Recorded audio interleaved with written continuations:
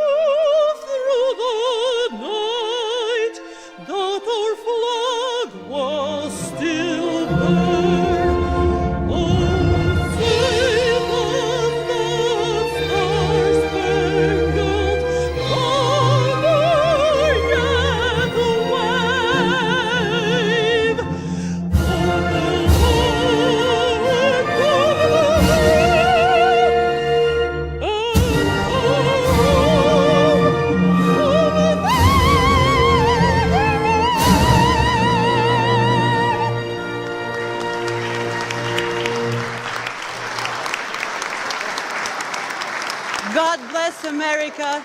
It's an honor to me to be here at the home of the great. Amen. Thank you so much.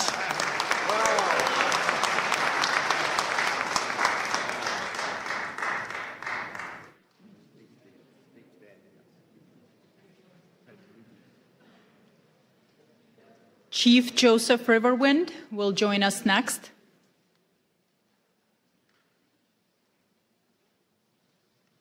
If you will please stand for the Pledge of Allegiance.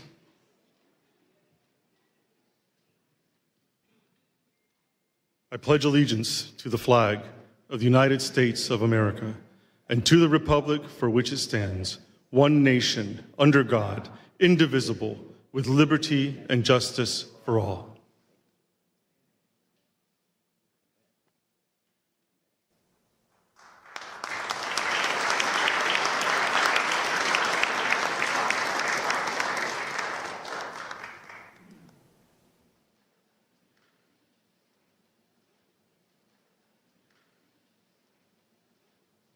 Good afternoon, everyone, and welcome to all of the wonderful faith leaders from across this nation and around the world. We give honor, amen, and to our Lord, and we thank God for Pastor Mark Burns. Can we give God praise for him right now?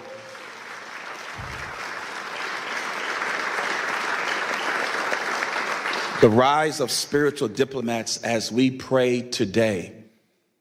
The road of faith is not a road that is sometimes easy to get on. It takes courage, it takes boldness, it takes wanting to lay aside your differences to come together for a common good. What the Lord is saying today is that there are now adults who have turned into children who will walk by faith. Adults sometimes want to have their way, but children say whatever the Father says. We want us to come together as children of God, to get on this journey together as Pastor Mark Burns has laid this out, that we need to solve the problems around this world. You are the solutionaries that have come together. Give yourself a hand for being the solutionaries. The psalm says, praise ye the Lord, in Psalms 133, as I pray this scripture. Behold, how good and pleasant it is for brethren to dwell together in unity. It is the precious ointment upon the head that ran down upon the beard, even Aaron's beard that went down to the skirts of his garments, as the dew of Hermon, and as the dew that descended upon the mountains of Zion. For there the Lord commanded the blessing, even life forevermore. So, Father, we come to you now, Lord, as you said in your word. Let this anointing now flow upon this wonderful spiritual diplomat service, that let it flow, oh God, from the head. As Pastor Mark Burns has seen this in his heart, let it flow down, oh God, to every person that is in this room and those that may be watching afar off. Let it flow so that, oh God, everything that is disjointed may come together in the spirit of unity. Let it flow until, oh God, every, oh God, type of defrailment and defragment, anything that cannot be joined together, let it be, oh God, put away and lay it aside so that the true unity can manifest in this room today.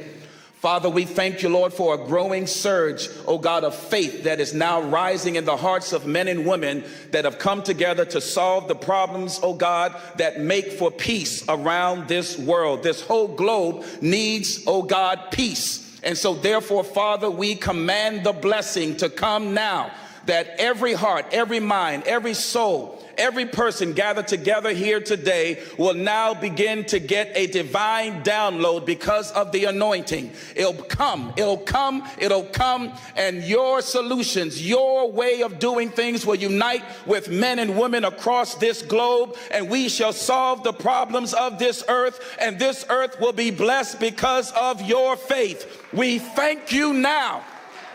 We thank you, Heavenly Father, that you chose us for such a time as this. Bless Pastor Mark Burns. Keep his heart, oh God, secure and safe in you, and allow these roads that have never met before. Now we are joined together, and the earth will be better for it because of us. We thank you for it now. It's in the name of the God of Abraham, the God of Isaac, and the God of Jacob, in Yeshua HaMashiach, the name of the Lord Jesus Christ, our Lord and Savior. We thank you for it now. It is so, and it is done. Let everyone in this room that touches and agrees say amen.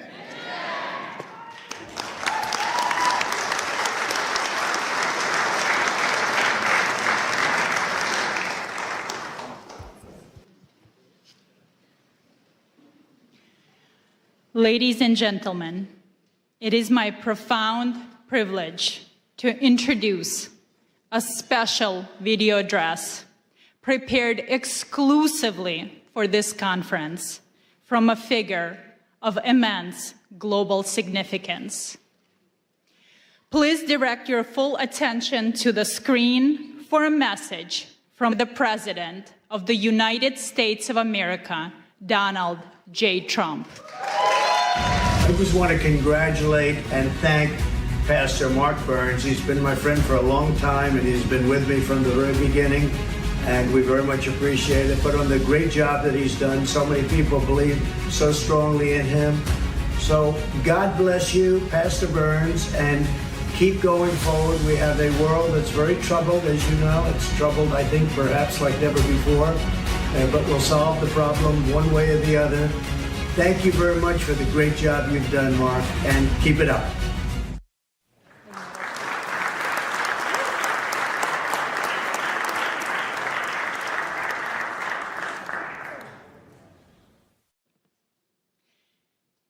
It is now my distinct privilege to introduce our host and the leader of the International Interfaith Conference, United in Liberty, the Rise of Spiritual Diplomats, Pastor Mark Burns.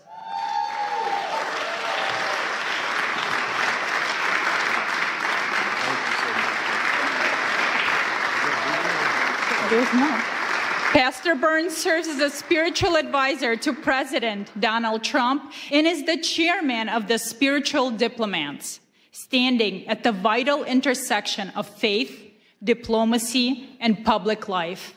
He's also the founder of the Harvest Praise and Worship Center and the co-founder of the Now television network, extending his influence across faith, media, and global engagement. Pastor Burns boldly promotes unity and justice. Through quiet diplomacy and principled leadership, he engages in spaces where traditional politics often cannot reach, building bridges, fostering reconciliation, and advancing peace. Pastor Burns. I love you. Wow, wow. Well, you may be seated, First of all, thank you all so much to all of you faith leaders that are here. Can you just give yourself a really big hand clap? I can't hear nobody. Now, I say this everywhere I go, whether I'm at the synagogue or whether I'm at the mosque. I say this everywhere. Can we pretend for a brief moment that you're at a Black Baptist church in South Carolina and just open your mouth? To all of you wonderful, wonderful leaders from around the world, it blesses me so much to see you that are here. To ALLATRA and to Creative Society and to all of the wonderful volunteers from around the world that has helped make this happen. I just believe that we are truly the answer to ending true wars in this world and bringing world peace. You that are in this room right now, your voice matters. And I believe that in a society where we are breaking down barriers, in a society where division walls are being drawn up, it is we, the faith leaders of this world, that don't carry weapons, we carry wisdom. We don't carry policies, we care about people. And that's why we are here today. It is so important to me that you gather this in your heart, in your spirit. I don't care what your faith is.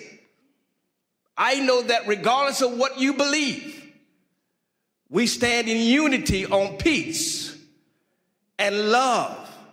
We are the advocates to speak for the voiceless. If you agree, say yes to that. Yes. If you agree, shout yes to that. Yes. We are here in our nation's capital to declare to the world, we would not be silent, we would not be moved by the divisions of this world, but we will stand for the voiceless. We will stand for those that need an advocate. We will work together to let the whole world know that there are more of us who desire peace in this world than those that desire power. Are you with me? Say yes to that. And so you will hear from some great men of faith, women of faith, influencers from all over the world. I pray that you stay all the way to the end because you do not want to miss not one word. But not only that, we will have a commissioning and pinning ceremony of new spiritual diplomats that will declare to the world, I will make a vow to stand for the voiceless and stand for those that need an advocate to speak for them. Are you a spiritual diplomat? That's the question you need to be asking yourself. Are you willing to go to the leaders of the world? Are you willing to bring a ceasefire in conflict zones around the world? Are you willing to go to the front lines? Are you willing to speak to those on the local level, the state level, the national level, or the international level? Are you willing to be an advocate for those that need your voice? regardless of your faith, you are a global leader. Your voice matters. We have dignitaries from all over the world that are here. And so it is time that faith and public life come together like never before. And we formulate an army of spiritual diplomats that would go behind the scenes, that will speak to the kings of the world, reminding them that why they have the power that's been given to them by the people. That power that's been bestowed upon them is not so that they may be empowered or rich, but they may use this power to speak to those that are less and to raise up those that need a helping hand. That's why you're here today. And together with all the faiths that are coming from around the world, this is what the world should look like. We are the true representation of human life and human dignity. This is a charge that you will receive today, to be a true spiritual diplomat. That you would go to your Muslim brother, you would go to your Jewish brother, you would go to your Christian brother, whatever the faith is, your Hindu brother, your Buddhist brother, whatever your faith is, regardless of what you believe or how you pray, you would stand on the fact that we are united in peace and in unity and in love. That's why you're here. And I pray that you received a mantle, a charge to go out back to your countries, to go out back to your states, to go out to your provinces, to speak to the kings of your world, to speak to the leaders of politics and political world, and to remind them that you will be the voice of moral compass in their life, and remind them when they veer off and they start serving self-interest, you will be a voice to bring them back to the center and remind them who they are and why God has selected them in leadership. Let's bring peace to the world. Let's end the conflicts of the world. There's so much more that we're going to be doing together. This is not just a meeting. I need you to understand me clearly. If you're here just to be one of the number, if you're here just to take pictures, we don't need you nor want you. But if you truly here to roll up your sleeves and become the pit bulls of the world, and remind the leaders that you will not be silent, you will not be moved, but you will stand for those that are lost. You will lead the marches where there may need to be marches led. You will speak up for those that are being killed viciously. You would not be just keyboard warriors, but you would advocate for those that desperately need your leadership. If you agree with me, say yes to that. So that's why you're here. We're uniting the world together. And we started right here in our nation's capital. God bless you. Thank you all so much. There's much more to come. Please, please, stay to the end. You want to be commissioned. You want to be commissioned as a true spiritual diplomat, where you receive one of these spiritual diplomat pens that you wear with pride, that you're telling the world, I am a leader you could call on. I am a leader that will stand in the gap. I will always fight for those that need a voice and a helping hand. God bless you. Thank you all so much.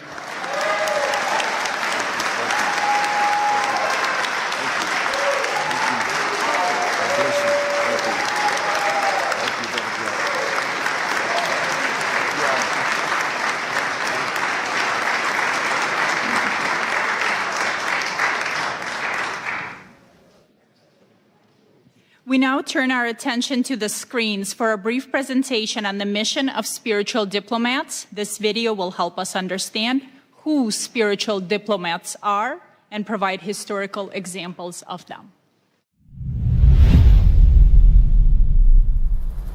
When most people think of diplomacy, they picture negotiators in suits moving between governments to strike deals. Spiritual diplomats operate differently.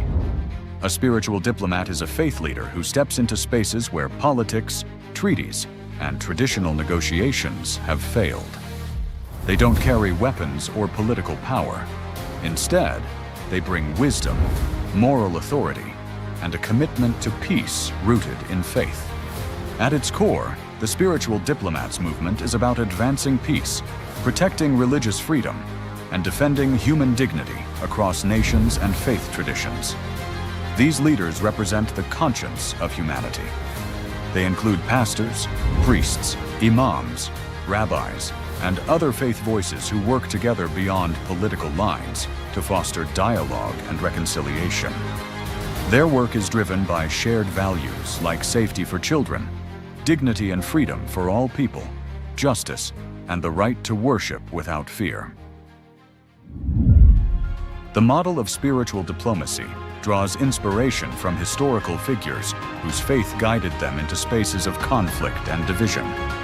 People like Reverend Billy Graham, who stood before world leaders with courage and conviction, Sheikh Abdullah bin Baya, who worked alongside Christian, Jewish, and political leaders to foster understanding and protect religious minorities, Archbishop Desmond Tutu, who fought apartheid with faith and moral clarity, Gandhi, whose nonviolent resistance reshaped a nation, Dr. Martin Luther King, who stated that he dreams of a day where you're not judged by your color, but by the content of your character, and other interfaith leaders, who showed that moral courage can change the course of history.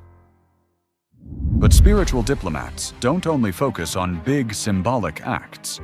They engage in quiet diplomacy by meeting with leaders in sensitive contexts, create safe spaces for interfaith dialogue, stand with refugees and persecuted communities, and advocate for religious freedom in global forums. They also work in conflict mediation, helping calm tensions, rebuild trust, and open the door to reconciliation where political solutions have stalled. A spiritual diplomat is not defined by nationality, title, or political office. A spiritual diplomat is defined by moral authority, by the courage to stand in places of tension and say that peace, dignity, and freedom of belief still matter. This movement also brings people together across faith lines. Events like the International Interfaith Conference, titled United in Liberty, the Rise of the Spiritual Diplomats, convene religious leaders from around the world to talk about practical paths to peace, grounded in shared values and mutual respect. This movement is intentionally interfaith. It does not ask leaders to compromise their beliefs. It asks them to stand shoulder to shoulder around shared values: the protection of life, the safety of children, the freedom to worship without fear, justice rooted in compassion, peace built on truth. Ultimately, being a spiritual diplomat means working at the intersection of faith and public life to remind the world that real leadership serves humanity. It is a form of moral engagement that seeks to heal divisions, uphold freedom of belief, and show that peace is possible when faith leaders walk together, not as political actors, but as peacemakers and advocates for human dignity. This is the calling of a spiritual diplomat: to walk into difficult spaces with wisdom, to listen before speaking, and to lead, not with authority alone, but with good moral conscience. Are you a spiritual diplomat?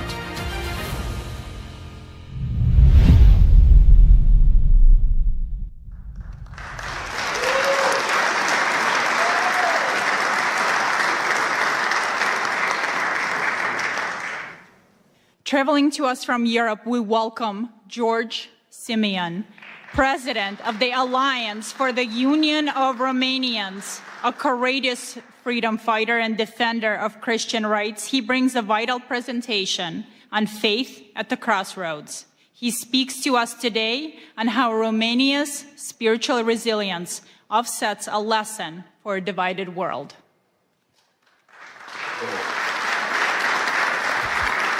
Thank you. It is with great pride that I am part of this movement. It is with great pride that I am the first speaker in this conference. And it is with great pride that I share the same values with Pastor Burns.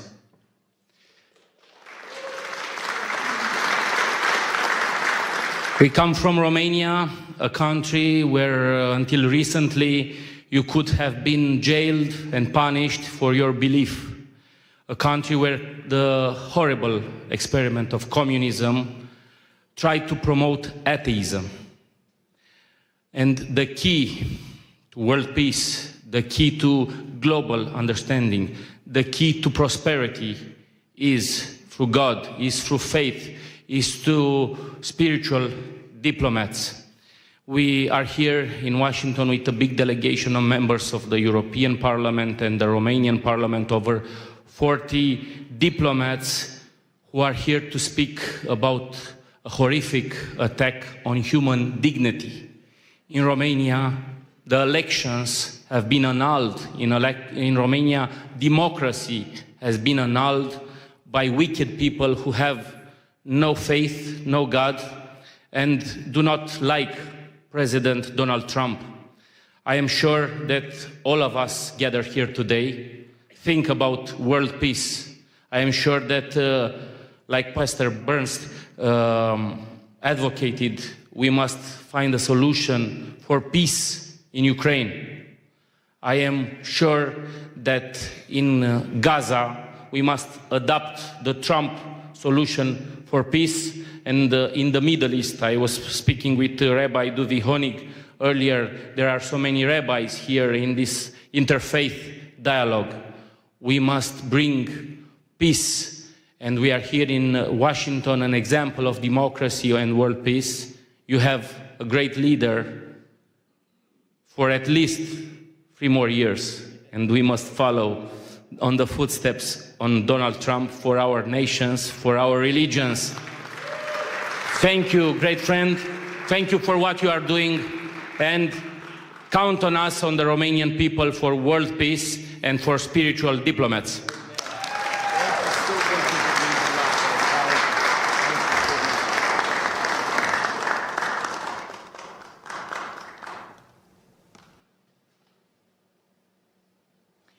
Our next speaker is Brock Pierce, a renowned futurist, philanthropist, and the co-founder of the Tether and the EOS ecosystem. He is a visionary who understands that in times of crisis, action cannot wait for the government.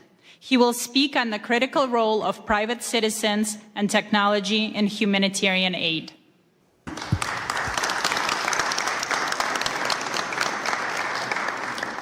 Well, what an honor and a privilege it is to be here with all of you today. And, specific thanks to Pastor Mark Burns, who I've had the great pleasure of working with on a number of initiatives. And this is as exciting as any of them because it is global in nature.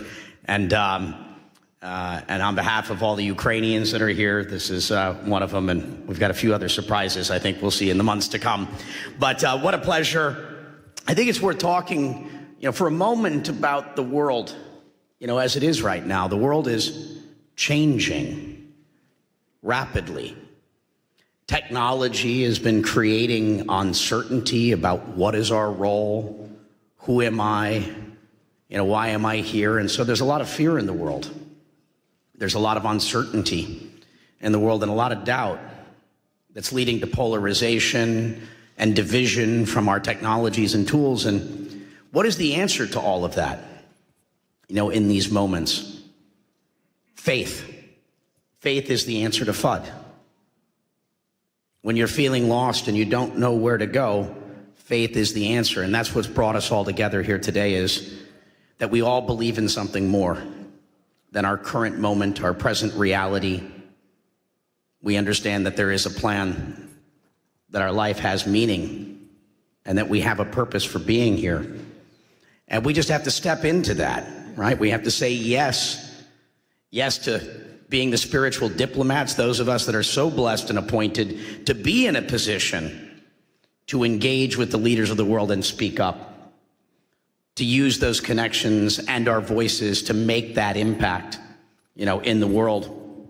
And so how do we deal with, the current reality, conspiracies that have replaced trust, tribalism that is replacing dialogue, ideology that has been replacing wisdom, Again, I think the answer to all of it is how do we continue to find our faith to overcome these challenges so that we can find that peace.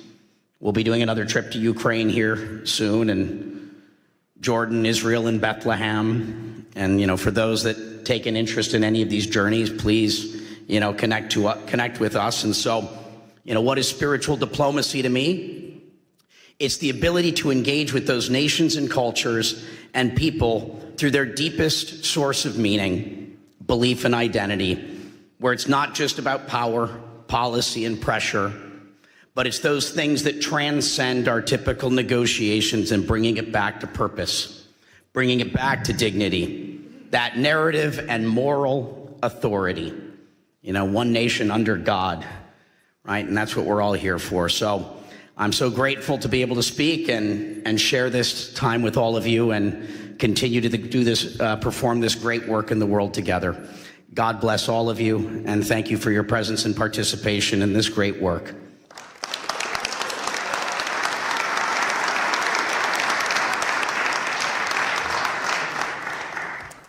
Now it is my distinct honor to introduce a video address by Rabbi Shlomo Moshe Amar, the former Sephardic chief rabbi of Israel and Jerusalem.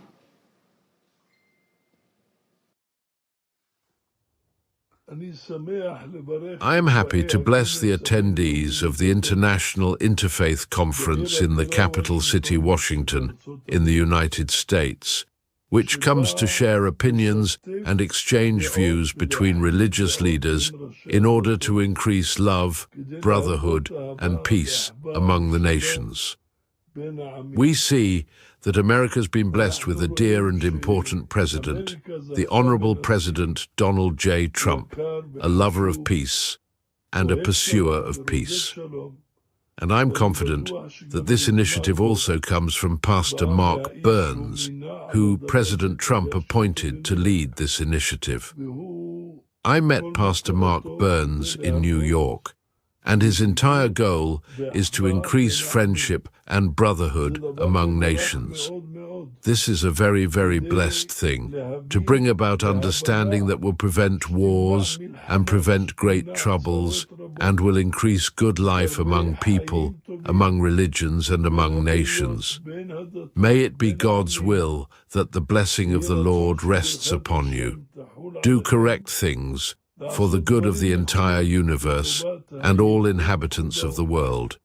And may we hear and be heralded with good news, peace, and blessing. Amen. Amen.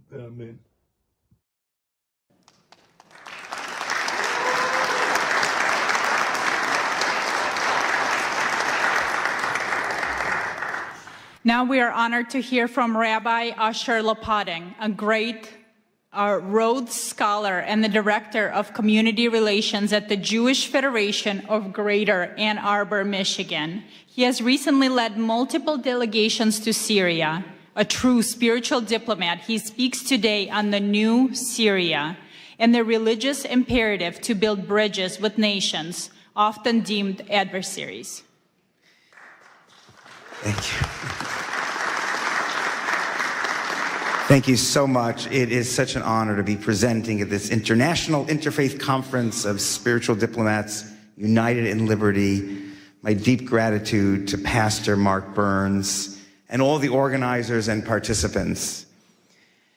There's an old Jewish joke that mixes humor with some warning if we don't heed the word of God. A man's house is caught in a great flood. He sees a large piece of wood floating by, but instead of grabbing it, he says to himself, I'm going to wait for God, for the God that I pray to. Then miraculously, someone from a boat throws him a life jacket. The man says, no, I'm waiting for God to send me God's relief. Soon a helicopter swoops overhead and sends down a ladder, and the man refuses to get on because he says, I'm waiting for God to save me. Well, eventually the water swallows him up. He dies, goes to heaven, and at the pearly gate he demands of God, or St. Peter, if you're Christian, where were you, God? I prayed to you for salvation, you ignored me.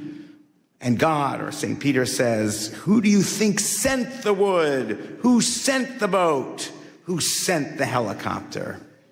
Well, the lesson is that God sometimes sends us the greatest of opportunities, and it is our important responsibility to seize them and not ignore them. And I feel that the new Syria is a great opportunity for America, for the Middle East, and for the Jewish state of Israel.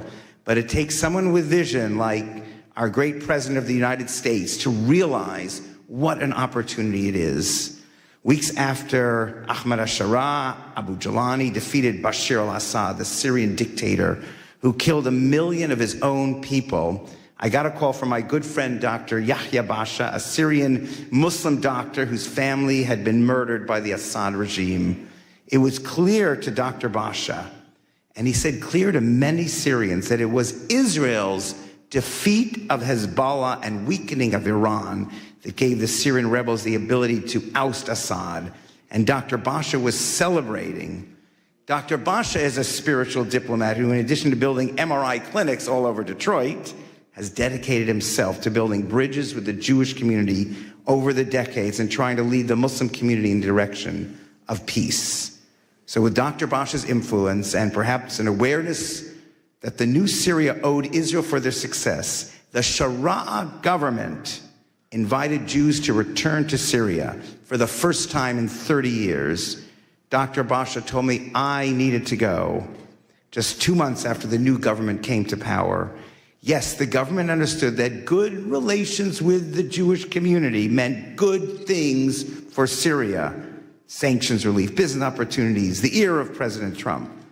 Good for the Syrian government, recognizing how the Jewish people can be allies and not enemies. And that took a lot of vision and independent thinking. Syrians were always taught the Jews in Israel were the enemy. Now we had a leader of Syria who understood exactly the opposite. And we were welcomed by everyone in Syria as Americans.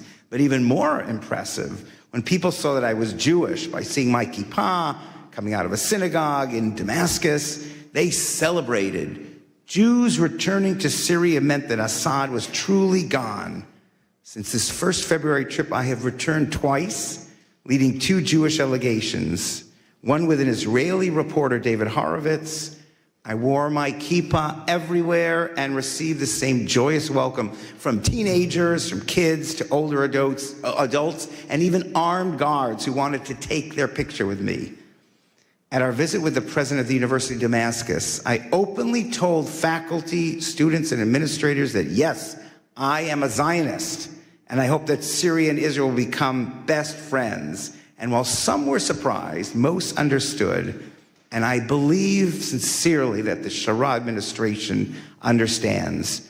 For over a decade, Syrians were tortured and killed by Assad's allies, Hezbollah and Iran and Russia.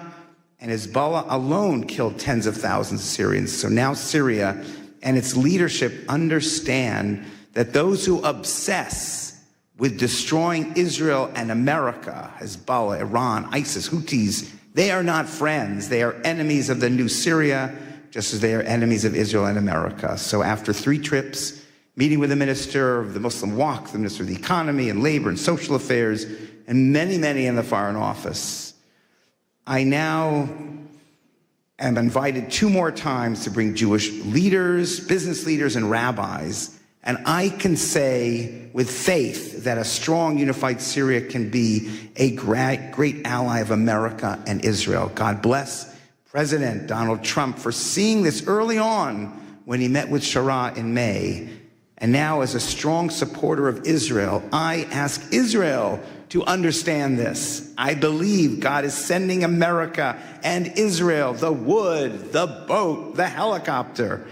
Israel has to figure out how to use all these opportunities while maintaining security.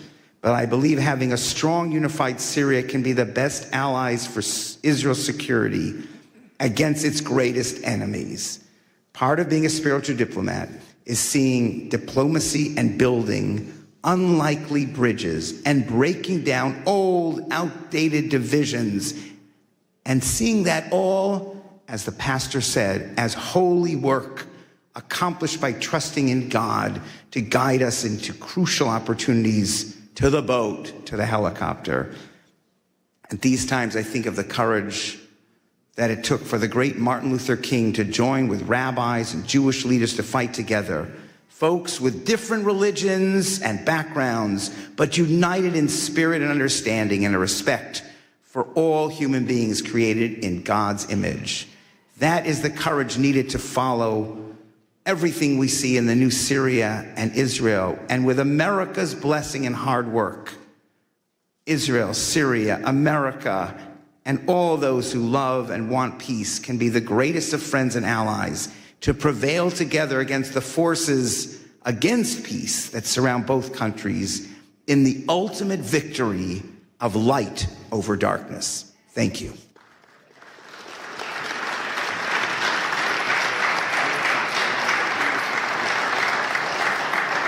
Thank you.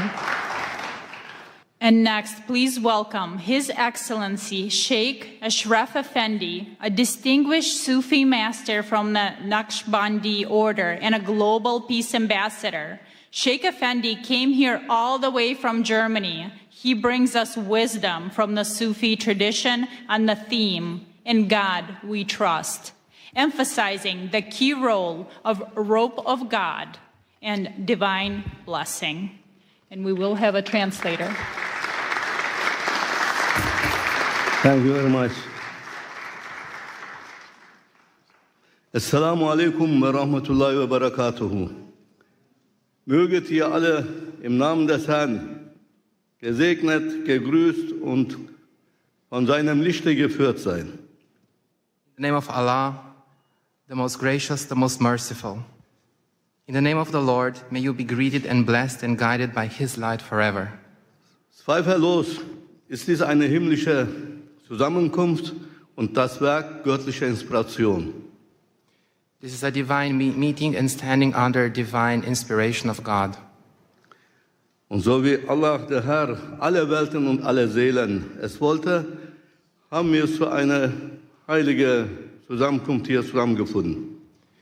And as God wanted, guiding all the beings on this planet, we have found our way here to this meeting. Ewiger Dank sei dem Herrn der Welten sowie den Organisatoren, die diese göttliche Inspiration realisiert haben. Immense gratitude to the organizers of this event and the volunteers that are here and everyone today invited. Wir werden uns noch später bei Ihnen bedanken, ausführlich bedanken noch. Doch wir haben jetzt nicht die Zeit. Bevor die rote Karte gezeigt wird, müssen wir zum Thema kommen. At a later point, we will express our gratitude to the organizers in more detail and with the appreciation they deserve, but now our time is running out. Wie wahr, bei allen Friedensveranstaltungen zuvor haben wir noch nie so eine Hoffnung gehegt wie bei dieser. Truly, at all previous peace events, we have never had as much hope as we do at this one. Denn eine Veranstaltung dieser Art, die Politik und Spiritualität miteinander verbindet, findet zum ersten Mal statt und dies ausgerechnet an einem Ort, von dem aus die Welt politisch, wirtschaftlich, sogar militärisch beeinflusst und geführt wird. For an event of this kind, which combines politics and spirituality, is taking place for the very first time.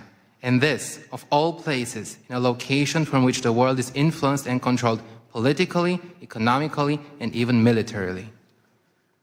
So wie wir es verstanden haben, geht es um die Freiheit des Glaubens und um die Zusammenarbeit von Politik und Spiritualität. As we understand it, this here is about freedom of belief and about the cooperation of politics and spirituality. Oh ihr Edlen, was denkt ihr? Wie können wir die religiösen Führer, spirituelle Autoritäten oder Diplomaten dazu beitragen, die Freiheit des Glaubens und eine Zusammenarbeit mit der politischen Führung zu realisieren? So what do you think?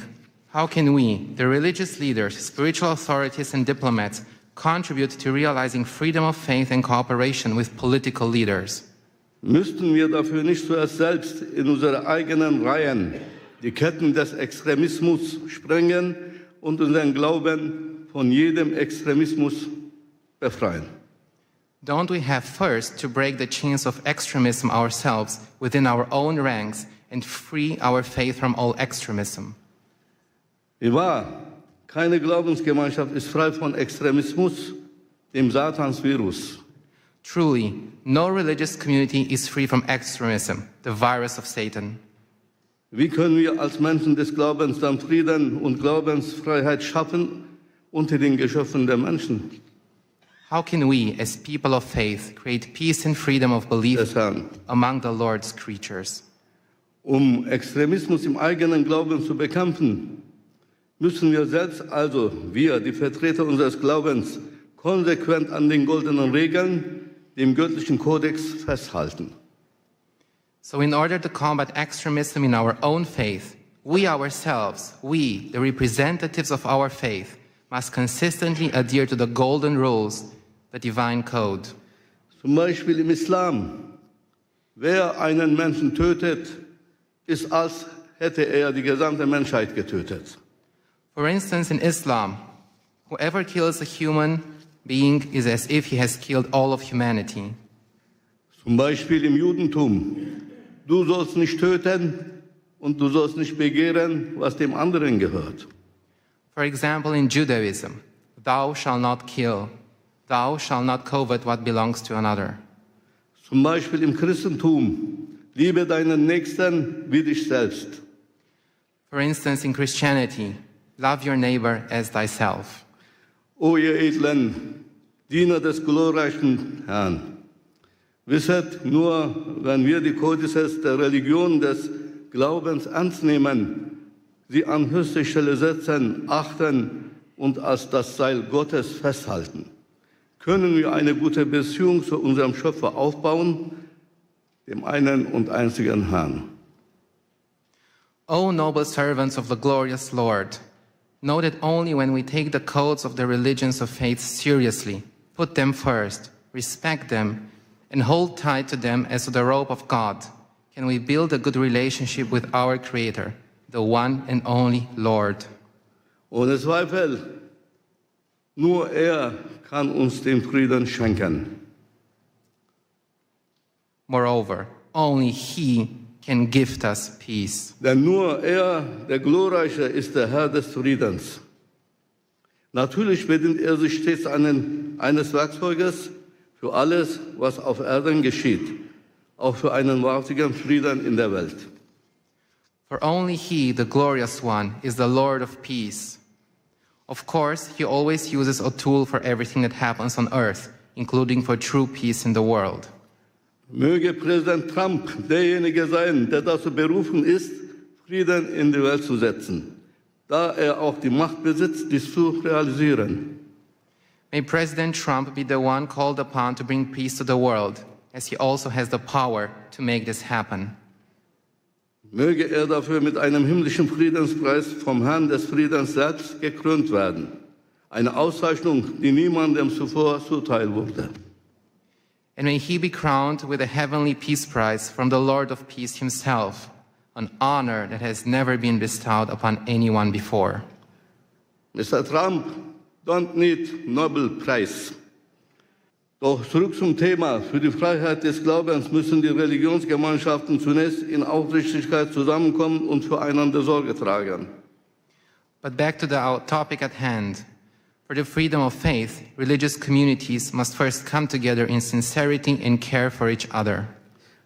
So dass wir innerhalb unserer jeweiligen Gemeinden Buddhisten, Juden, Christen, Muslime, Indogene und so weiter sind, uns jedoch in der Öffentlichkeit nicht entlang dieser Zugehörigkeiten voneinander abgrenzen. So that within our respective communities, we're Buddhists, Jews, Christians, Muslims, indigenous peoples, etc., but in public, we do not separate ourselves from one another along these lines. Nein, für uns selbst sind wir die Buddhisten, die Indigenen, die Christen, die Juden, die Muslime. Doch in der Öffentlichkeit müssen wir uns zeigen, Hand in Hand als Allianz der Gläubigen. No. For ourselves, we are Buddhists, indigenous people, Christian, Jews, Muslims. But in public, we must show ourselves hand in hand as an alliance of believers. Titel und Namen der Religion in der Öffentlichkeit, wie Judentum, Christentum und Islam, werden uns nur voneinander trennen und entfremden, und das darf auf keinen Fall mehr geschehen. Titles and names of religions in public, such as Judaism, Christianity, and Islam, will only separate and alienate us from one another. This must not be allowed to happen again. Lass uns daher laut und deutlich dieses Verständnis der ganzen Welt zu erkennen geben und stark betonen, wir sind die Rabbaniun, wir sind die Gottergebenen. Let us therefore make this understanding known loud and clear to the whole world and emphasize strongly, we are the Rabbaniyun, we are the God-devoted. Und mehr noch, erheben wir von diesem Ort aus unsere Stimme, von jenem Ort, von dem die Geschicke der Welt politisch, wirtschaftlich und militärisch gelenkt werden. Wir richten unseren Ruf an die politischen Führungen und Regierenden, alle Länder und Völker dieser Erde und sagen, and more than that, let us raise our voices from this place, from the place where the fate of the world is controlled politically, economically, and militarily. We address our call to the political leaders and rulers of all countries and peoples of this earth and say, so wie auf dem US-Dollarschein die Worte in God we trust geschrieben stehen, möge auch das Gebäude der United Nations jene Worte tragen. Worte, die das Vertrauen der US-Bürger geprägt und ihre Währung zur wirtschaftlichen Weltgeltung geführt haben. In God we trust. Just as the words, in God we trust, are written on the US dollar bill, may the United Nations building also bear those words. Words that have shaped the trust of US citizens and led their currency to global economic significance. In God we trust. Und mehr noch, im Gebäude der United Nations sollte unbedingt ein House of Believers errichtet werden. Ein Ort, an dem die religiösen und spirituellen Autoritäten der Welt als vereinte Gemeinschaft der Gläubigen zusammenkommen, um bei den Entscheidungen über die Zukunft der Menschheit mit der politischen Führung, mit geistiger Stimme der Menschheit mitzuwirken. And furthermore, in the United Nations building, a house of the believers should definitely be established, a place where the religious and spiritual authorities of the world come together as a united community of believers, where they come together to participate in decisions about the future of humanity with political leaders as a spiritual voice of humanity. Denn wir haben gesehen, dass Politik allein nicht ausreicht für Frieden und für eine glückliche Menschheit. For we have seen that politics alone is not enough for peace and for a happy humanity. Wenn die Politik der Körper der Menschheit ist, so ist der Glaube die Seele der Menschheit. Der eine kann ohne den anderen nicht existieren. If politics is the body of humanity, then faith is the soul of humanity.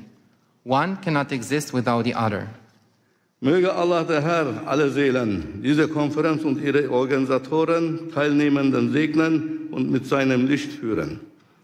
May God bless this conference and all the participants in this conference and hear all of us with his ears.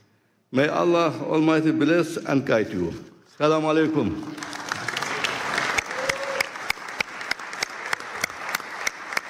Thank you very much.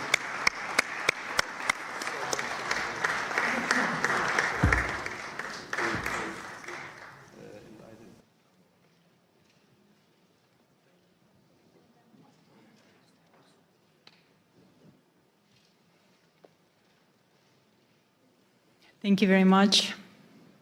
I'm pleased to introduce Rabbi Duvi Honig, founder and CEO of the Orthodox Jewish Chamber of Commerce. He has dedicated his life to uniting communities through economic cooperation. Today, he speaks on commerce as common ground, exploring how business can protect religious freedom and democratic integrity.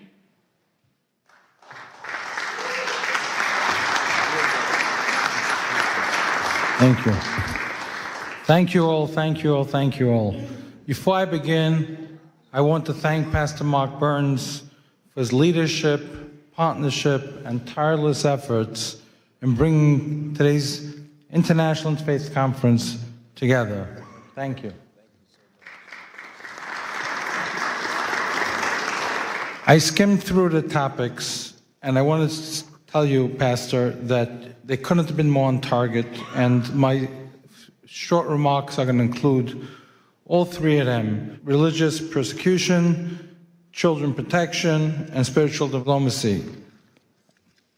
This past Sunday, I attended a concert, the largest Jewish concert on the Northeast, that left the entire room silenced. Alon Hill, a 24-year-old pianist kidnapped from the Nova Music Festival on October 7th and held in Hamas tunnels surrounded by complete darkness without seeing sunlight for 505 days, told us that the only thing, Pastor, that kept him sane and alive was saying Shema Yisrael every day.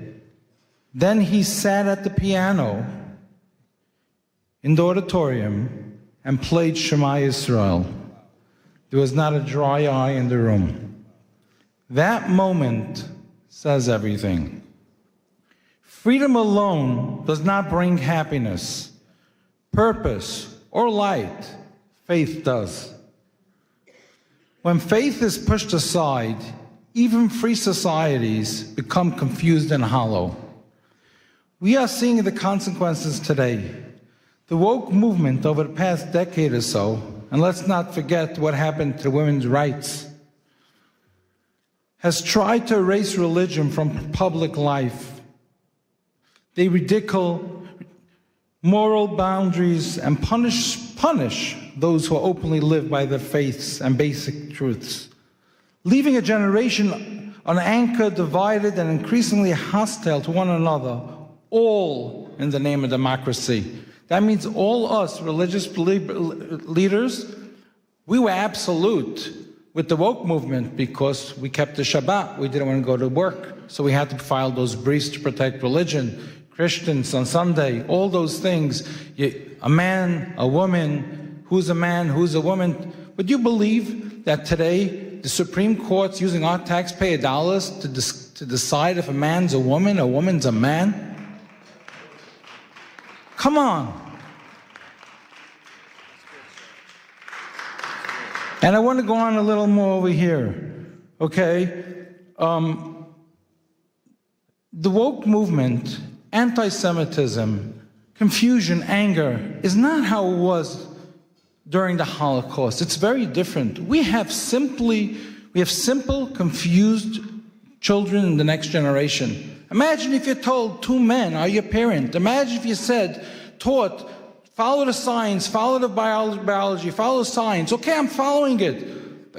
COVID, follow science. Okay, I'm following it. So how could you tell me in school that a man's a woman and a woman's a man?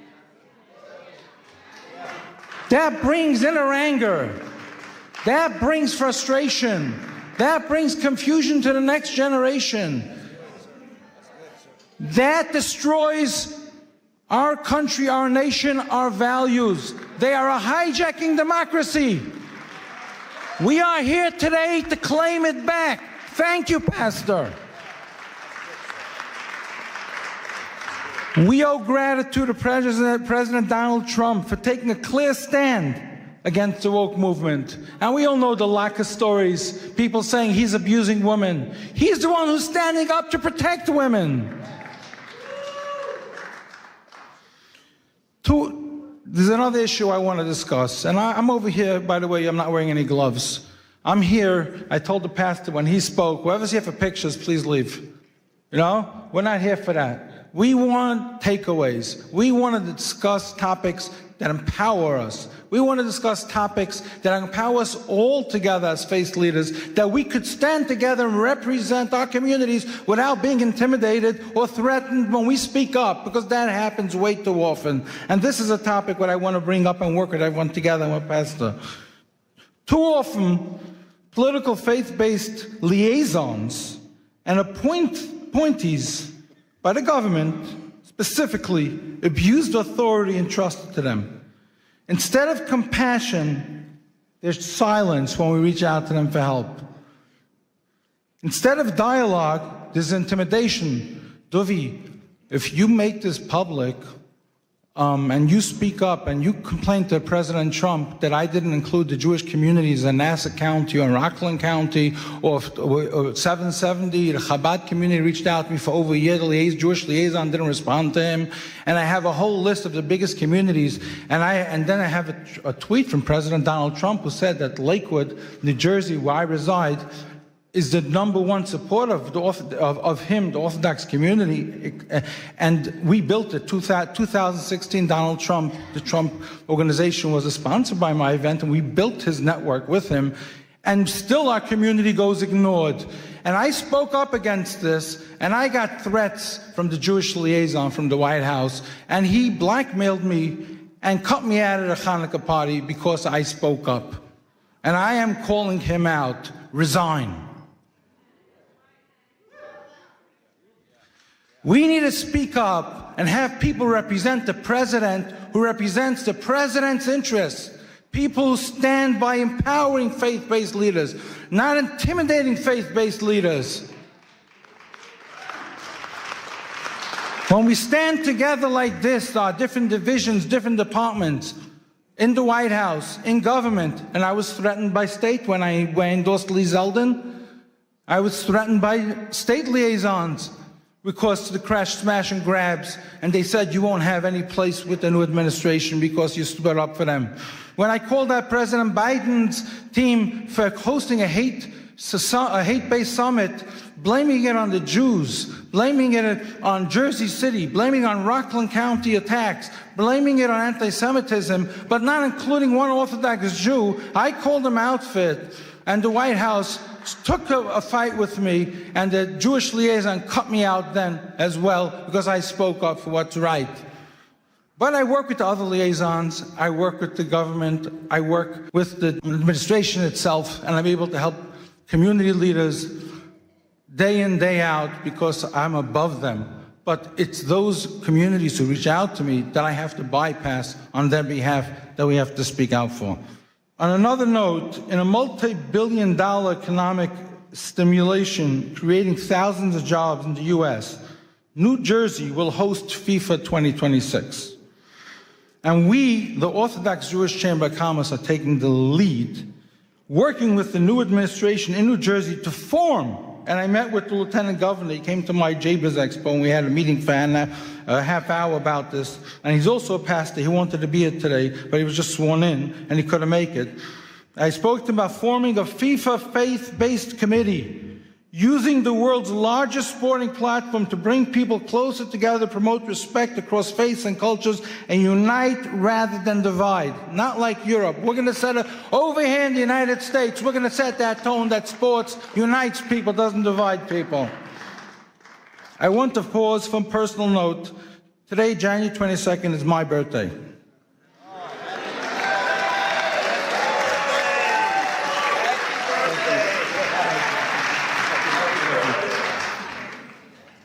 And it is also the 21st wedding anniversary of President Donald Trump and First Lady Melania. On behalf of our community, the Orthodox Jewish Chamber of Commerce, Pastor Burns and his team, we extend our warm congratulations and wishes and continues strength and leadership. Our chairman, J. Morton Davis, who couldn't be here today, he's close to 100, the close friend of the president, for half a century sends his congratulations to the president.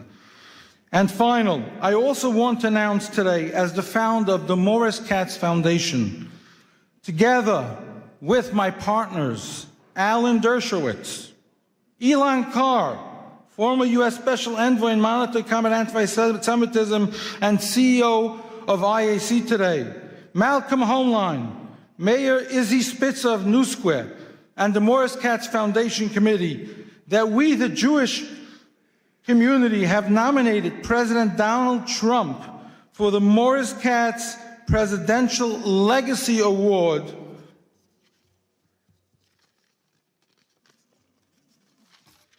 for President's Day 2026. Morris Katz was a Holocaust survivor, twice Guinness World Record holder, who spent 6 years painting every U.S. president in old master style with millions of postcards sold from him, never to take freedom or leadership for granted as a Holocaust survivor inspired by Kennedy's assassination to show appreciation to our president. In that same spirit, after efforts to diminish President's Day just 2 years ago, amid renewed threats to religious freedom, we proudly advance this nomination following prior honorees Ambassador Mike Huckabee and President Isaac Herzog from Israel, who took leadership stands putting American democracy first, carrying the artist's presidential collection message of appreciation to all. This is Newsmax President's Day article, and this goes to the children of the next generation to teach them what appreciation, what patriotism stands for. And I finish over here. It's called educating the next generation. If we don't know what President's Day stands for, if we don't know what President Trump is doing today, and we just build with hate coming from the woke movement, good luck to the next generation. Thank you, Pastor Burns, for your leadership. Thank you to your team. Thank you to all. And I am going to hand you this to hand to the President, put on his table. Thank you.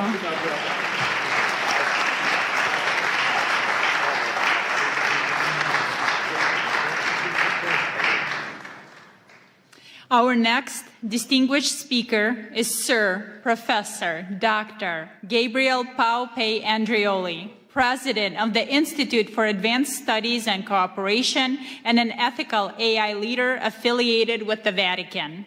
A polymath in medicine and ethics, he addresses the shift from law to conscience, discussing the future of global governance.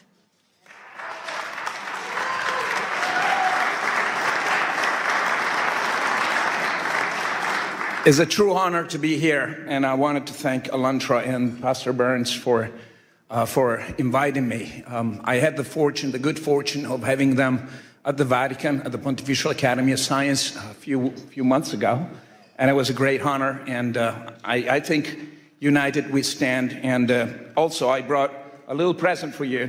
So it's a rosary from the Holy Father. It's been blessed, and you know, so I wanted to take this little time to give it to you. Man, thank you. Wow. Holiness. So the Holy Father is always with us and in our heart. Wow. Thank you. So much. Thank you. What a special. So special. Wow. I'm going to try to read this, and because I think it's important. We're standing in a threshold of a new era, and I need your help. We all need to stay together. So esteemed spiritual leaders and diplomats, ladies and gentlemen, we're living in a time of extraordinary paradox. Never before has humanity possessed such technological power, scientific knowledge, and global connectivity. Yet never we face such a systemic fragility, polarization, and planetary risk. This paradox reveals something essential. The central challenge of our time is no longer technological, but political, constitutional, and ethical architecture. At WEF in Davos yesterday, leaders have spoken of the essential need for a new world order, and it was about time. We've been working on it for the last few years. In recent days, I was at the Vatican seeking guidance from His Eminence Cardinal Pietro Parolin, Secretary of State of the Holy See, and we reflected on a question that is at once urgent and hopeful.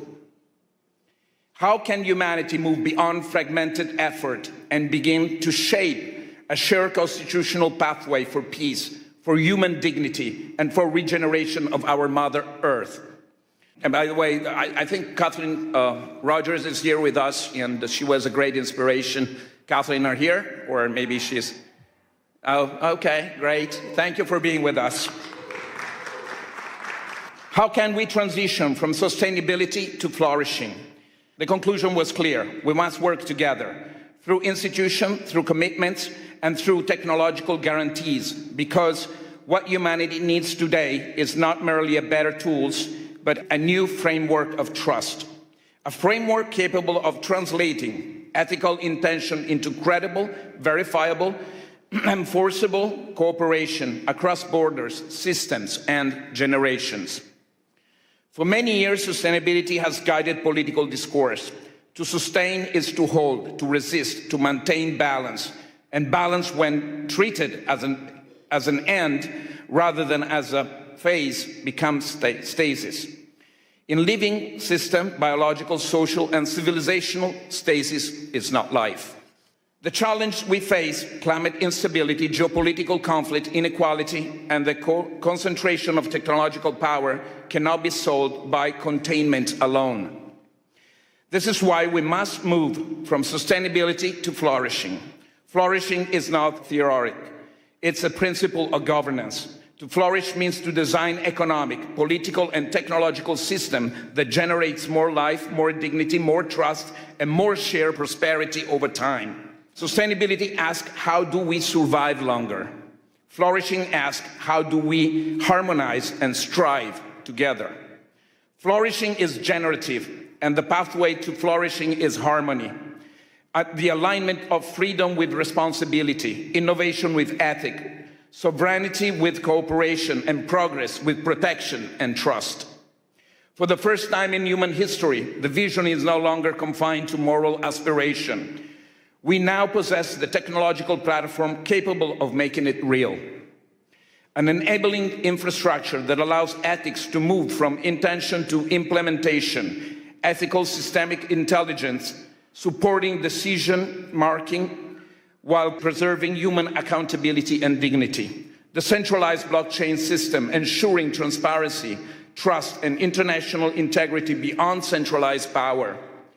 Quantum and post-quantum science, strengthening security and transforming state strategy, because in an interconnected world, domination produces instability, while cooperation generates anti-fragility.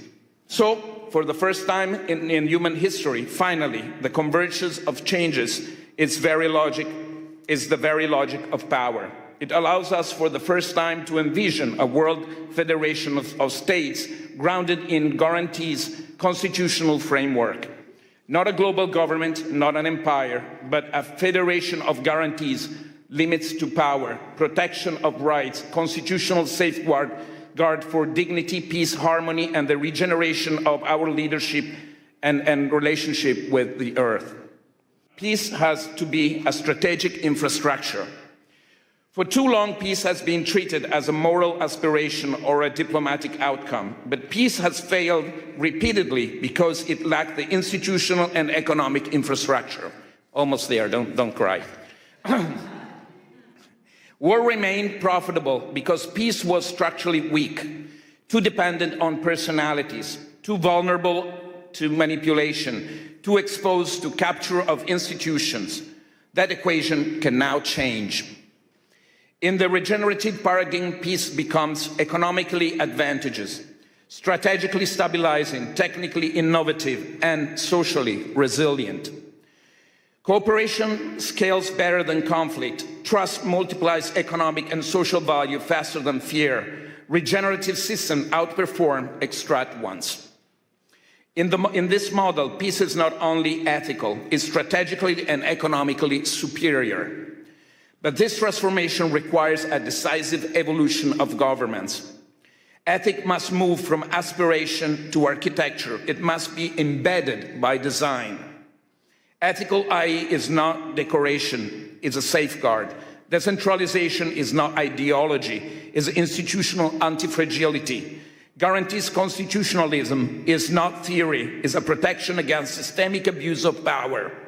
Without ethics, technology accelerates inequality and instability. With ethics, technology becomes an engine for flourishing. We're building a platform for scientific technological diplomacy, a space for spiritual dialogue beyond ideology, constitutional and policy proposals aligned with emerging technologies and practical frameworks where peace is treated as a system, not as a slogan. Not ideology, but governance. Not utopia, but institutional design. Not theory, but action. A constitution is not merely a text. A constitution is a shared commitment to the future. We believe that time has come to give momentum to a new guarantees constitutional pathway for peace, one that can be endorsed, undersigned, and advanced by institutions, leaders, and citizens of conscience.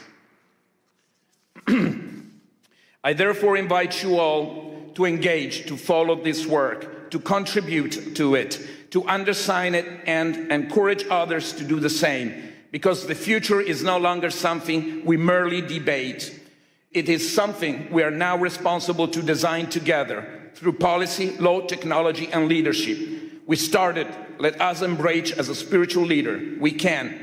Let us build what is structured, safeguard, and regenerative for all of us and our children and future. Thank you all.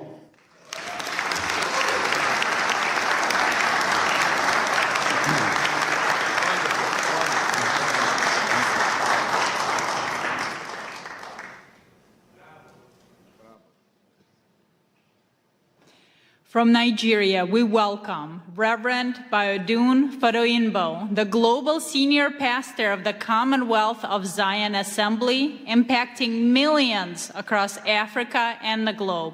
He will share his experience on using spiritual diplomacy to end conflicts, drawing from his vast experience in Nigeria and beyond.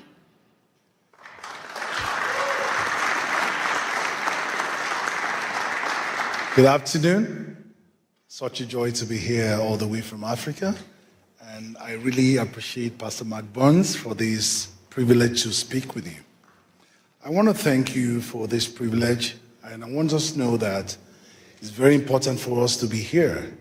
And we are here because, not just because we've been invited here, but because God has brought us together and given us the kind of influence and affluence that we have to influence our world and to help our community and to experience peace. I want you to know that the world is looking not for leaders, not for speakers, but those who will broker peace all over the world.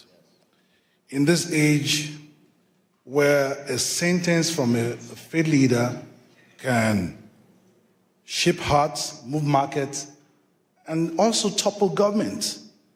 I'm not a diplomat by training, but I have witnessed negotiation where treaties have failed. But I've seen prayers accomplish what political pressure could not do. This is not a call to replace politics with religion. But religion does not compete, but it completes diplomacy. We speak not of ourselves, but we need to know that we are messengers of God. I have been a pastor for 27 years. I found out that faith leaders are the only people that speak for 1 hour plus, and nobody stands up to say, excuse me, I want to contribute. Even in the court of law, people can say, my Lord, I want to speak. But in religious gatherings, religious leaders just speak and influence people. Their words are looked upon as the words of God. With this authority and this place of authority that God has given to us, we need to learn how to influence people. Because sometimes the way we speak, let's be honest, we speak from the place of tradition, we have authority, we have legitimacy of community, we have moral gravitas that secular institutions often forget. I want you to know that God has called us a call to forgiveness. A teaching of forgiveness can end blood feud. A sermon of dignity can inspire human rights movement. We remember the words of Archbishop Desmond Tutu. Even though he was not violent, even through his messages, he dismantled apartheid through his messages. We remember Pope John Paul II, whose simple appeal, war never again, echoed through Poland and beyond. We also remember sermons the baptized ethnic cleansing, and the casual dehumanization that turned neighbors into enemies. The weight of our words are measured not in their eloquence, but we must consider the consequences of our words. Today, our world suffers from dialogue deficit. We talk at each other, but not to each other. Faith leaders must understand their position and where God has placed them. So what does responsibility look like? Number one, we must, first of all, know that we stand for truth instead of triumph. We must understand that the role is not to win arguments, but to seek wisdom. Secondly, we must understand that courage must be displayed over convenience. We need to confront intolerance within our own communities and call for peace at all times. We must know that we've been positioned to influence. Our words carry weight. Our words carry weight beyond. We must see microphone not as a trophy, but we must see it as a means of influence to influence people to broker peace in our society. I want to round off by telling us about something that happened during the Central African Republic Civil War, when Muslims and Christians were slaughtering each other. One imam and one pastor made a pact. They stood at the checkpoint between warring neighborhoods, joined hands together, and they said the first bullet to be fired must pass through the imam and the pastor. For 18 months, they stood there and they held hands together. But for 18 months, no one fired a bullet. Eventually, others joined them. Their words carried weight, not because they had power, but because they had the courage to stake their lives on their conviction. Words carry weight. Your words carry weight too. The question is not whether you speak, it's not whether you will speak, but whether you will speak in the ways that will heal rather than divide. Will you reach the voiceless rather than just the powerful? Will you use your position to heal your community, heal your country, and avoid the differences in the religion and make sure that we heal our world? This is something we need to stand up to, and our lives will not remain the same. God bless our world.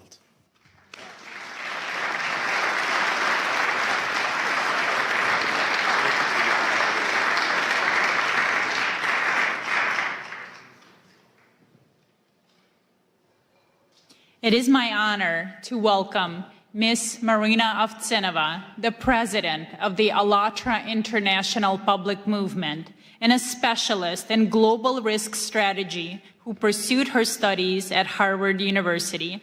She will present on human values as the foundation of global security, introducing the international experience of the Universal Grain Project.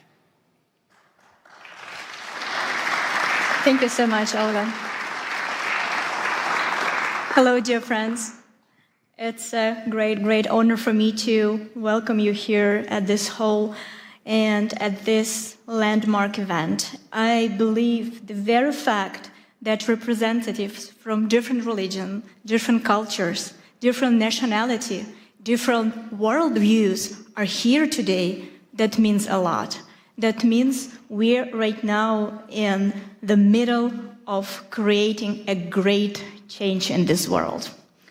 And with a deep gratitude, I would like to acknowledge that today's conference became possible because of the meaningful collaboration between Pastor Mark Burns, his global initiative, Spiritual Diplomacy, and the ALLATRA International Public Movement.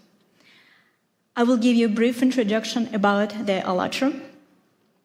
This is an international volunteer-based alliance of scientists, experts, and professionals from more than 180 countries, dedicated to study climate, geodynamic, and environmental risks.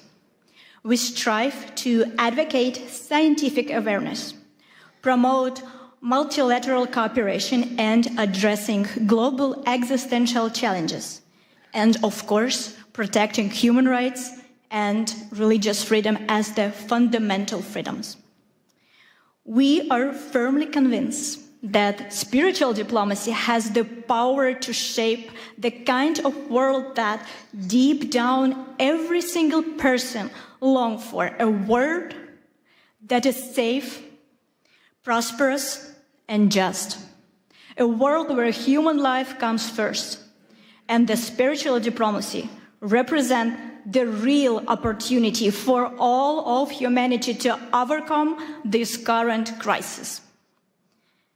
And we have solid evidence that we presented to you today that humanity is deeply seeking spiritual diplomacy as the force capable of transforming our world. Back in 2017, we initiated a large-scale international social research project called the Universal Grain.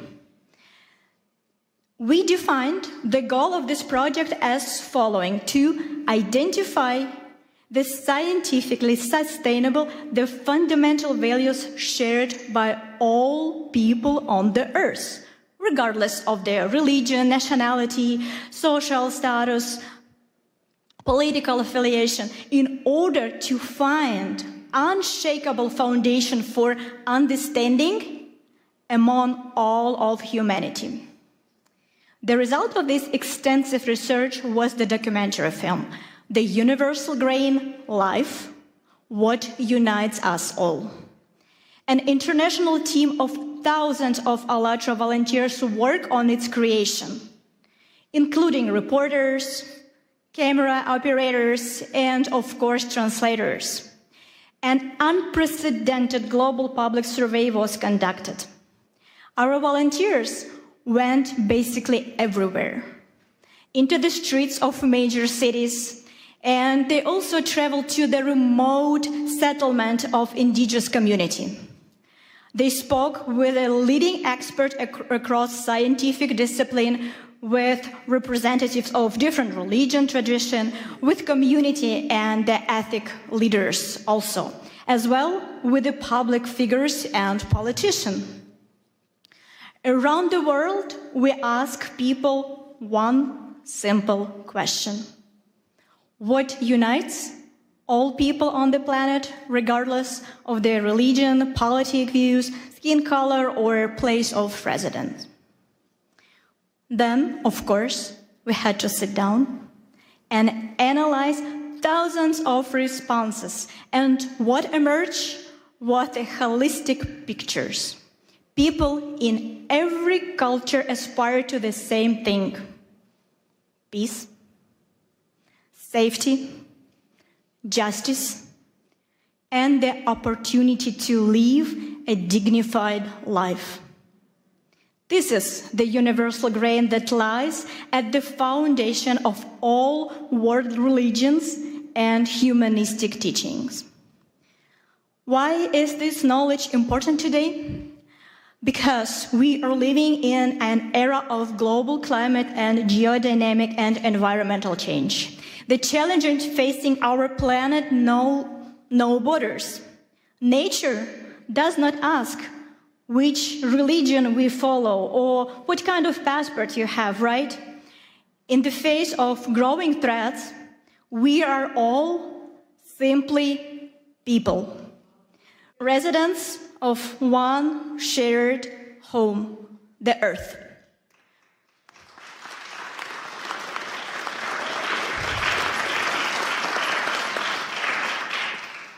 And we know for sure that civilization can survive global changes only if we are able to rise above our disagreements, to welcome our differences as the source of richness, while standing firmly on the shared moral foundation. And now, I would like to invite you to watch a short video segment.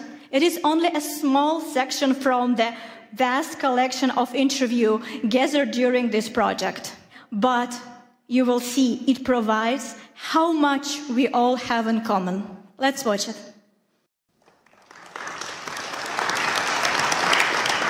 Life on our planet manifests itself in an amazing diversity.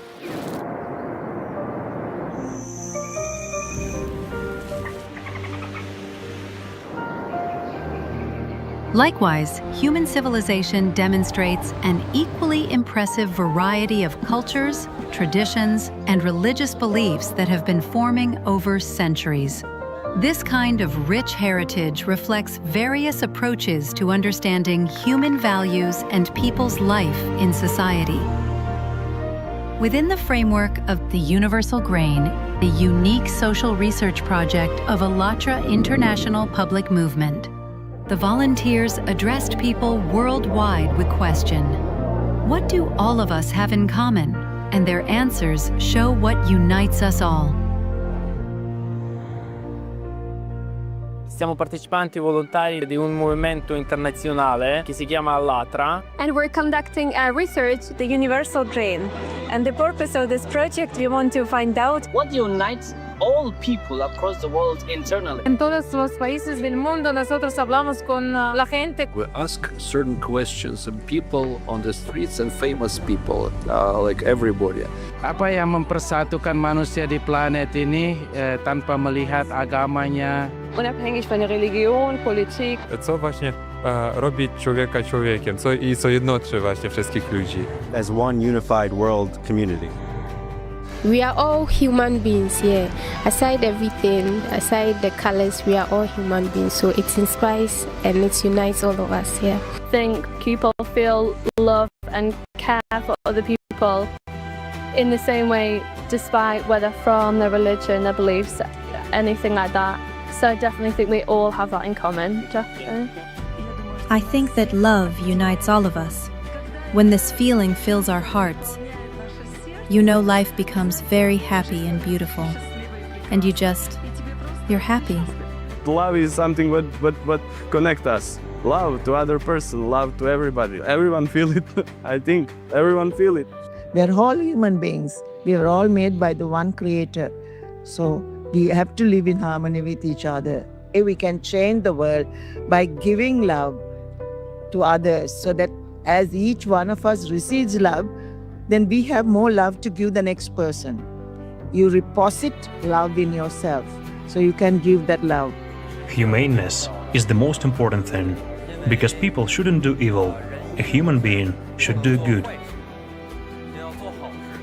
It is love for life in all its manifestations. God has endowed us with many qualities. We need to be able to fill them with our hearts. Humaneness, mercy, being caring towards everything that surrounds you. We should all be like this. The greatest commandment is love. Love your God with all your heart and all your mind. And then he said the second of this is to love your neighbor as you love yourself. I live my life not based off of theology, but based off of the greatest example of Jesus Christ. And that's love. So when you do that, it doesn't matter who you pray to. I will still feed you. It doesn't matter who you call God. I will still love you. I will still come to your aid if you have been persecuted for your religious freedoms. Does that make sense? And that's become my rallying cry to the world. I just want to see people have a right to do what they have a God-given right to do, and that is to worship God in freedom. The first thing is to forgive, to love, to create, to be a honeybee. Yeah, a bee builds everything, right? We should create, and then we'll be fine. What unites us all on the whole planet Earth, regardless of where we live, who we are by nationality, and what our religion is? heart, smiles, joy. We should open up. Life is very short. We should live. You have to wake up, open your eyes with a smile and live. That's it. You don't know when the heart will stop beating. So you need to be happy. Humans have to love each other because they are human and they came from one place. We need our good thoughts and every situation, peace and love, it's everything. I may be Malawian, someone would be Zambian, someone would be from Germany, but we are all human beings. We are all united in the spiritual aspect because we are all human beings created by one creator. You have a spirit, I have a spirit. It doesn't matter, the outside skin is different, but we all have one spirit. People, they are all the same, despite the fact that they are from different cultures and have different backgrounds. And the most important thing that unites us is love. The ability to love and the need to be loved. The need to communicate with other people.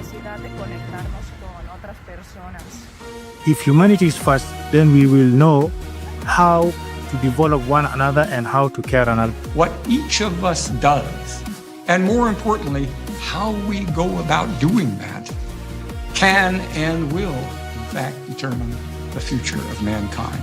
Working together, we can forge a more promising future. You know, I'm a diplomat, but above all, I'm a human being. And as a human being, what I want peace and reconciliation. We are all human beings, so we have different culture, we have different religion, but we believe in life, we believe in love. We want a better life, we want a better world, and that's why we need to be united. No matter the religion, no matter where you come from, no matter the color, we are one. Of course, we want the good part of a person to dominate. We have peace, we have friendship, we have kindness. And those are the things that the world really needs. Whatever our color and shape or beliefs may be, we are all human beings. We are all here together to do something together. Love is what unites all inhabitants of this blessed earth, given to us by God. It is love, heart. It is joy which may be radiated through a look or a smile. I think each of us has to remember that we should treat everyone as equal, treat everyone the way we would like to be treated ourselves. Humans are humans, everyone, even it's from the India or even from America, everyone's emotions are same. All humans are same, so respect each other, respect the individuality with them, and serve others, help in whatever way you can. That's fine. That's the way you can find the purpose in your life. People around the world share so many common values and ideas. They dream of a better future, and so many people, even when they are in terrible situations, they all still have hope. Every person is like that drop in the ocean. And the more drops you have, it suddenly becomes a tide and it becomes a wave of change. So every drop in that ocean counts. Doesn't matter how small it is. You know that the situation in the world now is not so safely to live because of this war, conflict everywhere. But you know that love can fight for these things, yeah? And friendship. No border for friendship. We can friends each other. In the era of informations, we can change the good information, not bad information. Thank you very much for this moment because, however, that you can spread the good things to the world, and how people thinking about what is the importance of living together, living in the peaceful, in the society. So thank you for this TV, yeah. So conversations and purposeful conversations, meaningful conversations like these will set a thought process in society, and they get to understand more about what are we looking for in this life, and bridging yourself, connecting yourself with the world around you.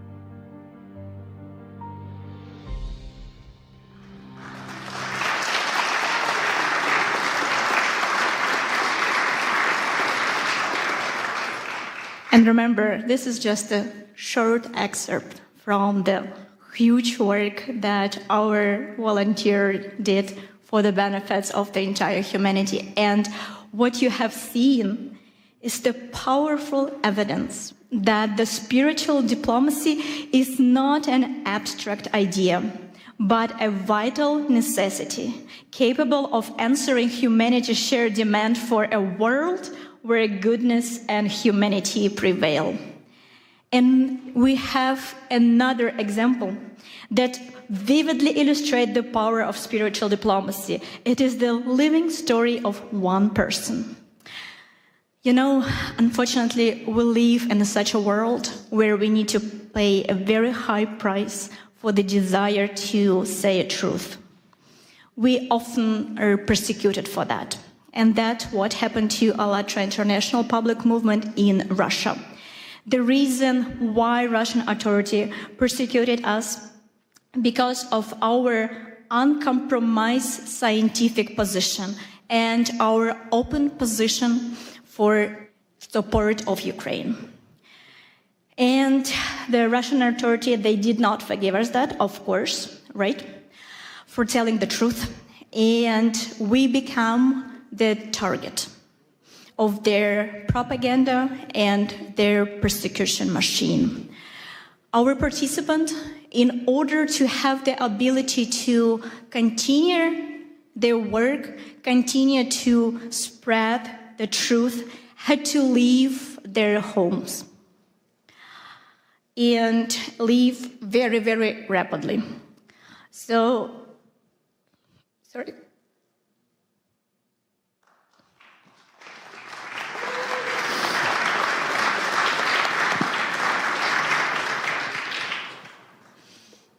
Among them who left the country was one remarkable young woman.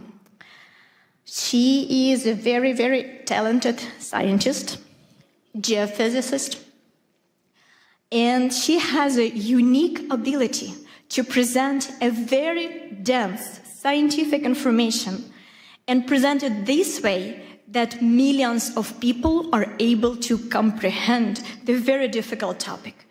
And she was loved, appreciated, and really followed by millions of people because of her honesty, her desire to stay and say truth without making compromise and little adjust the truth that it will be digestible. She was able to present everything as it is. And she became the main target of Russian authority.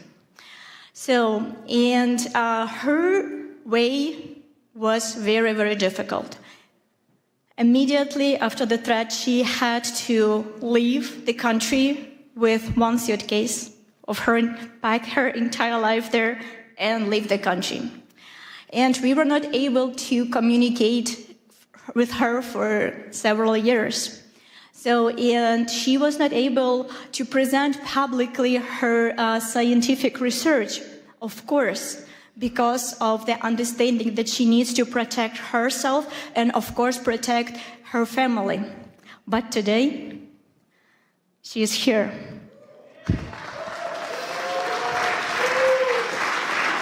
And this is one of the victory of spiritual diplomacy.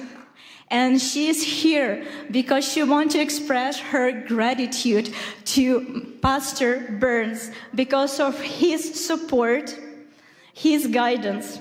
She is here to present him personally with the book that she wrote about Pastor Mark Burns. Ladies and gentlemen, please welcome Елизавета Кромова.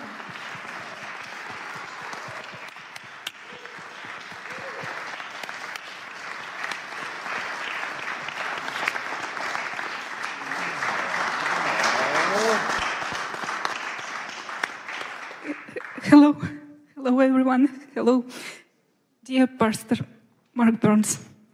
My name is Елизавета Chromova, and I am a volunteer for International Public Movement ALLATRA. I came here to the conference which you organized to personally express my gratitude to you. It is a great honor for me to speak those words looking you in the eyes. First, let me share a brief backstory. As you already know, in Russia, ALLATRA International Public Movement has been banned. I endured persecution along with my friends. I lost my homeland, my home, my life's work. And at one moment, I even lost my hope that I can even find the reason to believe in humanity again. Then one of the darkest days of my life, everything changed when I saw your interview. I didn't know you, but when I watched it, I felt as if we had known each other forever.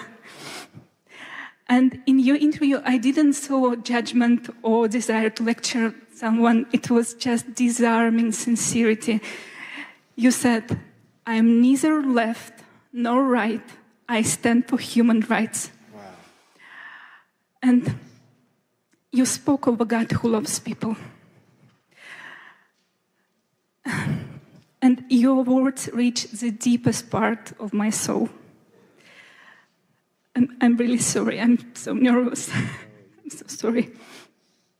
You showed by your example that there are people who don't stay silent, who choose what is right, but not is popular. There are people who build bridges between people, cultures, and beliefs. And in these bridges, we can meet each other face to face and see in each other the dearest and the closest one another. I saw in you the ministry of Jesus Christ in action. As Christ sit at the table with the despised and outcast, he said, "I see you, I am with you," and you did the same. You reached out to those whom others tried to destroy it. And your words reminded me that our rights, granted not by people or laws, it come from God. Yes. And we have protected in every corner of this world for all people and for all faiths. And this is why I wrote this book about persecution, about my path back to home, to hope and faith, and I dedicated this for you, because you became a voice for me in the darkness.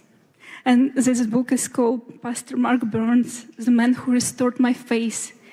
You didn't just help me find my faith back, but you also showed me that faith can unite, heal, and lift us up. My God.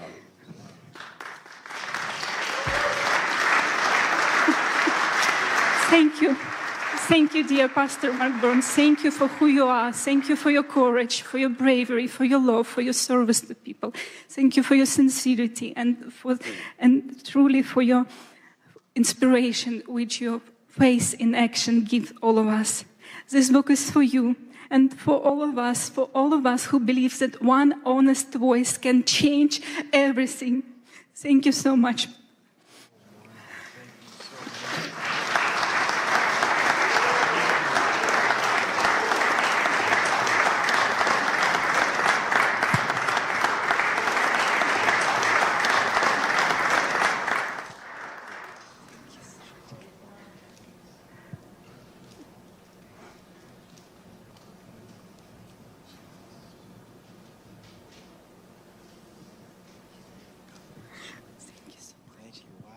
Give her a wonderful hand clap. Wow.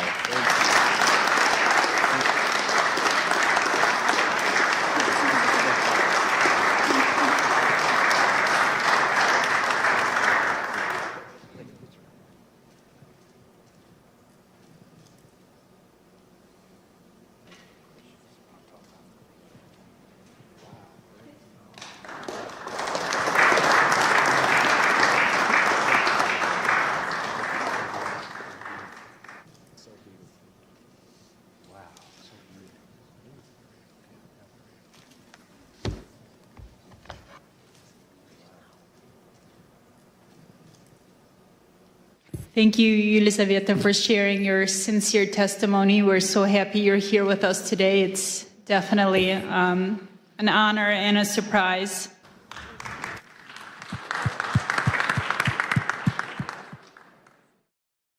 Ladies and gentlemen, we are starting. Thank you so much. And we are honored to welcome Congressman Mark Harris, representing North Carolina's 8th District, to the podium to open the second session dedicated to the critical theme of religious persecution and human rights. Mark Harris is a former senior pastor and a dedicated public servant. He will speak to us on the absolute necessity of safeguarding the rights of all people to practice their faith without fear. Congressman?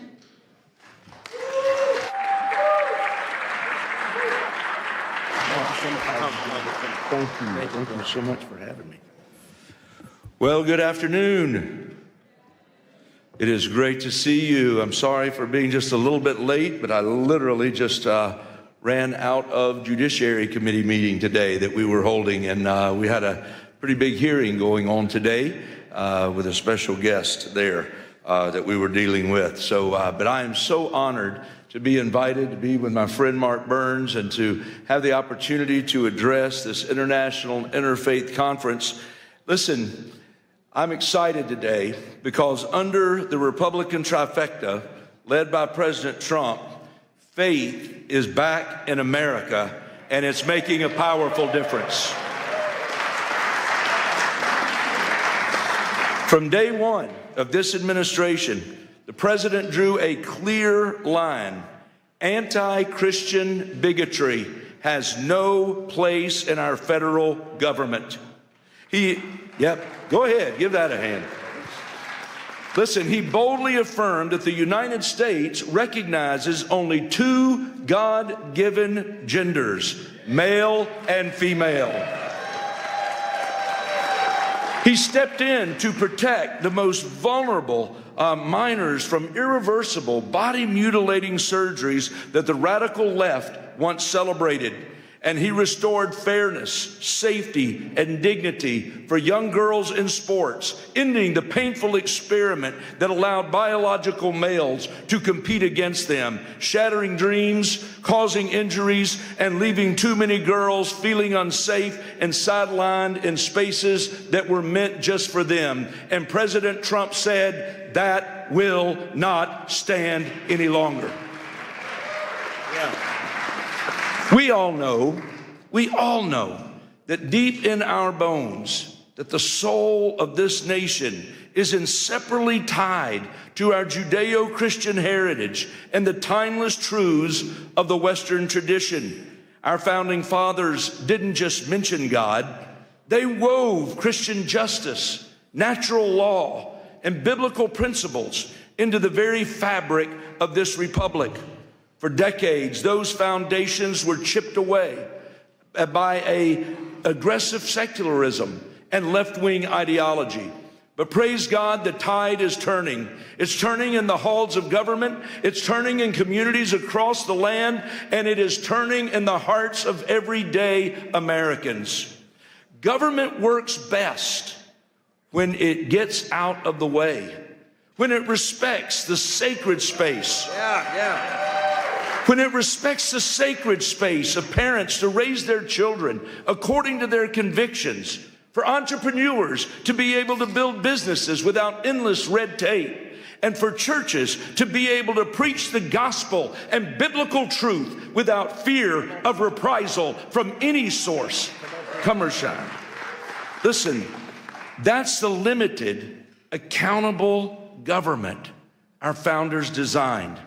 Yet for far too long, unelected DC bureaucrats have overstepped, intruding into schoolrooms ahead of moms, ahead of dads and local teachers, and even casting shadows over the pulpits of our pastors.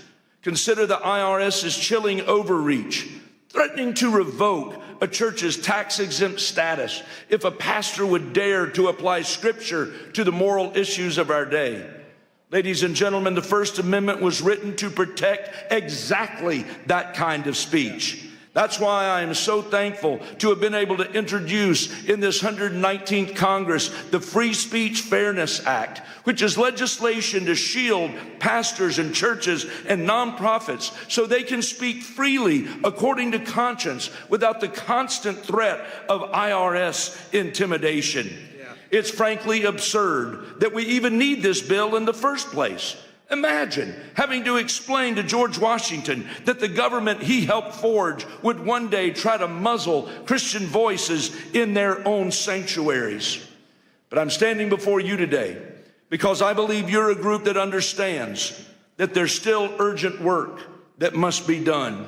This very week, as thousands march the streets of Washington for the National March for Life, celebrating the Dobbs victory while pressing forward to protect millions of unborn lives still at risk, I believe we've all got to stand shoulder to shoulder and arm in arm, and we've got to recommit ourselves to that fight.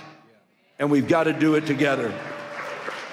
Listen, the Supreme Court got it right in the Dobbs decision, returning the issue to the people and their elected representatives. Tragically, as I stand here before you today, the total number of abortions has actually risen since that time, fueled by the explosion of chemical abortions delivered by mail through telehealth and shield law loopholes. That's precisely why I've introduced legislation to shut down abortion by mail, effectively criminalizing the practice and closing the deadly back door. Ladies and gentlemen, legislation is essential, but even that is not enough on its own. As conservatives, as people of faith, it's our calling to keep sounding the alarm. It's our calling to keep holding our leaders accountable. And it's our calling to persevere until we end this grave evil once and for all in this nation. House Republicans step into this new year, I believe, with great optimism and real resolve. We're committed to restoring peace and safety in our communities.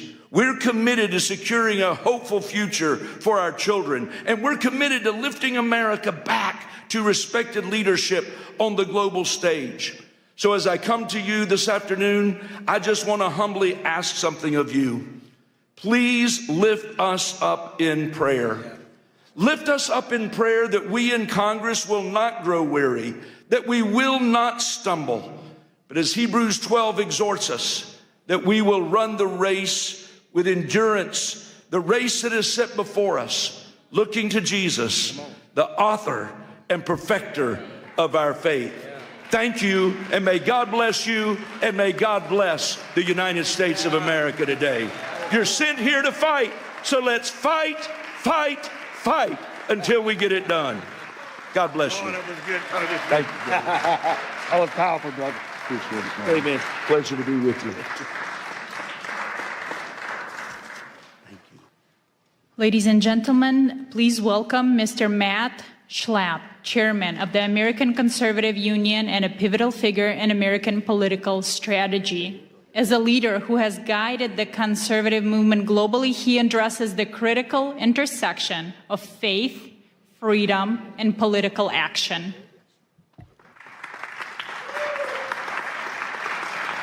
Thank you. Hello, everyone. That congressman could talk. That was good. He's not as good as Gus Bilirakis, but you'll hear from Gus soon, I'm sure. Thank you all. Thanks for letting me be with you today. Have you guys ever heard of CPAC? How many of you here today are not from America? Could you raise your hand? It's a lot of people. Welcome to a great country. Welcome to a restored America, where you can walk down the streets and be safe, that you can wear a yarmulke and be safe, that you can have a Bible in your hand and be safe. This is the America that we have to recapture.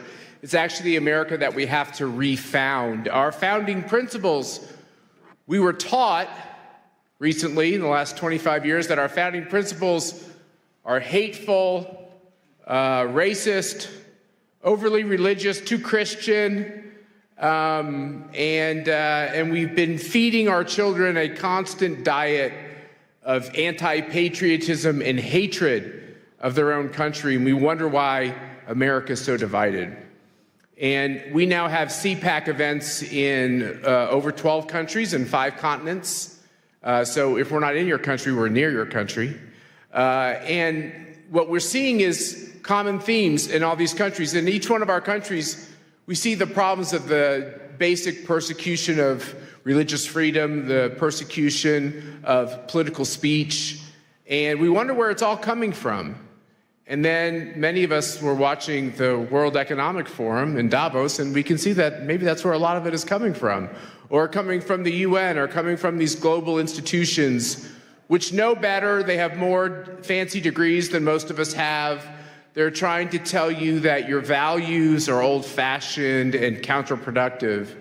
And the most wonderful thing about Donald Trump's victory, kind of like resuscitation, revitalization, there's another R word we could use, political resurrection, it gave hope to all of us.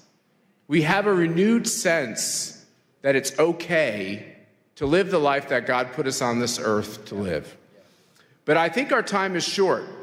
In basketball, they have a shot clock. In football, they have a clock. You only have so many quarters to score and everything else.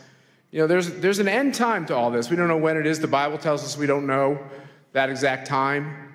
But America also has an end time, and freedom has an end time. And maybe we can extend that time. You all know how many times in the Bible God is mad at people, and he wants them to turn from their wicked ways, and they don't want to. And then he finds a good man, and that good man negotiates on behalf of the people who are kind of mediocre to bad and tries to earn them more time. And, I fear that we're in this kind of a situation where we're trying to get more time. And so what I say to all good people, and boy, it sure gives me great joy to be with all of you because you look like just a room full of good people, is think about the time and the days you have left and how you can impact the situation that we're in your country, in America, around the globe. Like I said, I run this group called CPAC, and we have an event, Pastor, with a lot of talkers. There's a lot of talkers. The conservative movement is so good at talking. Guess what? It's time for the conservative movement to do some doing. Yeah. And Donald Trump has showed us that, by the way, he's a good talker too, so there's nothing wrong with being a good talker. Being a good talker is great. It's just not sufficient. It's not enough. So our theme at this CPAC is going to be actions, not just words.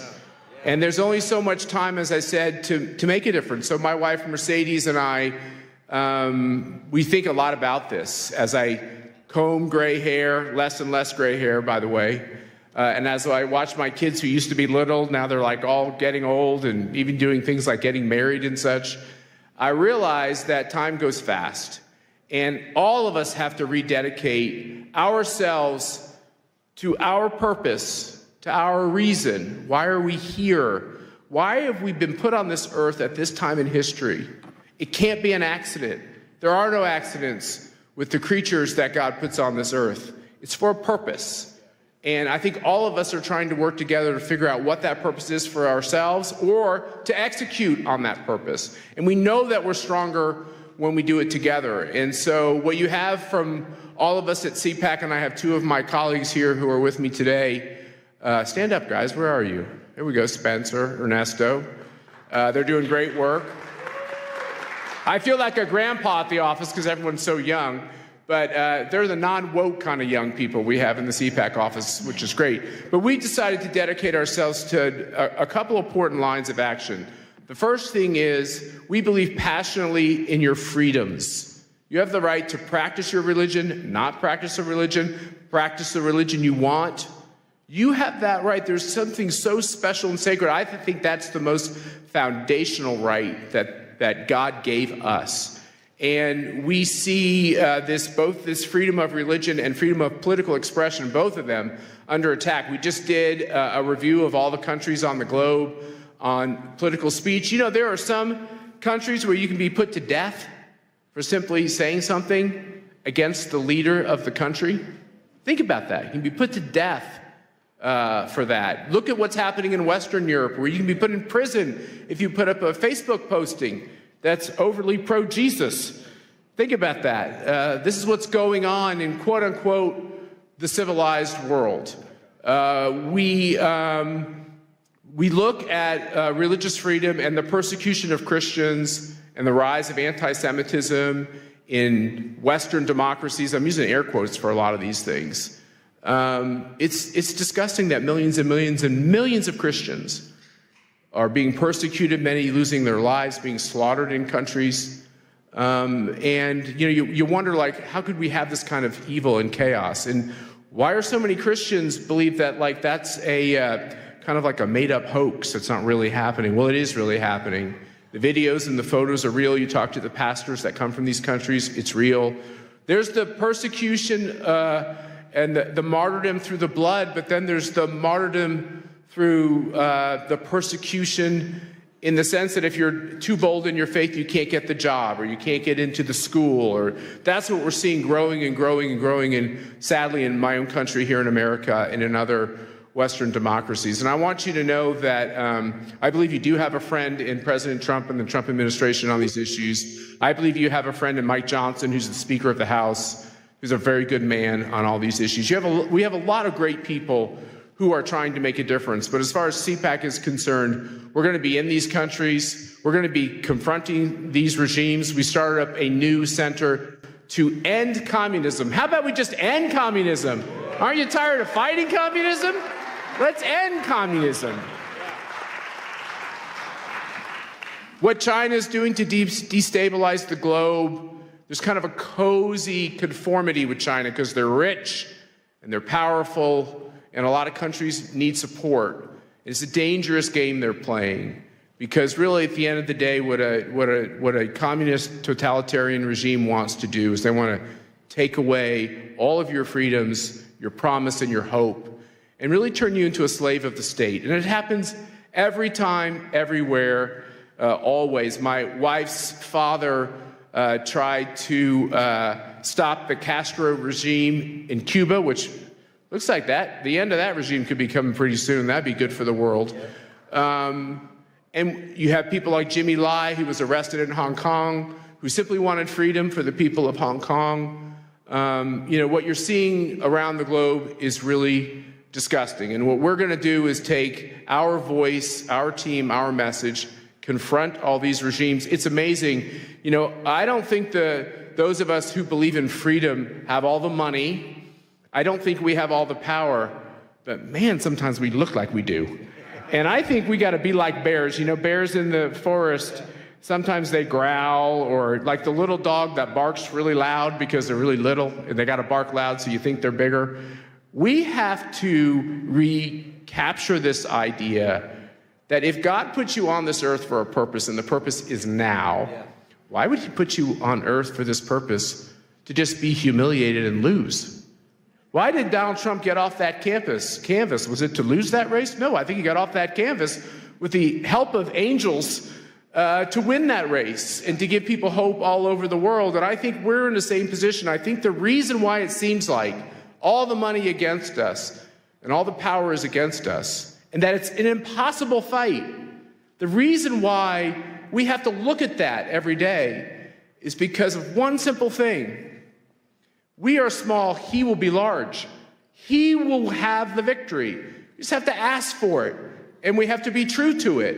And that's the moment that we're in. We have to believe that God put people on this earth to prosper and have freedom, right, and to live their purpose. And that it's our job right now in these dark times to make sure that that can continue.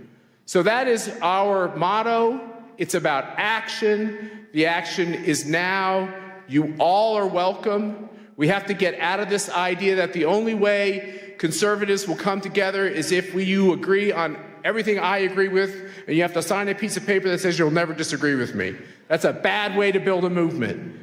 What we ought to do is say, hey, is there one or two important issues that we agree on? Can you agree that someone should be able to practice their faith as they choose? Yeah. If you do, we should be able to work together. Do you think that people should be able to get in politics and vote for the candidate that they want to? If you believe in that, that's something we can work on together. Do you believe that communism fails every time for every people, always?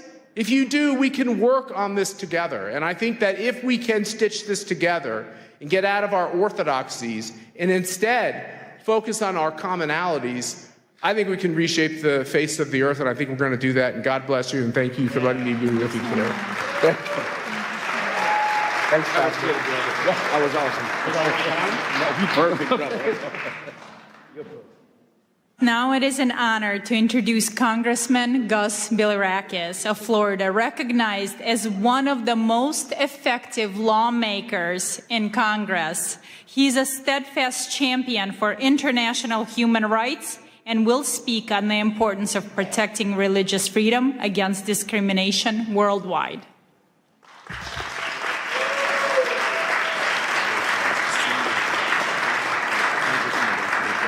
Thank you for having us. Thank you so very much. And I want to thank my good friend Matt. He's so right about these issues. We have a lot of things in common. We have to work together for the good of society, humanity. And you talked about, Matt, you talked about your wife, Mercedes' father, that was probably a political prisoner in Cuba. But this shouldn't happen in our hemisphere. And President Trump is doing something about it. We have hope now. And, Cuba is 90 miles from just south of Miami. And that's in our hemisphere. Venezuela, same thing. We need to take care of our people and make sure that they have freedoms and opportunities to succeed. So we appreciate President Trump as well. We gather here today, folks, on Capitol Hill for a truly remarkable occasion.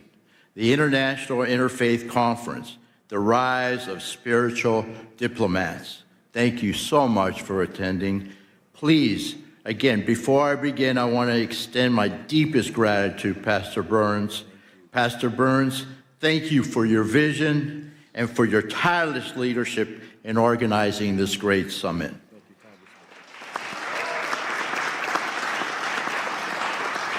You have called us here to recognize a new era of spiritual diplomacy, where faith leaders don't just shepherd their own flocks, but step into the breach as mediators, peacemakers, and defenders of the innocent, where traditional politics often falls short.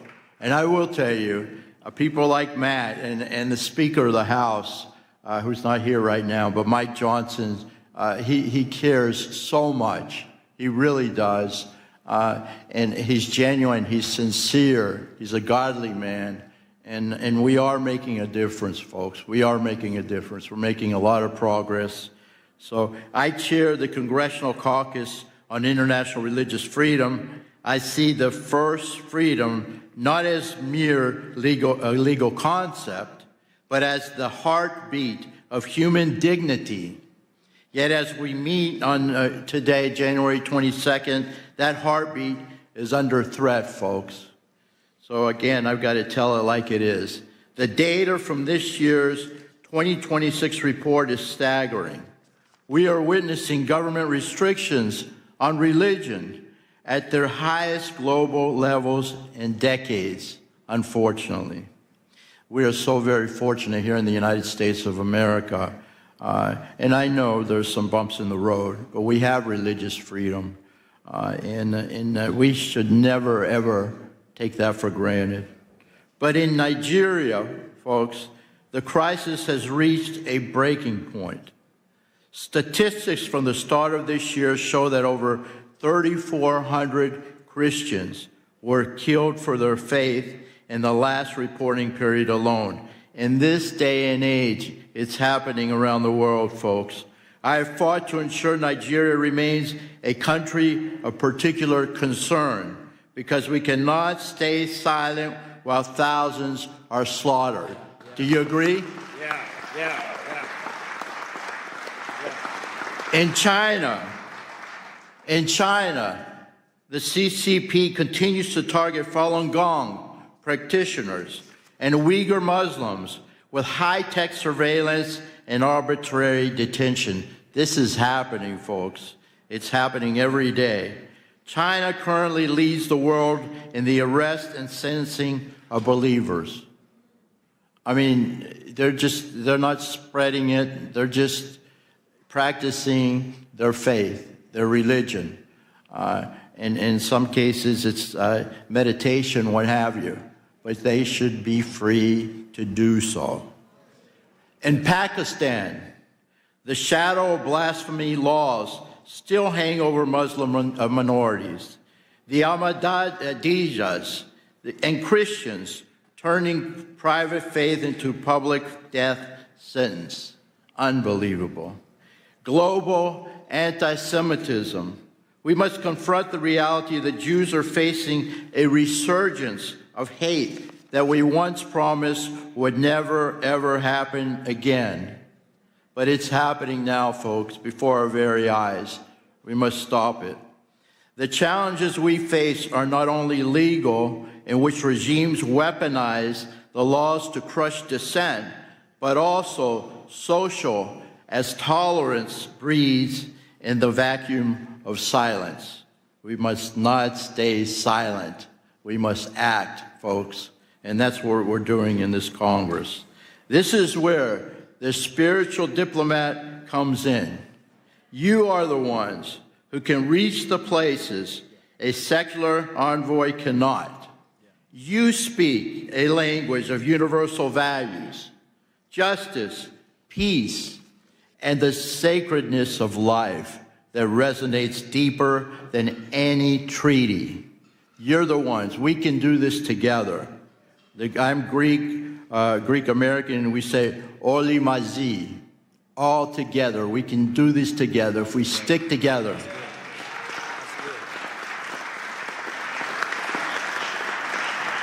Effective advocacy requires more than just thoughts and prayers, folks. It requires diplomatic engagement with teeth. With teeth, I have to emphasize that. We must continue to use the global Majesty Act, I know how to pronounce it, but I'm sorry about that, to target those who profit from persecution. We must elevate religious freedom. This issue must be a permanent pillar of our foreign policy. Do you agree? Yeah. It has been under this administration and under Marco Rubio as Secretary of State. And we must always be present.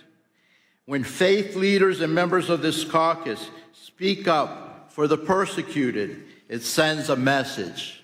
We are the greatest country on the face of the earth. People listen to us. We must take advantage of that. The world is watching, folks, and you are not alone. You are not alone.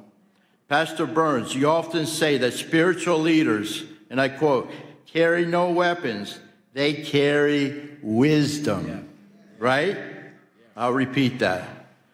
Pastor Burns says, spiritual leaders carry no weapons, they carry wisdom.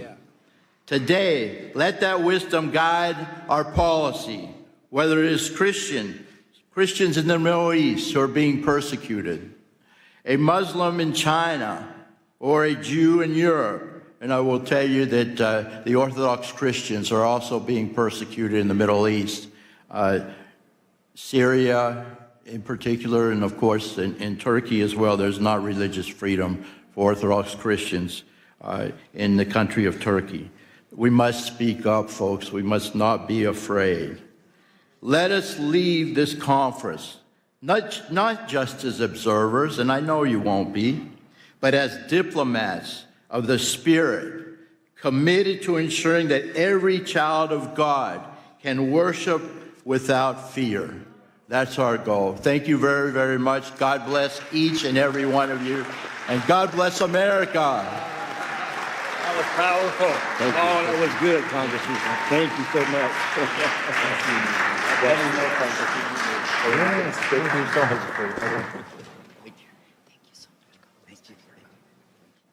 Well, you know, I think I'm about to speak again. But before Matt Schnapp leaves, this man, again, you all know who he is. He does so much for America. He does so much for the conservative movement in America. He literally, him and his wonderful wife, Mercedes, bring millions of conservatives all over the world to bring a message of unity and peace. And it's a great honor for me as he have to slip out. But as you know, we're going to be pinning everyone who takes the commitment of becoming a true spiritual diplomat. And here I am going to pin my brother Matt right here in front of everybody with this wonderful spiritual diplomat pin. He's taking it very seriously. Now, I told him I'm hoping I would be called up to the varsity league and be invited to CPAC and speak for the next time. But hopefully I'll get called up to the big league next. But I want everybody to witness here today as I pin on my dear brother, Mr. Matt Snap, for all the wonderful work that he does as a spiritual diplomat around the world. And I want us to realize, yes, that it's because of leaders like Matt we have a safer world and a safer place for our children to grow up. Thank you so much, my brother. Thank you, thank you. I have to just say, you heard it here. He called me on the carpet. He's coming. You're speaking at CPAC, whether you like it or not. There we go. Thank you, brother. God bless you.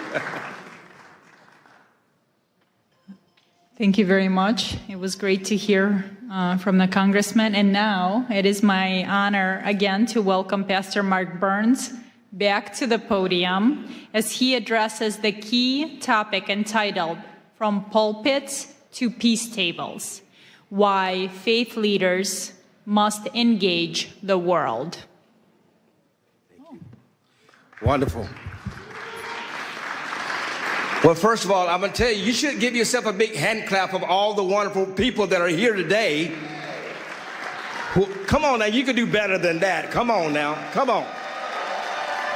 We're here at the nation's capital to take back this nation, take back the world, and we're here to protect faith of all people around the world. Do you believe that? Say yes to that. Hurrah. Listen, the Bible says that violence taken by force. We're here to make a loud declaration to the world. The evil that is happening in Ukraine, the evil that is happening in China, the evil that is happening in Taiwan and Cambodia, the evil that is happening in India and Pakistan, the evil and the wars that are happening all over the world. We can bring an end to this evil. Korea right now is under attack. Right now. People are dying of all faiths. In Nigeria, Christians and Muslims alike are being killed by terrorists. We're the voice that can help bring that. I want to tell you, my brother, I pray that you hear my heart. I pray that you hear my heart. Don't take this pen. We'll do it at the end. So please don't leave. But don't take the vow. You're not vowing to a person. You're not even vowing to an organization. You're vowing that you will be willing to protect the innocent and speak for the voiceless. I can't hear nobody. I can't hear nobody.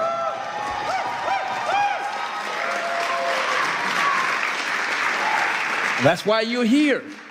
And so many of these great leaders that are on this podium that you're hearing from, these are thought leaders. These are real spiritual diplomats. These are people working behind the scenes that are working to to protect children, to protect religious freedoms. We're going to talk about it a little bit later, but the young girl that was raped in Tanzania, we have His Excellency that is here right now, all the way from Tanzania to talk about it, to discuss about it. It's not always about the things you see on CNN. I'm not here to play games with you.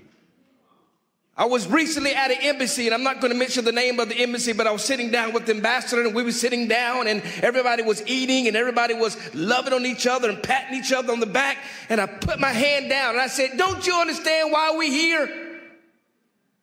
I said, "I'm here because people are dying right now in your country. We don't have time to be sitting here drinking champagne. People are dying. We're coming and assembling ourselves to bring peace, to be willing to speak to the kings of the world, to speak to the leaders of the world, Brother Jack, to speak to those that are voiceless." I'm going to keep repeating it. I want you to get up and leave and exit yourself out of this room if you just want to get a lapel pin, just to say, I was there. I don't need you, nor do I want you. I am not here to play games. There are too many people that meet in this building, and all they do is talk, talk, talk, and nothing ever happens. I need people who are going to go to the front lines with me. I can't hear nobody. I can't hear nobody. I am in a room full of leaders, am I not? I am in a room full of real warriors. I can't hear nobody. I dare you to open your mouth up and say, I'm one of the people. I'm ready to go to war. Somebody say yes to that.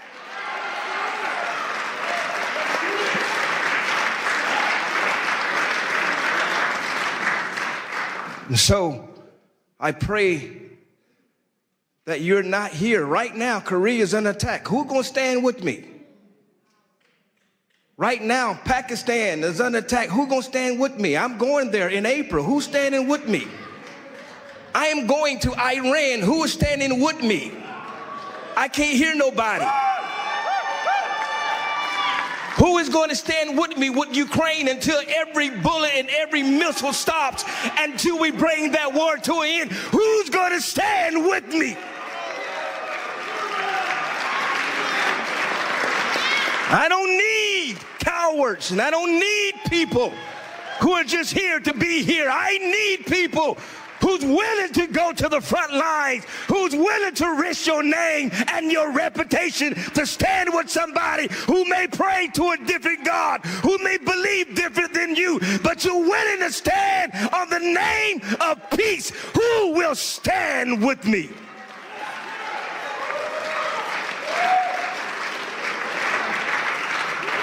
Who will stand with me? Who will stand? Who will stand? Who will stand? You're going to be charged today.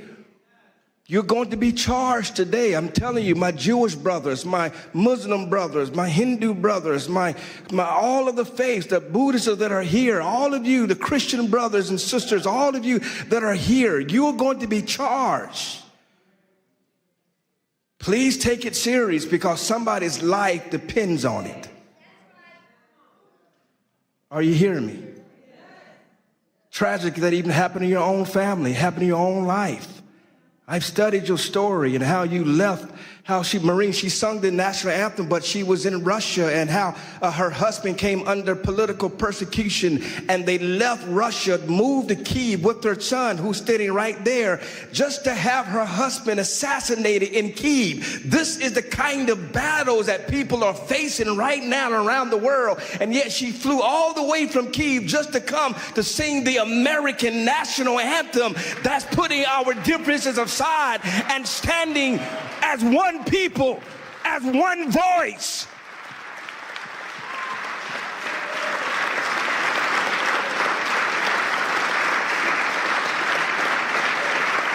ALLATRA, even right now, who is under attack by Russia, by Ukraine, and yet they're standing. Creative Society of Russia is attacking them for standing with Ukraine. But yet they got volunteers all over the world. I'm telling you right now, every faith leader, you need the organization of ALLATRA and Creative Society. You need them.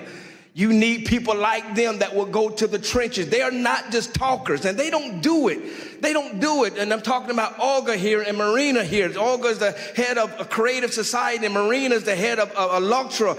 And they have volunteers all over the world. When I'm at the Vatican, they got volunteers that are there. When I'm in Korea, they got volunteers that are there. When I am in Africa, they got volunteers that are there. These people don't just talk the game, they do it. And they don't need no presidential invitation. Quit waiting for the White House to invite you. You don't need an invitation. I can't hear nobody. You don't need an invitation, Valerie. You show up and fight. You show up and fight. You do it faithfully, consistently. So these leaders that are up here, they're not here to waste your time. They're not here to be famous. We have real serious issues, Marquetta, real serious issues. that we're going to solve. And what I'm going to be asking of you is helping us to continue to create this network.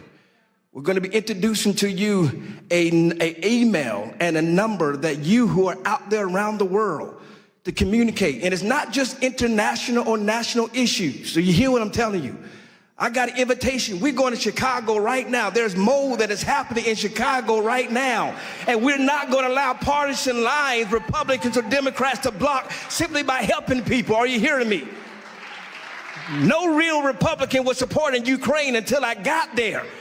And I came up with the mindset that I'm going to stand what is right, not what is popular. Are y'all hearing what I'm telling you? I don't care what your faith is. I don't care what you believe. Rabbi Duby, I'm going to stand for what is right and not what is popular. Are you hearing me? And so we got battles all over the world, desperately needing people to come and remind them that help is on the way, that you're not by yourself. I'm not here to give you some political rah-rah speech.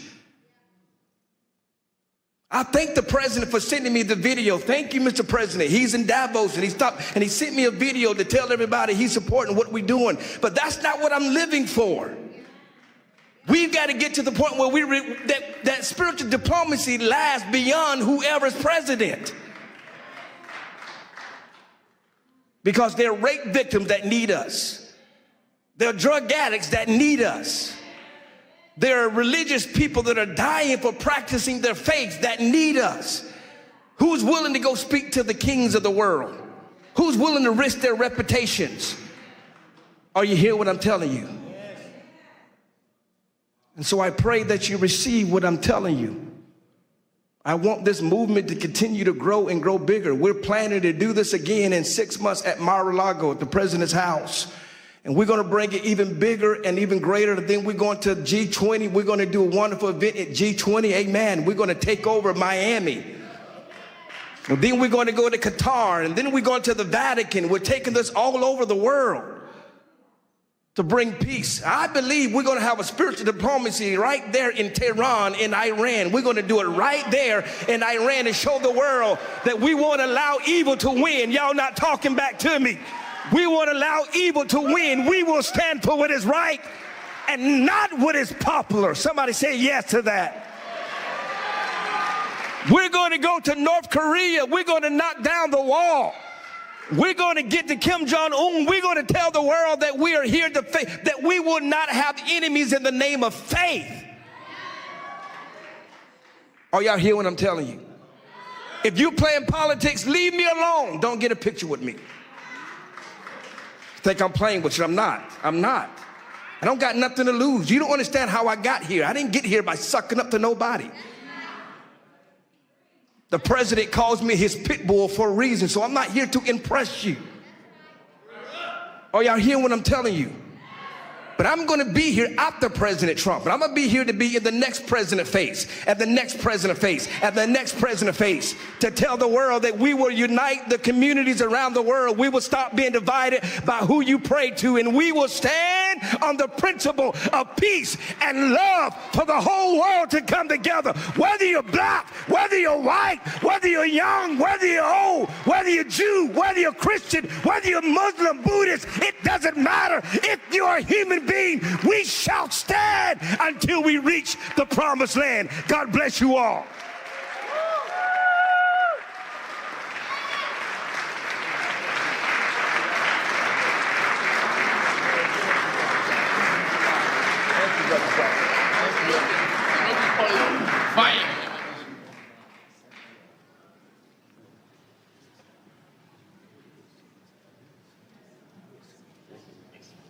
Thank you, Pastor Mark Burns. Wow, who's going to follow that speech? We are honored to hear from Rabbi Eli Abadi, medical doctor, a senior spiritual leader and member of the Council of Sephardic Sages. He speaks on building bridges of faith and peace in a post-Accords world, examining how the Abraham Accords have opened new paths for coexistence in the Gulf. Rabbi?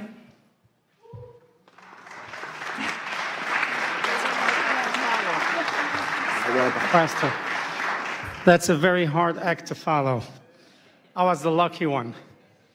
First of all, Pastor Burns, I want to thank you very much for the privilege and the honor that you bestowed on me in coming and addressing this illustrious audience. And secondly, for pinning me today and inducting me in the cadre of spiritual diplomats. I shall carry this with great honor and duty. Together, inshallah, God willing, we will fashion a better future for the next generation of humanities. Thank you. And now I start my official speech. Your Excellency, Pastor Dr. Mark Burns, President Marina Otsenova, honorable congressmen and parliament members, honorable ambassadors, esteemed rabbis, imams, pastors, reverends, bishops, and religious leaders, distinguished speakers, and dear audience.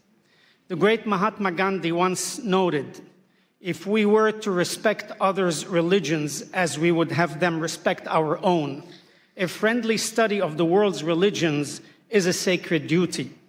We are gathered here today as global faith, political, and thought leaders from many areas of human endeavors to find a path toward a peaceful coexistence between all religions, nations, and all people, especially the world's three Abrahamic religions, Judaism, Christianity, and Islam, and few others. As Edmund Burke said, religion is essentially the art and theory of remaking of humanity. And therefore, we as leaders ought to embark in remaking mankind to cherish, protect, and foment a peaceful coexistence. As the United Nations Manifesto on the Culture of Peace stated, we must learn to use one another's religious belief as ways to connect, not as reasons for conflict. For 800 years, Judaism, Christianity, and Islam were inextricably intertwined in medieval Spain, the era of convivencia. Each had a common ancestry, similar values, and holy scriptures. As Genesis 42:13 states, we are all brothers, children of one Father. Living together side by side in Spain, very often in close quarters, the people of these religions flourished. They naturally found a way of understanding and respect for each other's culture, bringing forth an enlightened culture. Thus, the seed of Renaissance had been planted. Remarkable individuals of different faiths made lasting contributions to civilization. However, and unfortunately, gradually over the next 3 centuries, large forces vying for power gave way to puritanical judgments, absolutism, and religious extremism. Ultimately, these exclusive policies and the conflict they unleashed extinguished the shared learning that had flourished. The fragile unity between the 3 faiths was lost. Up until these days, these conflicts still exist in many areas in the world that we must end and return to the days of old. In the area of faith, Jews, Christians, and Muslims believe that God made a covenant with Abraham. It was to keep faith in one God and to worship him and to teach the practice of worship to his children down through the generations. In return, God would preserve, protect, and multiply the children of Abraham. This covenant became the legacy or trust for the children of Abraham to continue.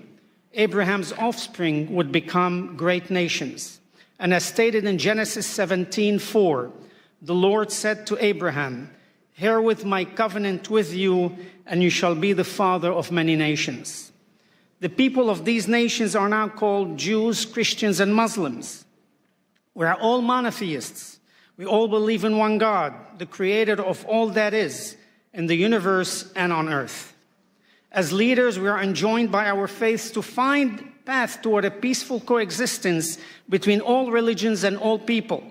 Therefore, in order to establish a channel of communication and cooperation on an international level, we must continually ask of ourselves what we insist from our own people, the acceptance of diversity in religions. First, as leader, we must lead by example and communicate to our people that peace is a basic human right. Scriptures in Leviticus 19:18 teach us to love thy neighbor as thyself. It is a directive that teaches each one of us here today to love one another through peace, acceptance, and understanding. Second, as each of us takes enormous pride in our own religious history, culture, and strength, so too must we pride ourselves on the level of understanding and tolerance our people have of other religions and cultures. As we encourage our people's pride in our own religions, we must castigate our congregations should intolerance and ignorance of other religions and cultures arises. Third, it is our responsibility to guide our people towards looking for the inestimable value of peace and not in conflict. Yes, the world is made up of different races, colors, ethnicities, religions, and political ideology. However, the seeds of peace begin to grow when people of all faiths and backgrounds are encouraged to communicate, tolerate, accept, and ultimately love each other. Today, ordinary people from all three faiths share a deep desire for peace and justice, and from many other faiths, not just these three. They all aspire to seek to encourage a model friendship and respect for each other. We as leaders of our respective faiths and people do also share a deep desire for peace and justice. We will work towards it, and we pledge our time, efforts, and wherewithal to the implementation of being spiritual diplomats between people, nations, and religions. Our aim should be threefold. One, to stand together should any of our communities suffer harassment or attack. Two, to respond together to events, local or global, which have an impact on the relationships between all of us. And three, to overcome some of the misrepresentation, demonization, stereotyping, prejudice, and lack of awareness in the world through an ongoing educational process that teaches peace and respect for each religion, ethnicity, race, and nationality with a goal of a peaceful and respectful coexistence. It is time to take the initiative without waiting for more ignorance, hatred, and war to occur. It's time to actively bring peace where there is conflict. It is time to seek the good instead of evil, hope instead of despair, and love instead of hatred. It is time to allow our love of God and respect for His covenant to protect and multiply the children of Abraham, to materialize into a worldwide covenant of peace and protection for all of humanity. Given the many examples in history, as well as some conflicts which are so recent that they continue to take place as we speak, they demonstrate the need for leaders to speak out and preach against religious intolerance, ethnic persecution, and race superiority. The core of these conflicts stem from the idea that one's religion, ethnicity, and race is the superior one, giving a person or group of people the religious duty to impose their religion on others under penalty of death, or to persecute other ethnicities and nationalities. Terminology such as infidels or heretics ought to be eliminated from our vocabulary. Using these words allow the zealots to attack, persecute, force conversions, and even kill anyone who has been branded as such. As leaders, we ought to condemn the use of this terminology. Equally as important, we need to teach that religion and religious values can and should be transmitted only through love, acceptance, and tolerance. Religion can only be appreciated if transmitted peacefully and with the consent and wholehearted acceptance of the individual. We as religious leaders have the responsibility to highlight the beauty of religion while teaching our own people how religion can bring harmony, peace, and understanding. On 5 occasions in the Bible, 1 in Leviticus, 3 in Ezekiel, and 1 in Nehemiah, each state that the religious statutes given by the Almighty are, quote, so mankind can live through them. And our sages in the Talmud expound on this announcement, saying specifically that by obeying the religious statutes, we are to live through them and not to die through them. In Psalm 34:15, King David exhorts us to search for peace, and pursue it. Our sages in Ethics of the Father state, be from the disciples of Aaron, the high priest, love peace, pursue peace, and love your fellow human. Each of us here today as leaders, we must make that commitment to encourage our people to pursue peace and love one another. All of us here, Christian, Muslims, Buddhists, Hindus, and others, can effect change by planting the seed of true peace amongst us and our co-religionists. We can come to the reconciliation of our people. Oseh shalom bimromav, hu berachamav ve'aseh shalom aleinu, v'al amo Yisrael ve'imru amen. He who makes peace in his high heavens, may he in his mercy bring peace upon us and upon his entire nation, and let us say amen. Peace be unto you. Assalamu alaikum. Shalom aleichem. May God bless us with this endeavor. Thank you, and God bless you. Beautiful night, Rabbi. Thank you for that powerful speech. We just get started.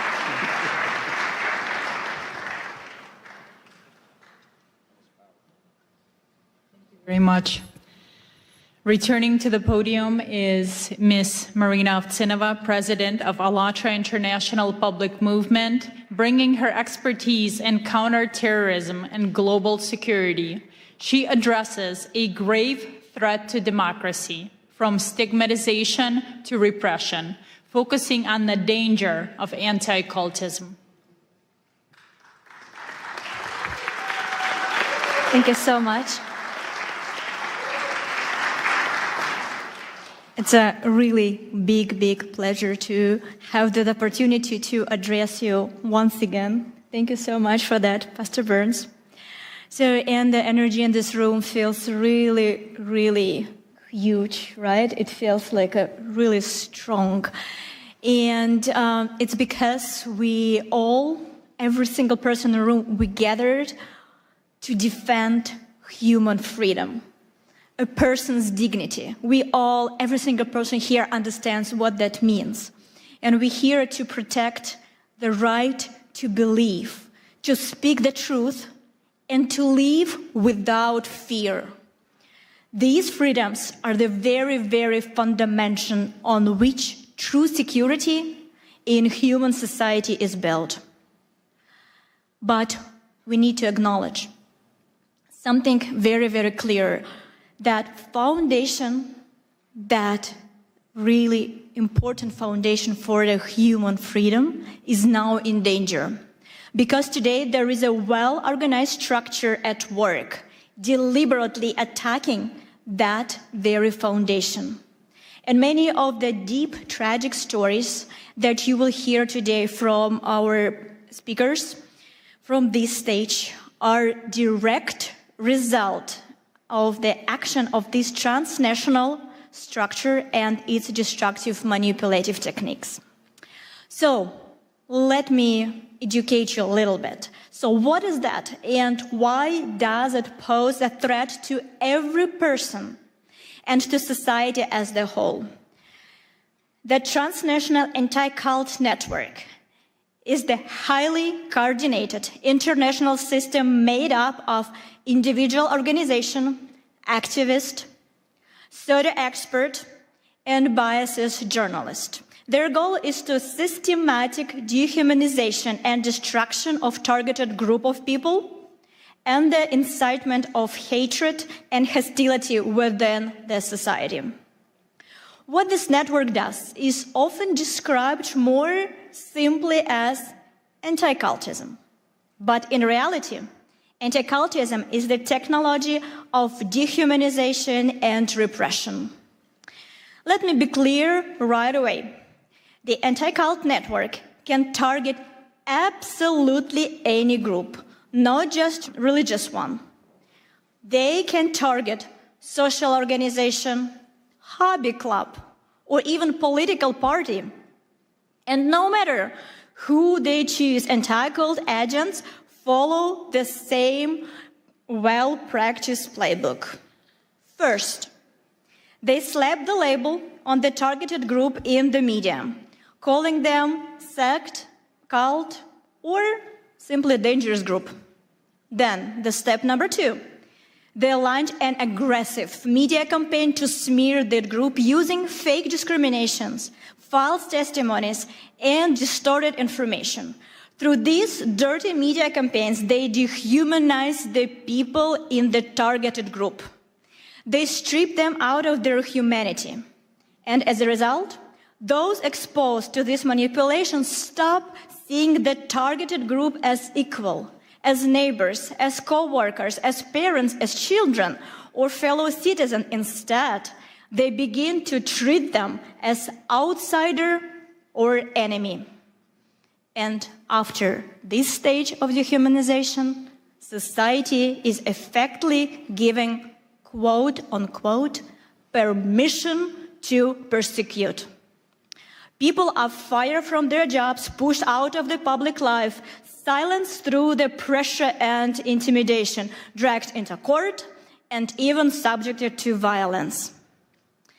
And in the end, the very foundation of democracy collapses. Freedom of consciousness, the right to speak freely, the rights one's face, and the right to human dignity.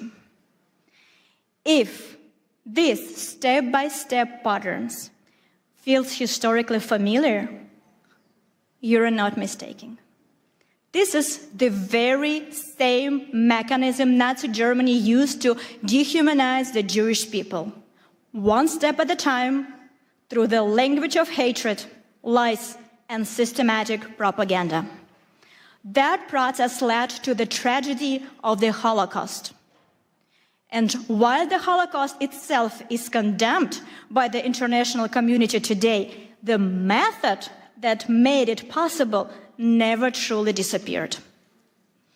The tragedy of our time is that the world unequivocally condemned the outcome, genocide, but did not eliminate the tool itself. The technology of hatred survived, and it is still being used by the anti-cult network to this very day, in a different form, but with the same destructive consequences.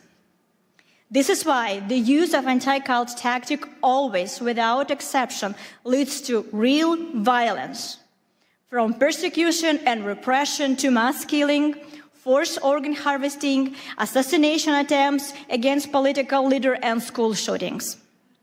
Today, you will hear the real stories, lived life experience that reveal the brutal reality of anti-cultism.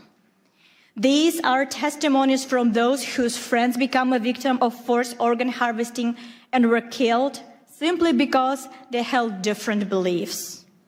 These are the story of mothers whose sons died in the school shooting.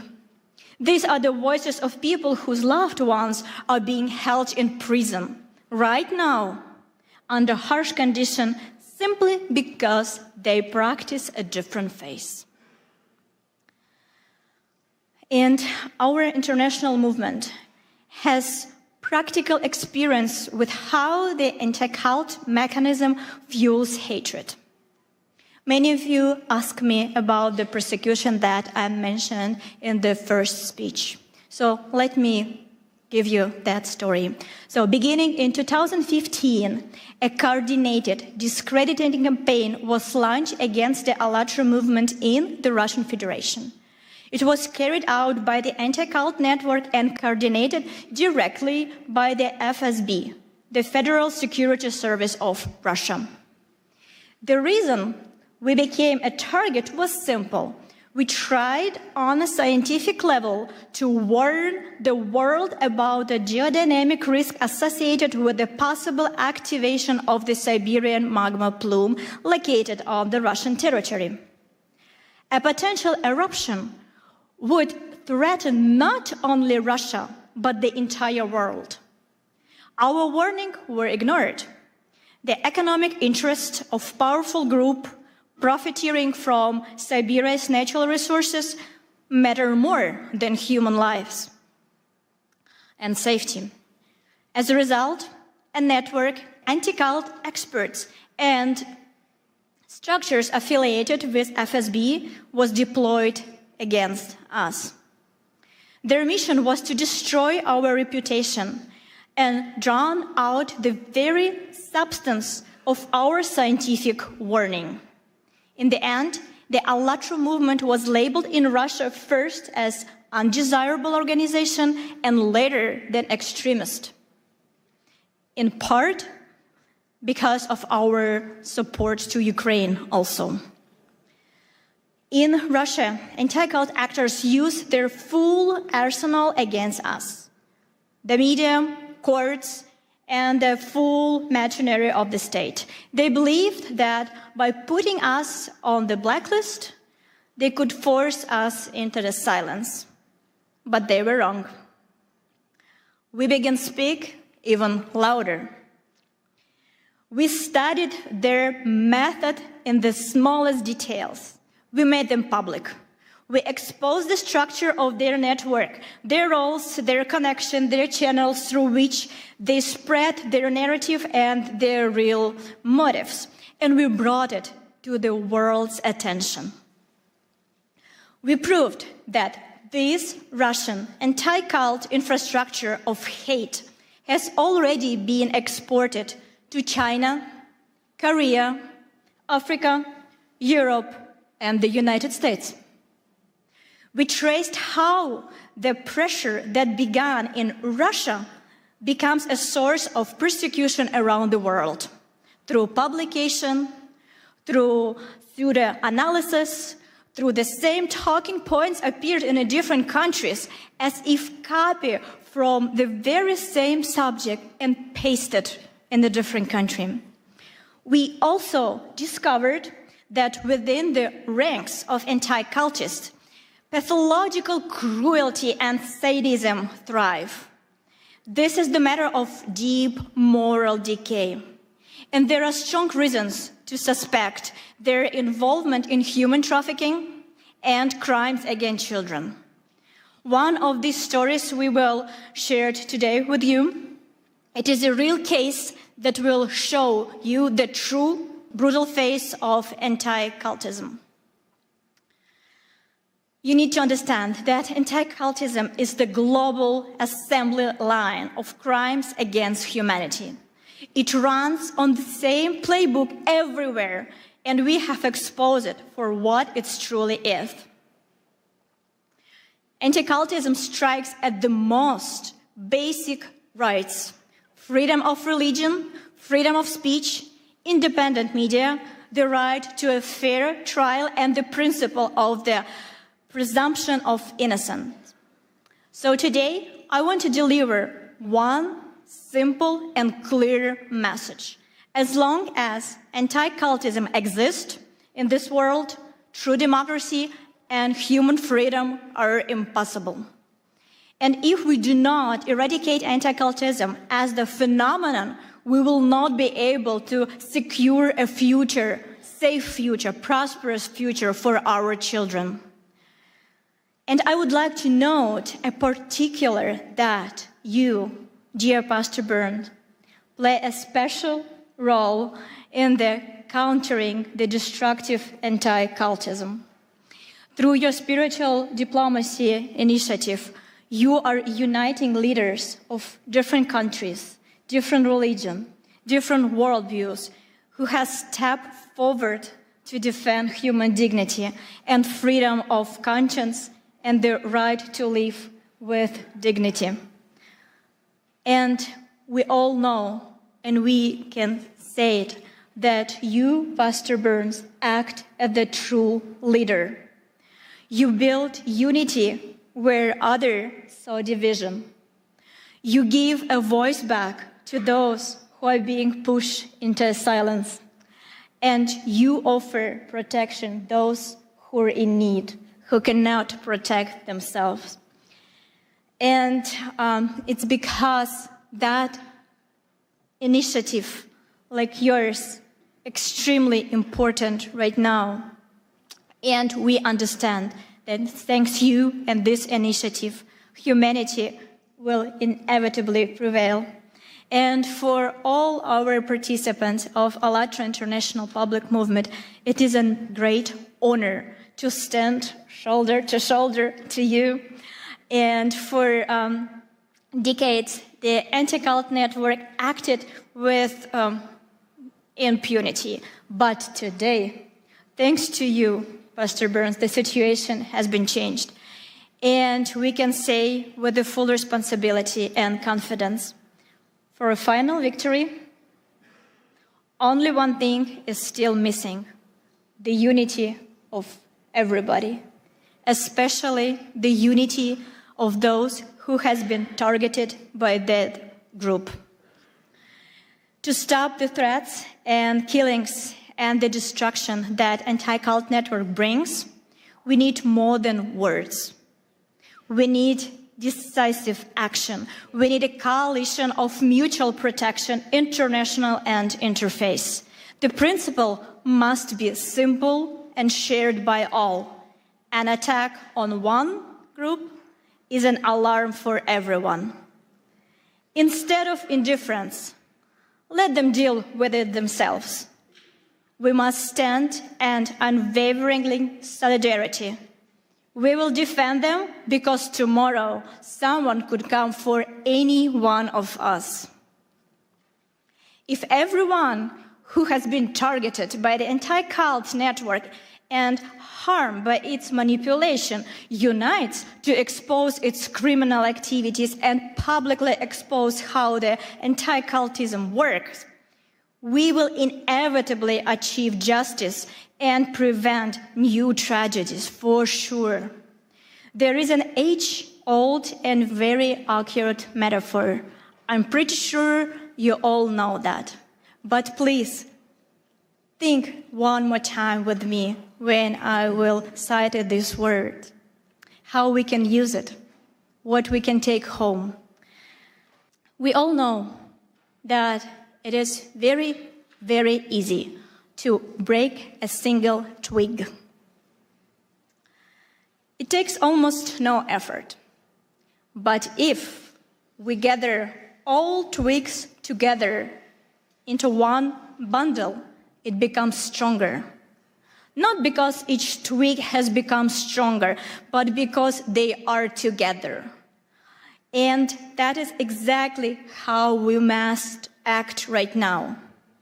Each of us may believe in our own way. Each of us can continue doing what we're doing. We're all leaders. We all have our missions.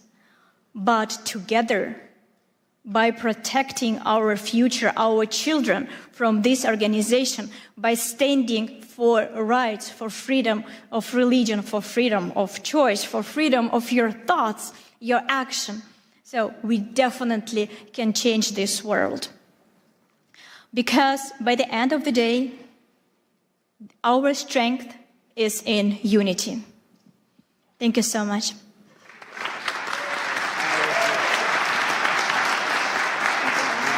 Wonderful. That's so powerful.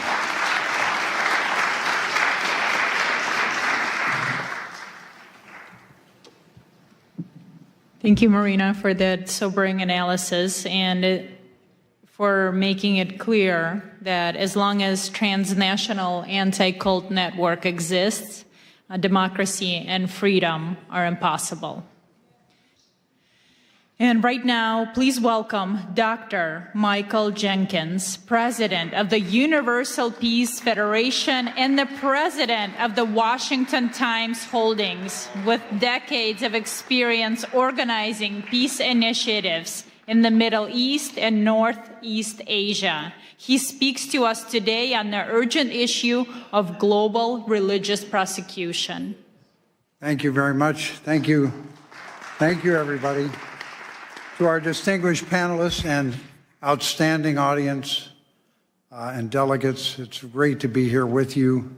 Pastor Mark Burns is really doing a great job for freedom, religious freedom and all freedoms. I want to give him a hand with my heart. Thank you. Thank you. United in Liberty. Also want to thank President Trump, who's doing an excellent job with religious freedom, forming the White House Faith Office with Paula White, and Pastor Burns is also leading that effort throughout the world. We are in a global war right now. There's a global war against God, and it's hitting every faith, every community, and also people of conscience. What are we going to do? Nigeria, Christians are dying there, being persecuted for their faith. Muslims also. The Uyghur Muslims in China are being held in, a massive place with over 1 million people. And many are dying. under persecution. India, also many nations of the world. And I really want to say, how will we stop this? How are we going to turn this around? We have to bring the faith communities together. That is the number one thing that will help the most. And then the political leaders will be enlightened and they will follow the lead of the faith leaders if we love one another. I really believe that right now we see that there is an urgent situation, and that is with our Jewish family. I met my brother, Rabbi, and I would like to have a moment of silent prayer for our Jewish family right now, just a moment of silent prayer, peace for all Jewish people everywhere. Amen, amen. And for all God's people, and also for all people of conscience. So I would say to this, peace, shalom, assalamu alaikum, shanti, shanti.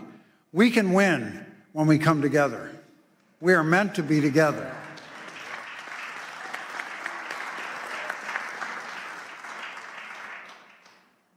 I was fortunate to be called for the Middle East Peace Initiative for many years, and I went over there dozens of times to Gaza, to Jordan, also to Lebanon, all the countries around that area. And I found interfaith dialogue can do more to heal divisions than anything else. Other things are important too. Economic development, all kinds of friendship, education, economic investment, but interfaith dialogue can bring hearts together.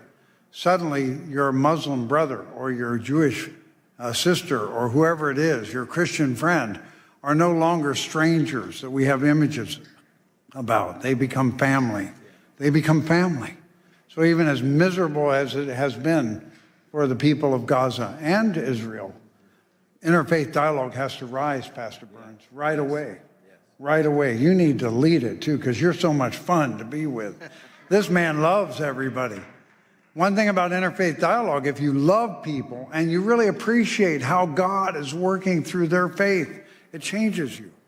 That's why America has such a central role to play, because there is an understanding that all faiths are welcome here, even though we mess up a lot of times. All people are welcome in America, all faiths. How are we going to make that happen? We need leadership. We need the spiritual diplomats. Spiritual diplomats are not political leaders, but they can help lead the way for political leaders. Our congressman who came here, how great it is that they support. But they're also, the lead of spiritual diplomats is something that's not restricted. We don't have to worry about a lot of protocols, right, Doc? That's right. You just go and start engaging with love and wanting to heal. So I just want to highlight a couple areas in the world that are shockingly going the wrong direction. We usually see countries that are unstable or countries where there's kind of a strong leader, a strong man leading that oppress other people. But how about democracies? How about democracies? We never imagine democracies. No, they really follow the will of the people. Well, in Japan, a terrible thing has happened. Matt Schlapp talked about communism. Why is communism a problem? Fundamentally, it denies the existence of God, and it sees religion as the enemy. So earlier on, Father Moon and Dr. Han developed a movement in Japan in the late 70s, and it was so effective at stopping communism. Prime Minister Kishi brought him in together, and then Prime Minister Abe, and they all worked together. And communism did not take over Japan. They were trying very hard in the 70s. It was possible it could happen. But then those same communists formed lawyers groups that have been against this movement of family federation. And they've been against it for years and years and years. And then finally, a more liberal leader came as the Prime Minister of Japan, and he kind of caved into them and said, we got to get rid of this group. And he announced, we can't. They haven't broken any law. So somebody came up with the idea, we don't need a law. If they've just made some disturbances or they've had lawsuits, we can use that. So they used that. Fortunately, there's a new prime minister now, so I think a new history is about to be written. But why do we bring this up? Because when a democracy like Japan goes the wrong direction, a domino effect occurs. So last year, Rwanda, and Kenya cited Japan's example of closing or dissolving a religion without breaking any law. They got excited about it. This happened in 23 and 24. Rwanda has now closed, shut down, or destroyed 10,000 Christian churches in 2 years. And they cited Japan's example. They're a world democracy. And then also Korea. Now the leader of Korea is really not supporting the faith traditions. He's more of a left-leaning person. That's why President Trump challenged him when he came to the Oval Office. He said, what's going on in Korea? Looks like some kind of a revolution or purge. You're persecuting churches. They went after Yoido Full Gospel Church. They went after Billy Kim, who was the translator for Billy Graham. On July 18th, this last year, they raided thousands of organizations, or thousands of people came out and raided many churches, including the Family Fed. And they went to Sagero Church, a Presbyterian church, and because that leader is standing up for family values, marriage in the image of God, and freedom of speech, he's now in jail now. He's been in jail for almost 137 days, right? And Mother Han of the Family Fed, she's been put in jail now for 125 days. She has not been convicted of anything. So we're just calling your attention to that, because when you come together, we can move our faith communities together, and then the nations can move. God bless you all from your nations, your faith. God bless your family, and God bless America. You're so good.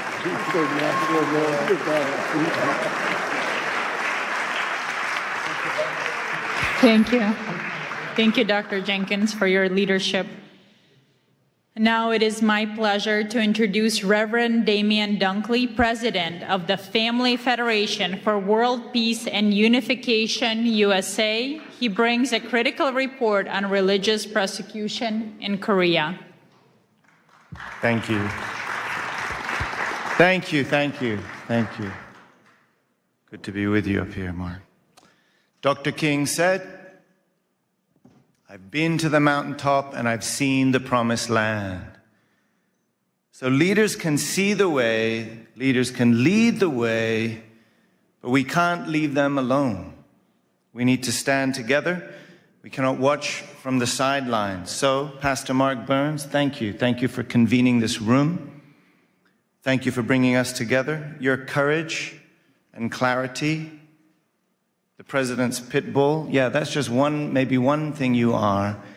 The image, as you spoke, came to mind of those, those huge logs they used to use in the medieval times to break down palace doors. That kind of power, your word brings that kind of power. So, I mean, get out of the way. Better to stand with this man than stand against this man, I say. Thank you, Pastor Burns, for bringing us together. Bless you. So, as well as all of you incredible leaders, it's a real honor to stand with you today. I'd like to share just a short personal story. I've lived all over the world. It's crazy how many places, all over Europe, Southeast Asia, Northeast Asia, and I've visited all kinds of places, Oceania, Central Asia, Central and South America, Middle East. But America is the only country that I've ever truly cried for. I want to explain. I was 10 years old. This isn't that dramatic a story, but I was 10 years old. I was in London, beautiful city, and two young men ran up on me to attack me and take my bag. And I wrestled round and around. I wrestled with them, and I stood my ground. But on the way home, I cried. I wasn't crying because I was all bruised up or because they took my bag, because they did not. I was crying for something deeper. And I couldn't quite put my finger on it, but I knew it was something to do with America, my first home. It was something that you couldn't see. It wasn't McDonald's or whatever, they got all of that in London too.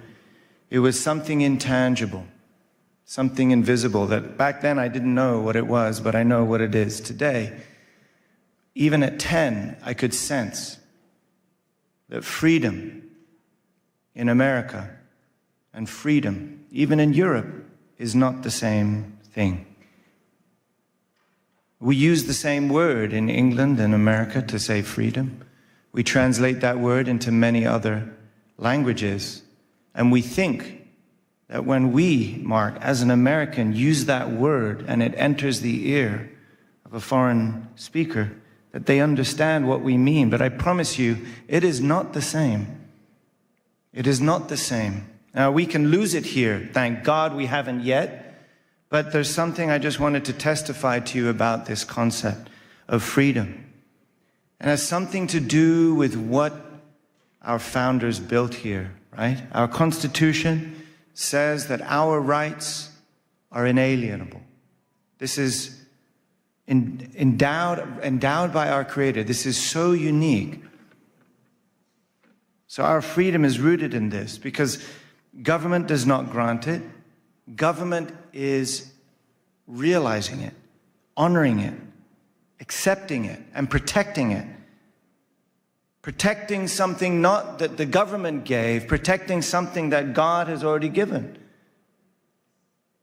Freedom is our birthright from God. And freedom of religion is the freedom to worship God.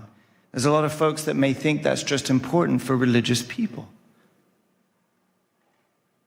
But I've been experiencing through many of these stories that you're hearing about, when you go to these places firsthand, you realize whether it's a democracy or not doesn't mean necessarily anything anymore. Because there's no democracy without freedom, and there's no freedom without God.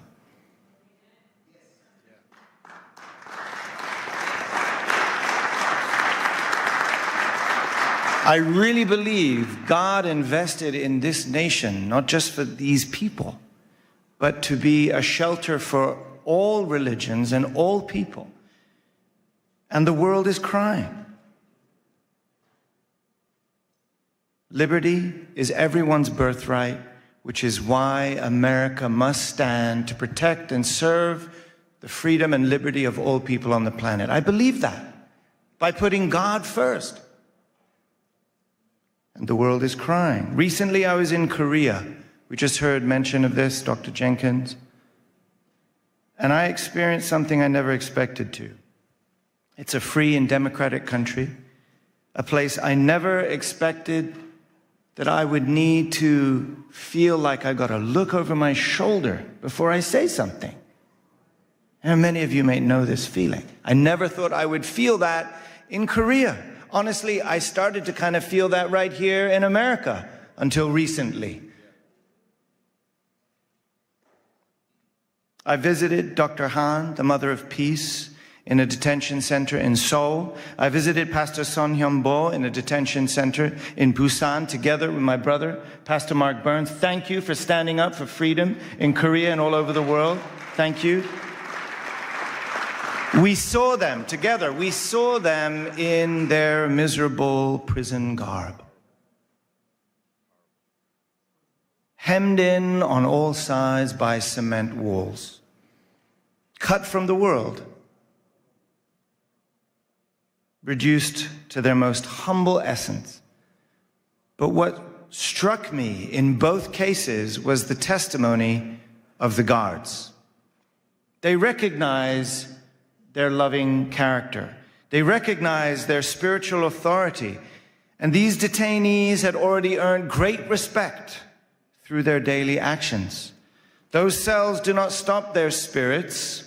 Those cells do not stop their light from shining and influencing the entire world. Amen? So why are they imprisoned? Dr. Han, the Mother of Peace, is turning 83 in a couple of days.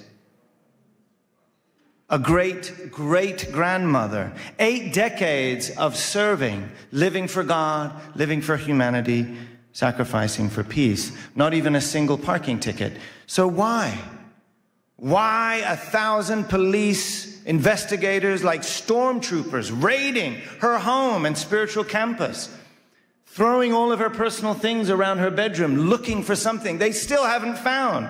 And like we heard, over 3-4 months in a jail cell.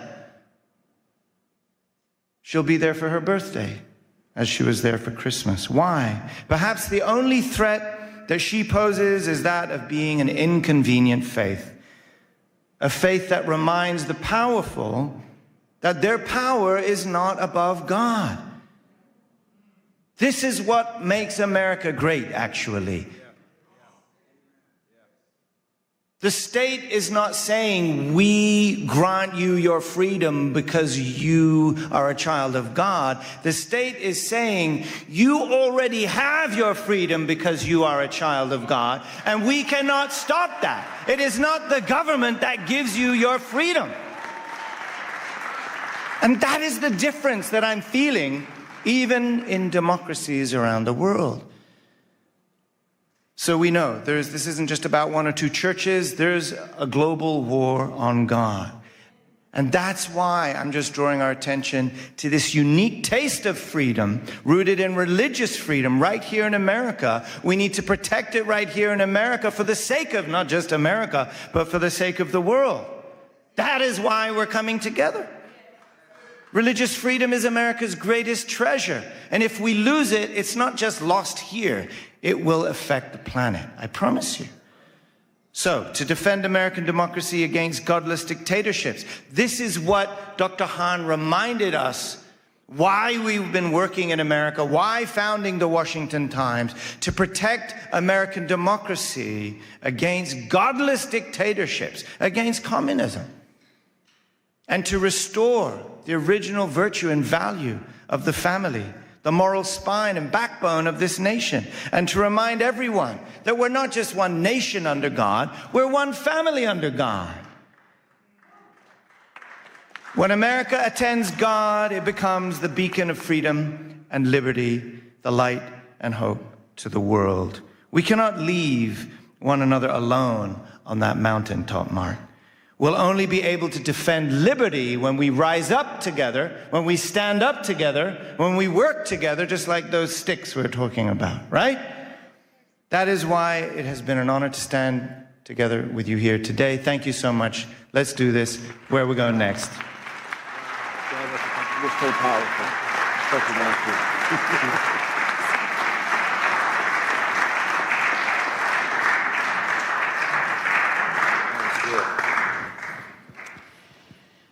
Our next speaker is a courageous voice for truth.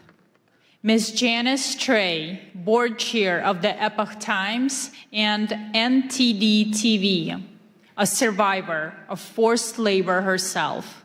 She understands the machinery of the repression firsthand. She addresses a vital connection in her speech. Information freedom is crucial for religious freedom, highlighting the systematic persecution of Falun Gong practitioners. Ms. Janice Trey.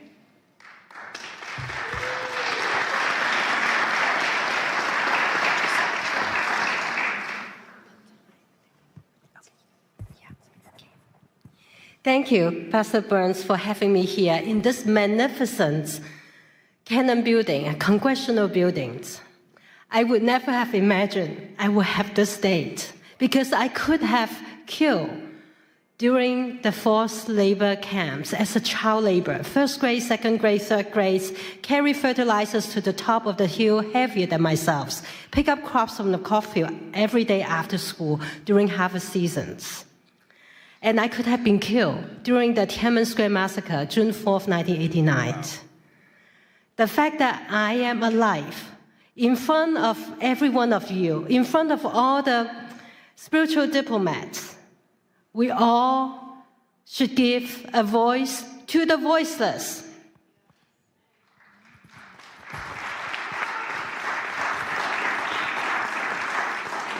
Next slide, please.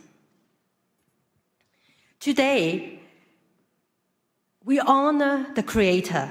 We speak for the voiceless. to share life-saving actions, to unite as spiritual diplomats, to end communism once and for all, to counter information censorship, to restore humanity's freedom to connect with the divine. For 5,000 years, China was a land of the divine. But since 1949, the atheist communist regime has sought to erase faith, eliminate God with communism. And since 1999, 70 to 100 million people practicing a peaceful meditations have been brutally persecuted. And even the crimes against humanity, forced organ harvesting, was being used as an instrument for religious persecution, and it still goes on today. Next page. The repression does not stop at China's border. Under Xi Jinping's order, transnational repression has spread globally through subversion, deceptions, unrestricted warfare, and the erosion of moral and religious traditions abroad. Chinese Communist Party's propaganda, misinformation, disinformations have been amplified through coordinated online campaigns, films, legacy media. Next slide. Let me give you an example. New York Times reporter Nicole Hong published over 10 articles in a short 8-month period attacking Shen Yun without disclosing her father worked for the United Front Works Organization. That is the Chinese Communist Party's spy organization overseas. And Nicole Hong and New York Times misleading articles were artificially amplified by thousands of inauthentic social media accounts appearing to be widely read, even make it to be most read New York Times articles in election year 2024. You know that cannot be true. But that is how information warfare operates. Next slide. What New York Times recycling the propaganda of the Chinese Communist Party on Shen Yun. What is Shen Yun? Shen Yun is the beauty of divine beings dancing. Shen Yun brings to life 5,000 years of China's divine traditional culture, nearly destroyed by the past several decades of Communist Party rule. Shen Yun Performing Arts is actually a U.S. company based in New York, founded 20 years ago. It's the fastest growing, successful American companies, and with 8 touring companies reaching over 20 countries, 200 cities every year, and it has inspired more than 10 million audience members. If you haven't seen it, go see it yourself. It's so beautiful and inspiring that you may feel connected to the divine. Next slide. Shen Yun also tells the true story of the peaceful civil resistance by as many as 100 million people. They are persecuted simply by living the universal principles of truthfulness, compassion, and forbearance. Why? Next slide. This spiritual practice includes 5 gentle exercises and meditations. Falun Gong is practiced in over 110 countries, recognized by tens of thousands of proclamations around the world for its significant health benefits, spiritual clarity. And its founder, Mr. Li Hongzhi, has been nominated for Nobel Peace Prize 4 times. Next slide. The Chinese Communist Party responds with defamation, torture, killing, because truth exposes lies, compassion reveals brutality, faith defies tyranny. Falun Gong practitioners lead a very healthy and disciplined lives because they don't drink, they don't smoke. The Chinese Communist Party see them as the targets for organ transplants, benefits by killing them on demand. When humans become spare parts, the moral red line has been crossed. We must do something. We must do something now. First, next slide, call on the United States senators to co-sponsor and pass Senate Bill 817, which censors perpetrators of forced organ harvesting and mandates the State Departments to report on China's practice, which Secretary Rubio are ready to enact that. We're just waiting for Senate bill to pass A17. And the companion bill in the House, 1540, has already passed unanimously. By calling your senators or calling someone who knows the senators, you could save lives. You can stop the crimes against humanity that is taking place every second, every minute, every hour. Second, next slide. We need a secure communication tool, and I'd like to introduce you to the most advanced, most secure tool for all the freedom fighters and for all the spiritual diplomats. Our brothers and sisters in closed societies need the secure tool. All of us here need the secure tool. Everybody watching it online need a secure tool. And this tool is more secure than the standard security setting of Zoom, of Microsoft Teams, or Google Meet. And it is all 4 functions in one platform. You can do video conferencing, you can do messaging, you can do file sharing, you can do calling, all in one tool called SafeMeet. You can go to safemeet.us to download or download it from App Store in Apple or Google phone.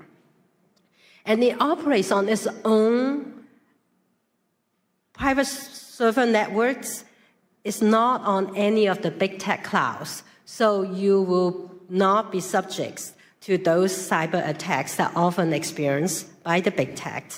And SafeMeet uses the encryption technology that's trusted by NATO, NASA, German Department of Defense, French Interior Departments, and the United Kingdom's National Health Services. It's all free. This is a gift to humanity. It's a gift so that we can all communicate safely, and it can handle thousands and thousands together. Like a conference like this, we could have hosted on SafeMeet. It's not limited to a Signal, only have 50 people. Third,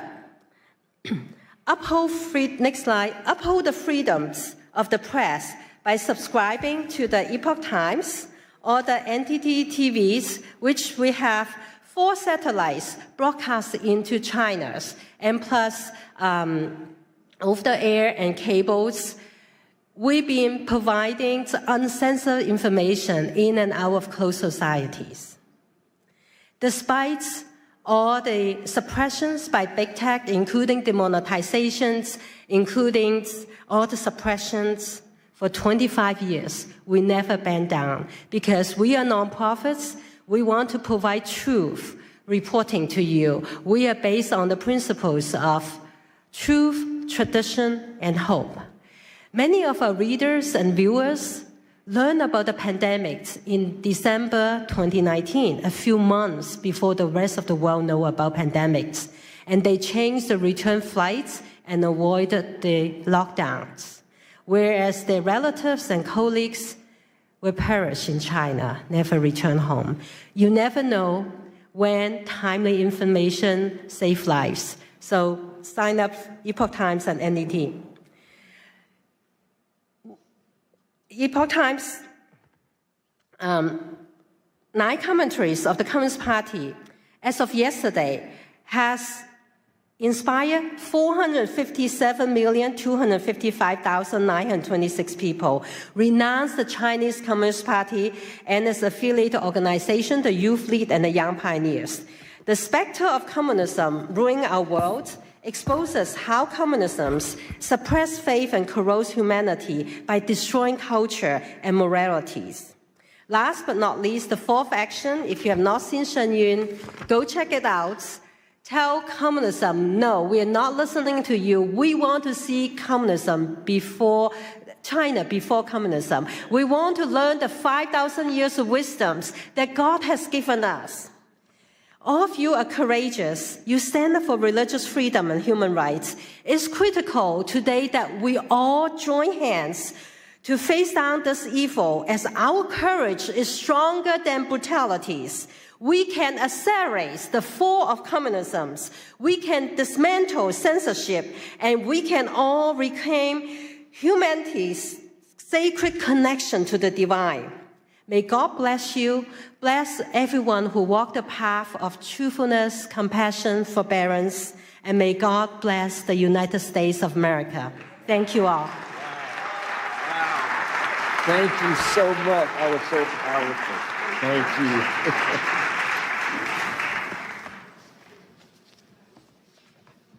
Thank you.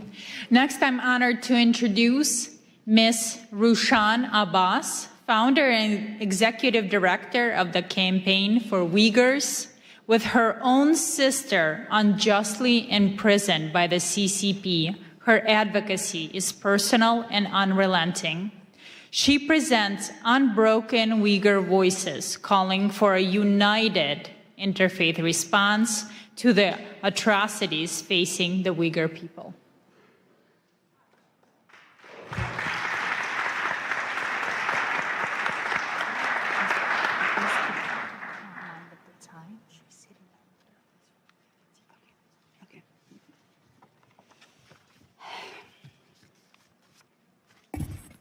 Assalamu alaikum. Good afternoon, everyone. It's a privilege to join you all here to this wonderful conference, an extraordinary initiative led by brave Pastor Burns to advance peace, dignity, and the freedom of belief. I speak as first-hand witness to China's religious persecution. My people, Uyghurs, in East Turkestan, also known as Xinjiang Uyghur Autonomous Region, under China's occupation. They're enduring an ongoing genocide right now because of their identity and religion. The Chinese regime brands Uyghur Muslims as extremists, criminalize normal practice, and disguise mass detention of millions of people as re-education centers. And where the Uyghurs' faith is erased and replaced with enforced loyalty to the communist Chinese government. For them, the faith is a threat to absolute control. Surveillance technologies track people who pray, attend religious gatherings, and Uyghur mothers are sent to the jail because they are teaching their children the culture and the religion. Some of them are sentenced for more than 10 years. Over 1 million Uyghur children are taken from their families, sent to state-run orphanages, where being raised with Chinese communist ideologies, forsaking their religion and religious and their cultural identities.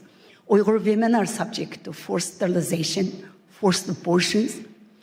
Because of that, the Uyghur birth rate dropped down to 0% to some of the Uyghurs' mostly populated areas. And the Chinese embassy is not hiding that.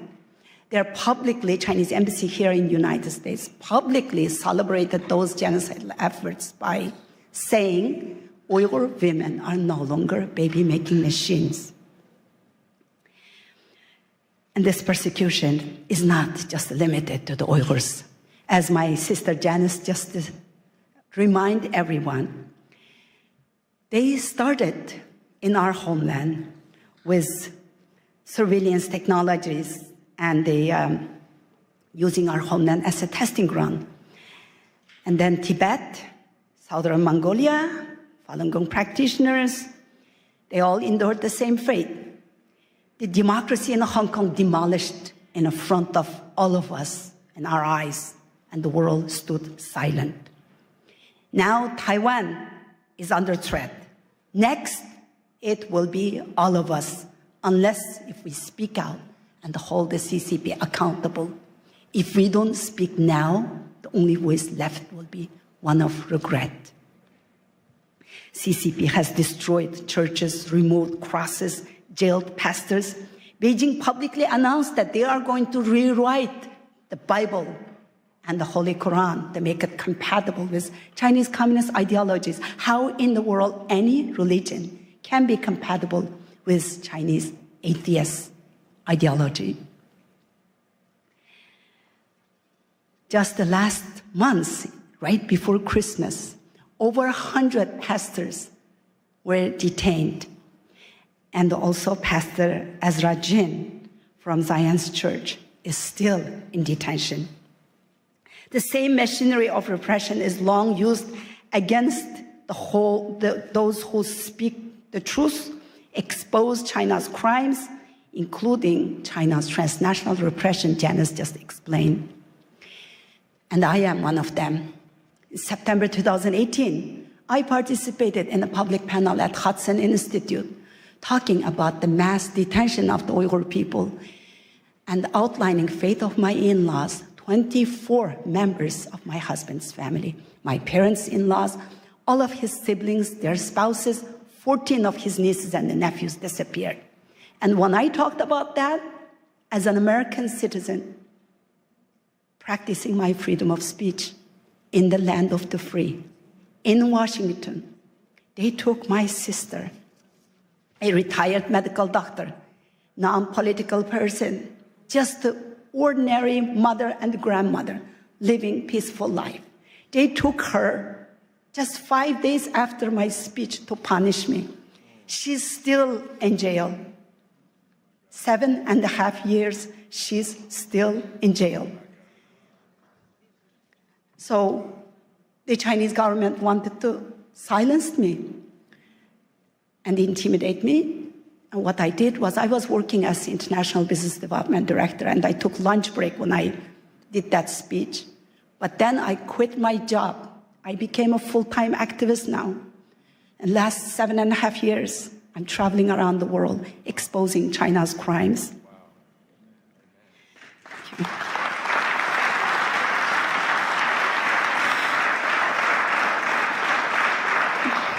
Our religion, our language, even our names, our identity, our faith, everything is being erased.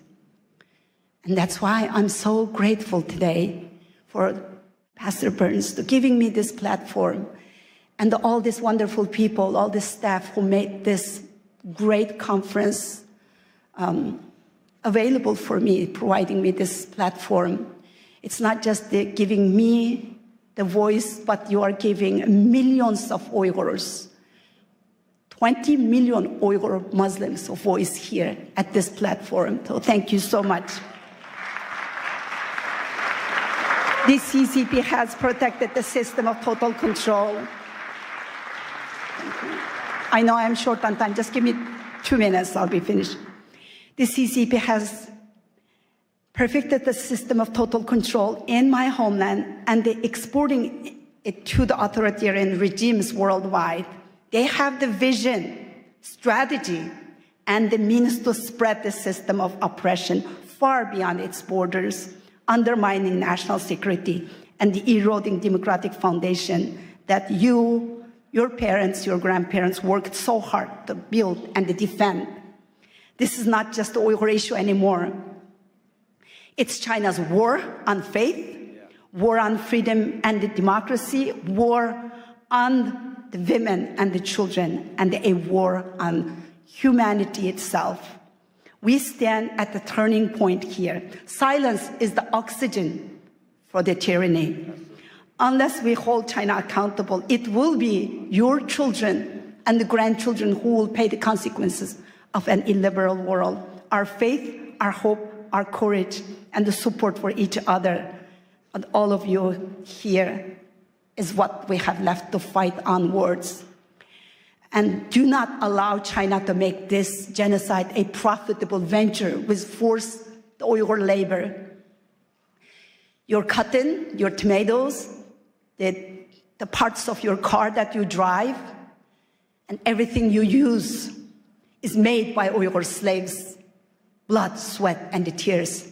The shirt on your back could have made by my sister, Dr. Gulshan Abbas. Our faith should let us speak out for the Uyghurs. I thank a couple of the doctors here mentioning the Uyghurs. I really appreciate the people who are bringing the Uyghur issue up, and I am so grateful for Pastor Burns. Freedom survives only when we stand together against those who would destroy it. We are all responsible for what happens next. Thank you. Thank you. I want to give this book to Pastor Burns. so much. We stand with you and your sister. Thank you so much. Sorry.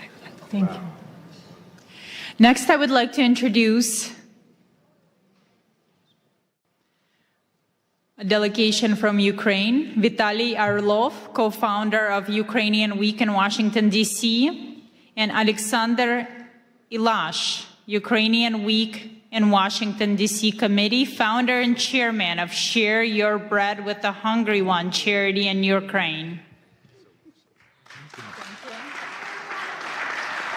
Good afternoon, everyone. It's a pleasure to be with you, and we just arrived yesterday to be here at this very important event, and we heard a lot about Ukraine today.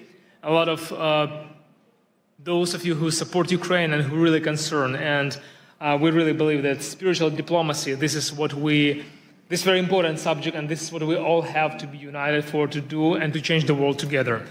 Thanks to Pastor Mark, who has been with us in Ukraine not once, and who really stays strong for Ukraine and for peace and for just peace in Ukraine. Thank you, Pastor Mark, for what you're doing for our country. Yeah, Pastor Mark, thank you very much for your support Ukraine, visiting Ukraine. Thank you for your passion. Сьогодні ми хочемо пару слів сказати саме за духовні причини тої страшної війни. And while we're here, we would love to share with you just a couple of words about spiritual reasons for that horrific war in our country. Бо агресія Росії проти України має духовні причини. Because we deeply believe that there are spiritual reasons for that aggression of Russia against Ukraine. На жаль, слабке лідерство в світі приводить до важких часів. And unfortunately, we all know that a weak leadership bringing a hard and difficult times in humanity, in this world. Легкі часи народжують слабких лідерів. And easy time brings to a weak leadership. Слабке лідерство приводить до важких часів. And a weak leadership brings a hard days and hard years to our важкі часи world. Yeah. Народжують сильне лідерство. But difficult times bringing to a strong leadership. Але, на жаль, добрі часи знов приводять до слабкого лідерства. And unfortunately, good days and good years bring us to weak leadership again. Ми дуже дякуємо пастору Марку. So we're very much grateful to Pastor Mark. Що він піднімає прапор сильного лідерства, духовного лідерства. That he is the one who raising up on a high level the flag of spiritual diplomacy and spiritual leadership. В Україні, thank you very much. І сьогодні нам потрібне духовне лідерство для того, щоб відверто сказати, що реально відбувається в моїй країні. And today we all need that spiritual leadership to be able to say openly what's going on in my country of Ukraine. Сьогодні кілька міст, які налічують мільйони людей. These days several cities знаходяться під атаками, бомбардуванням російської армії. Cities are being under constant attacks of Russian army. І люди знаходяться без тепла і без електрики. And during these freezing winter days, people are living without electricity, without heating, without water in their houses for weeks. Сьогодні температура в Україні біля нуля по Фаренгейту. And today the temperature in Ukraine is about 0 with Fahrenheit, or minus 15, minus 20 with Celsius. Але Україна стоїть. But you know, despite all these challenges, Ukraine stays strong. Україна історично завжди була християнською країною останні більше ніж 1000 років. Historically, our country has been a Christian nation for over 1000 years. Тисячі місіонерів Україна відправила в Росію, в інші країни. And for those of you who never heard about that, Ukraine has sent thousands of missionaries all over the world. І це свідчить про те, що саме ця війна – це духовна війна. And this is one of the reasons of this spiritual war in our country. Сьогодні іранські дрони бомблять Україну і Ізраїль. Today, Iranian drones are bombing Ukraine and Israel. Сьогодні північна корейська зброя бомбить християнську країну Україну. And today, Northern Korean soldiers and weapons also bombing Ukraine. І Україна знаходиться зараз в християнській цивілізації. And these days, Ukraine is a country in a Christian civilization. А все, що на схід, це диктаторська цивілізація. And down to east, there is a lot of dictatorship civilizations. Де немає свободи для проповіді Євангелія. Where there is lack of freedom for the preaching of the gospel. Де Росія знов ставить комуністичні пам'ятники.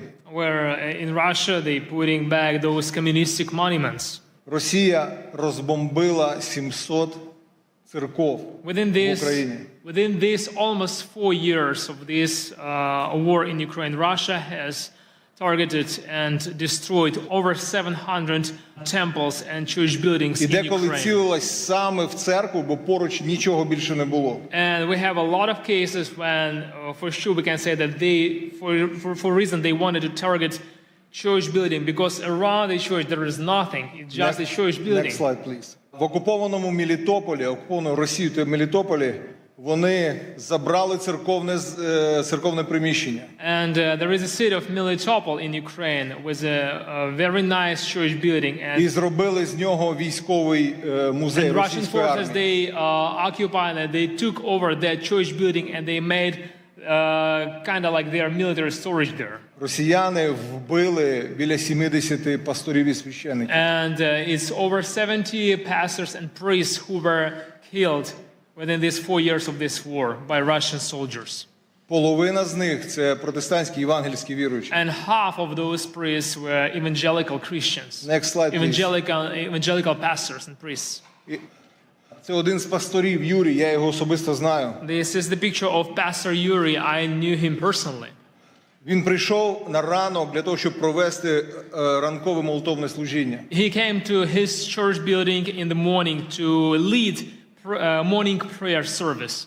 Як тільки служіння закінчилось, and right after the service finished, люди розійшлися. And people left the building. І прилетіла російська авіаційна бомба і розбомбила і вбила його. Right after that prayer service, Russian aviabomb was dropped straight to that church building, destroyed the building and killed the pastor.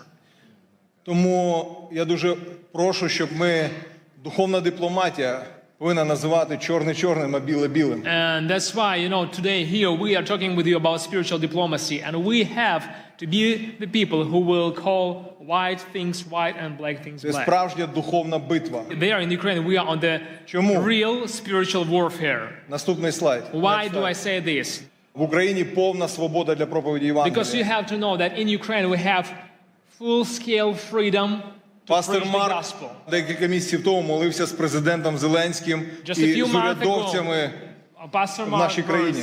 Prayed together with our president and with a lot of parliamentaries, members of parliament, during our national prayer breakfast in the capital city of our country. We have full-scale freedom to preach the gospel. Російська пропаганда намагається сказати, що в Україні немає свободи. And these days we heard a lot that Russian propaganda tries to say and to deceive people that we don't have freedom for the gospel in Ukraine. Декілька років тому ми зібрали 500 000 людей на центральній вулиці. A few years ago we had a gathering which 500,000 people attended для того, щоб славити Бога і at the прославляти very царя царів. central square in the Kiev, in the capital of our country. And those people were gathered to praise God and to worship Him.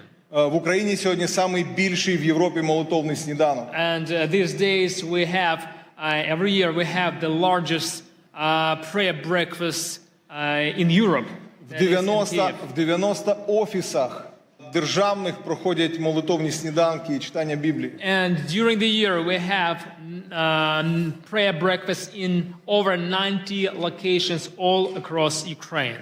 Диявол хоче все це зупинити. And the enemy, he tries to stop all of this. І дуже часто він розв'язує війни, коли відбуваються якісь стратегічні речі на And цій very землі. often we can see in the history that when some strategic things are developing for the sake of the gospel, then the war came to that place as a weapon of the enemy. Коли народився Мойсей, вбивали хлопчиків. When the Moses was born, the Pharaoh tried to kill all the boys. Коли Ісус народився, When Jesus вбивали was born, хлопчиків. they tried, Herod tried to kill all those boys. Коли 500 років тому в Європу пішла реформація, була війна 30 років. And 500 years ago, when Reformation came to Europe, there was a war for over 30 years.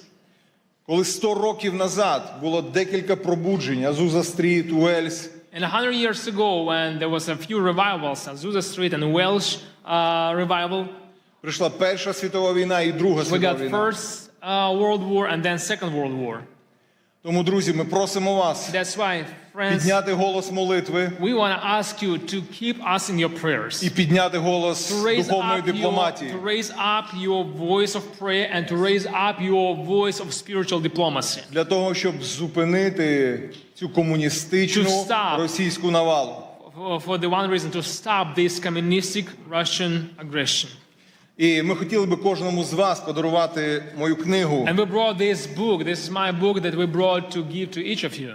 На ваших рядах вони є. You probably have seen it on your chair.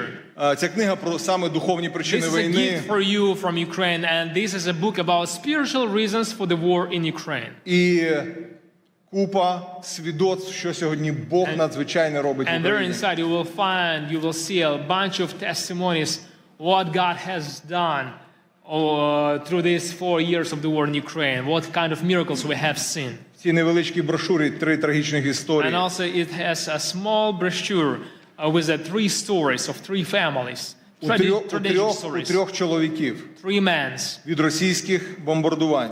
3 men who lost their families because of Загинула Russian дружина bombings. і майже всі Some of діти. them lost their wives, some of them lost their wives and kids. І якщо ви хочете більше про це все знати, If you want to get to know more about this, ми запрошуємо вас на Ukrainian Week, який we буде через invited тиждень you тут в to DC. visit, to attend Ukrainian Week here in Washington, D.C. just 1 week from now. It will be here from February 2nd till February 7th. Пастор Марк буде кей-спікером And Pastor на Mark is нашому going to be українському our тижні. keynote speaker at our Ukrainian Week in Washington, D.C. So you all invited. Yes.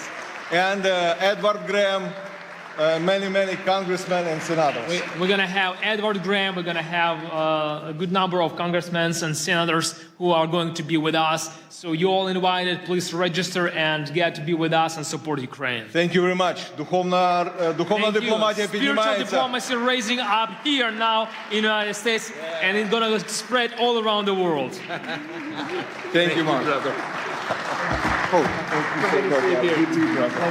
Thank you, God bless you, brother. Героям слава. Thank you very much to Vitaly Orlov and Alexander Milash. Thank you so much. Now we shift our focus to the protection of the most vulnerable among us, our children. Please welcome His Excellency Ambassador Lazaro Nilandu, a distinguished Tanzanian diplomat and former cabinet minister, who will discuss the critical work of protecting children in Tanzania and securing their future. Thank you so much. Thank you. Thank you. Thank you. Good afternoon, everyone. Pastor Mark Barnes, God bless. It was a pleasure having a chance to speak with you over the phone the other time, and I can see you now. I wish to recognize congressional leaders, some of whom had spoken before, spiritual leaders who are here. Ladies and gentlemen, it is indeed my great honor and singular privilege to speak before you on the subject of shared responsibility which we have before God and humanity, which requires all of us, one, to take care, to protect, and above all, to give the most love to the most vulnerable. And these are children who, some of them may be in harm's way anywhere in the world. As a diplomat myself and as advisor to my president, Dr. Samia Suluhu Hassan, it is befitting that I bring to you greetings from Madam President and share with you her deep belief that the safety of children anywhere is our God-given responsibility and a noble duty upon which our humanity and our human conscience and belief are measured. Coming from Tanzania, a land that stands as an enduring symbol of peace, beauty, and stability in Africa, and a country whose children have grown singing, and if there is anybody from Tanzania here would attest to me, we grew up singing a love song, all of us. It said, Tanzania, nakupenda kwa moyo wote, ninapokwenda safarini kutazama maajabu. And it was speaking rather about people and children who had no home, who had no place to go. Tanzania would be a country that welcomes them all, give them home, give them refuge. And these melodies and lyrics have defined who we are as a nation, spoke then and now that suffering children are safe in God's hands, and we the people remain his instrument of sharing his grace, his care, his protection, and enduring love for all of the children of our world. Currently in Tanzania, and I wanted to give this perspective so people understand where we are currently today in Tanzania. We are hosting around 231,000 to 232,000 refugees. This is according to UNHCR, mainly from the country of Burundi and DRC. This number was estimated to have reached 1 million during the peak of the Rwandan genocide.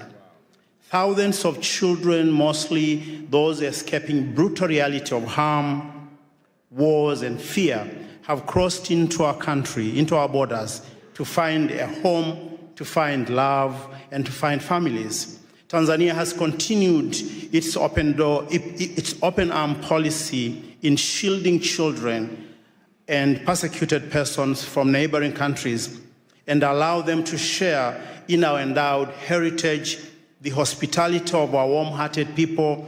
And if you ever come to Tanzania, you find love in the street. You find joy in the street. There is something in the air when you walk the nights in the cities like Dar es Salaam and other places. The vast opportunity brought by our beautiful country, we have opened the door and arms for those that are in harm's way. Ladies and gentlemen, sometimes, and of course it does happen, bad actors have taken advantage of this generosity and access given to people from all around the world who wish to extend a helping hand in support of children in need across our land and, of course, across our continent. We had a story recently that Pastor Mark and I shared. Yes. This was a story of a man who was not a native of Tanzania. He had come from another beautiful country, and his name was Jakub Jahal from the Czech Republic. This man, whose infamous actions represents a modern-day cross-border criminal rings targeting children, is alleged to have abused children and misappropriated charity funds meant to support those same children in need in an orphanage somewhere in Moshi, just beneath the beautiful foot of Mount Kilimanjaro. This man became a monster in hiding, accused of abusing children in the most inhumane ways. And Jacob is reportedly to have arrived in Tanzania sometimes in 2020, initially as a community support lead through an organization called Nature Skills, which was supporting vulnerable children and promoting environmental action. Such actions are abhorrent and contrary to international laws and to the laws of the United Republic of Tanzania, and hence a coordinated due process to bring the perpetrator and his associate to justice is warranted, and regardless of where they may be hiding today in the world. Tanzania, under the able leadership of Dr. Samia Suluhu Hassan, our first female president, proud mother and a leader, has stood tall among nations in Africa by advancing Pan-African policy to protecting the rights of the children. Even during our darkest hour, our nation and her people has reason to find a reason, compromise, and purpose to continue holding all our children by the hand and keeping the faith in the greater good of humanity through God. It is well noted that during the years of J.F. Kennedy, and this is a man that many Americans remember with pride, this was back in 1961 to 1963. These years were known for the youthful energy of his new frontier vision. As America faced multiple challenges and opportunity at the same time, and among them, I remember from reading and from understanding, it was Cuba Missile Crisis, establishing a Peace Corps that continue to bring change across the world today, and also advancing the space technology. During these coveted times, a young leader from Tanzania, Julius Nyerere, had risen to power in our country, having delivered independence of Tanganyika from the rule of England without bloodshed. And this is important. He was a spiritual diplomat of his time. And they two quickly became friends. They had a bond of friendship. They had a bond of love and brotherhood.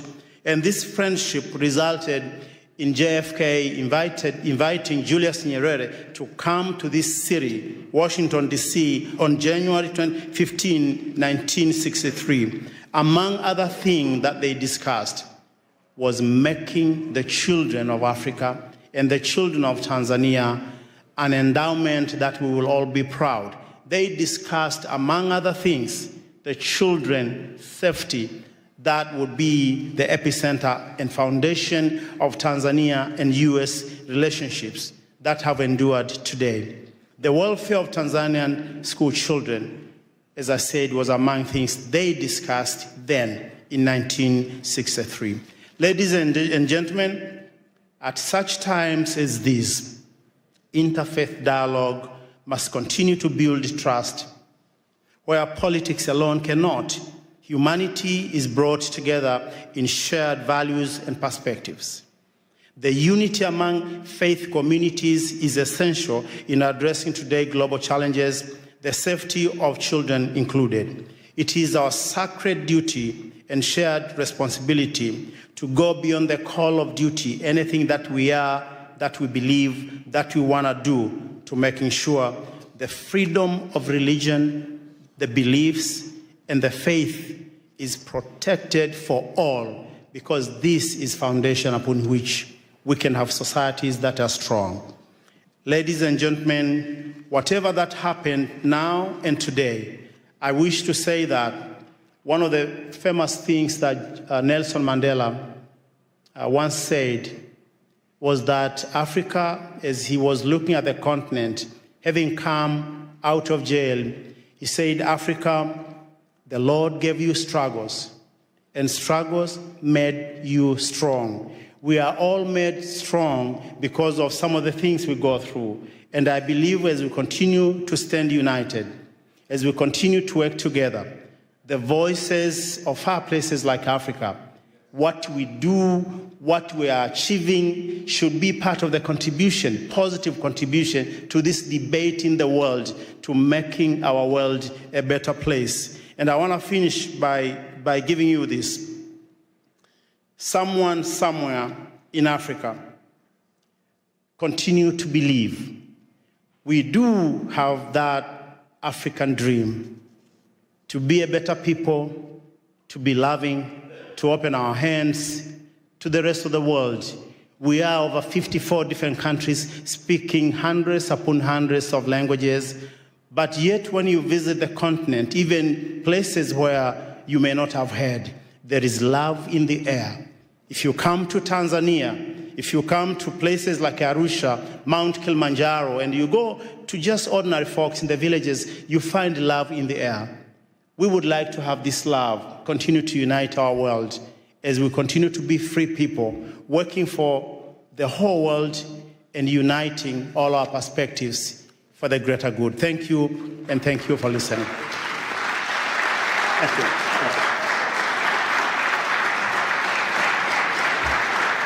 Thank you very much, Your Excellency. Thank you for bringing up the Yakubial case as well, that has allegedly committed the grave crimes against children in Tanzania. That is devastating, and I'm glad you're looking into it.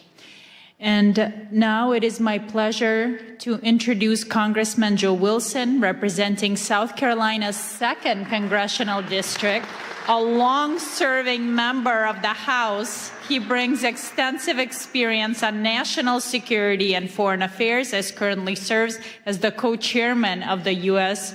Helsinki Commission, advancing human rights and democratic values around the world. Congressman, it is a pleasure. Thank you. And ladies and gentlemen, and champions, as I look out to see so many champions of religious freedom, I just want to thank you for your success. And indeed, Pastor Dr. Mark Burns has just done such a great job organizing. He also has another identification. He is a friend of somebody named Donald Trump. Aside from that, and so, but the bottom line truly is that I'm grateful to be here, and we're from the same state, South Carolina, and he's from the upstate now. That's where the money is. That's where they make BMWs. But I'm from the lower part of the state, and actually I was born in the holy city of Charleston, South Carolina. And with that in mind, the reason it's called the Holy City is because of the number of churches. And the people living together and serving together. And so we have virtually a church on every corner.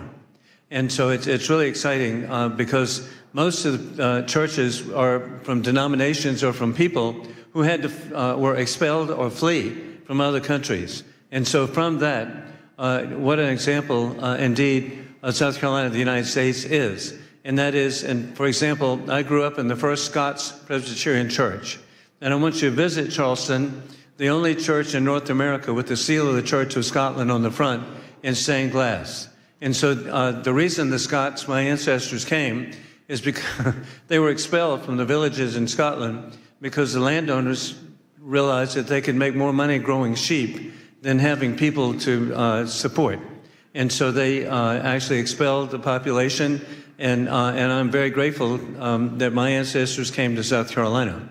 Additionally, also my family is French Huguenot. They too were expelled from France and came to the United States. And I'm really grateful the only functioning French Huguenot church in North America is in Charleston. So please come by and visit. Beautiful church. And the significance of that is our country benefited, again, from having people come to our country to realize freedom and liberty. As I tell you about French Huguenots, I was working with patriotic organization. Somebody that Pastor Burns really appreciates is the Swamp Fox, Francis Marion of the American Revolution. He was a Huguenot. And so I was working to help raise money for a statue here in Washington. And I kept telling people, hey, this is exciting now. We'll finally have a statue to a Huguenot in Washington. After a couple of years, somebody said, Joe, you're wrong.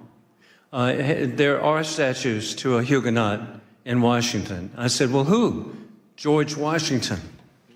So hey, who would ever imagine putting all this together, that our country indeed has benefited from religious freedom? And then flash forward, I'm really grateful that in Charleston, South Carolina, at the time of the American Revolution, the largest Jewish population in the New World was in Charleston, South Carolina. That was real news to people from New York City. I'm educating them. And also the first provincial constitution recognized Judaism as a religion was the Provincial Constitution of South Carolina. The first Jewish American elected official was in the Provincial Assembly of South Carolina, and the first Jewish American killed in the Revolution was in Charleston, South Carolina. So that's the environment I grew up in. And then flash forward, I've really had such a great opportunity to work with so many different communities, and in particular, I've been working with the Hindu community. And as a real estate attorney, I worked with Indian Americans buying hotels and motels in the United States, and particularly in South Carolina. And flash forward, they now have a majority of the hotels are owned by Indian Americans. Additionally, the Indian American community at 6 million people, of Hindu faith, a substantial number of Christians now, but they are elected to public office. We know that, Governor Nikki Haley. We're really grateful for the success, and then you can see their success. Who would ever imagine FBI Director Kash Patel? And hey, who would imagine the Second Lady of America, Usha Vance? And so the Indian American community has just been so successful. And in particular, I was grateful to be with President Trump in Houston to welcome Prime Minister Modi. And at that welcome program, it was clear, Pastor, that we were with the largest assemblage of millionaires in the history of the world. 40,000 people were there. The per capita income of the Hindu Indian American community is twice that of the average American. And so, again, I cite that as an indication where religious freedom has such importance and can lead to so much. And so I want to thank all of you for what you're doing. I'm proud to wear the pin. And looking at all these positive faces, you're an inspiration. God bless you. Thank you. Thank you. Appreciate you, brother. Thank you. All those who are Thank you so much. Thank you very much, Congressman, for stopping by. Thank you for your time. And now let's continue. I'm pleased to introduce Ms. Vicki Reese, the founder of Joy of Mom, a global movement reaching millions of families. She brings the conversation to the heart of the family unit with her topic, Spiritual Diplomacy Begins at Home. She explores how motherhood and compassion are the first steps on the path to peace.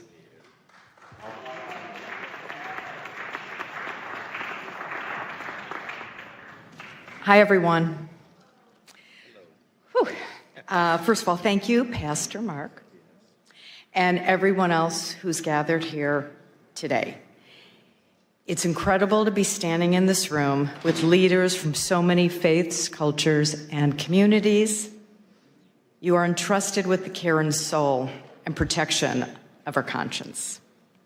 We are here together as human beings, bound by shared responsibility to protect life, dignity, and the future. And for me, that responsibility begins with motherhood. I'm gonna try not to cry. I won't go down my personal thing. Thanks. Long before a child ever encounters policy, ideology, or power, they encounter a mother or someone who mothers them, someone who teaches them how to calm themselves when they're overwhelmed, how to repair after harm, how to live with honesty and integrity, how to know right from wrong, and how to care for another human being. Mothers are the first spiritual diplomats.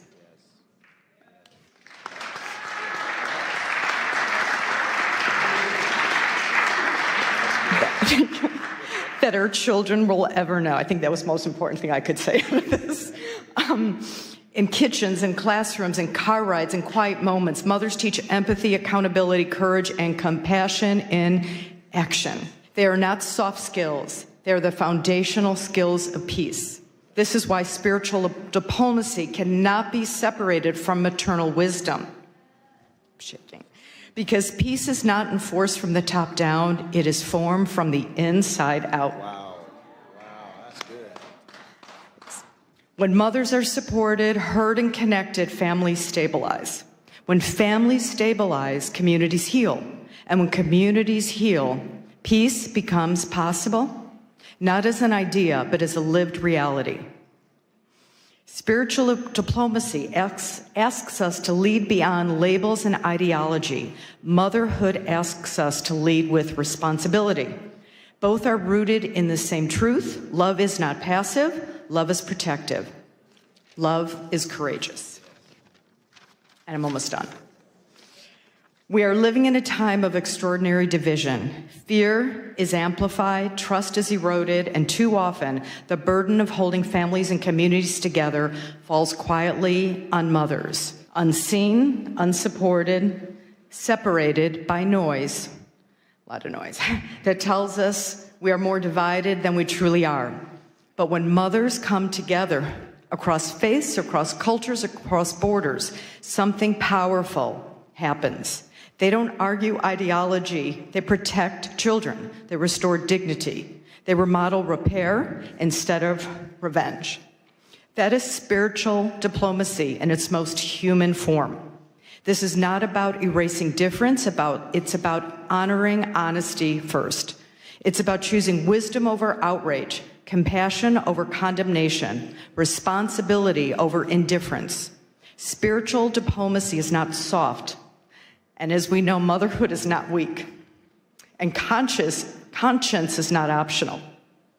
These are the strongest forces we have. So my hope, my prayer, is that we leave this gathering committed to elevating maternal wisdom as part of the global peace dialogue, committed to seeing mothers not as a support system, but as a foundation, committed to standing for what is right, even when it is difficult, committed to remembering that every child everywhere deserves to grow up in a world shaped by care, courage, and conscience. May history say that when the world needed healers, we showed up. May it say that when peace felt fragile, we chose to protect it. And may it say that love, lived boldly and practiced daily, became the bridge that carried us forward. And may mothers stand with you and with one another as partners in this work, bringing conscience, courage, and care to the future we're building together. I have one quick note. Okay? In a few moments, you're about to meet Scarlett Lewis shortly, and you'll hear her incredibly moving story and journey. And as part of today's commitment to peace, we're deeply honored to share the joy Mom will be bringing Choose Love from classrooms into homes and families, embedding peace and choosing love over fear into live daily practice for moms and children. And we're also going to be part of your beautiful ecosystem and help bring this message home everywhere in the world. Thank you and bless you all. That was so good. Oh my God, you did such a wonderful job. Our next speaker has a truly extraordinary background. Please welcome Miss Aliyah Rosa, a former secret agent turned women's empowerment coach. She has risked her life to stop criminal networks. She speaks to us today on the dark reality of child and human trafficking and the fight to save innocent lives. Thank you. Thank you, beautiful souls, spiritual diplomats, and thank you, Pastor Mark Burns, for bringing us all together, for inviting me.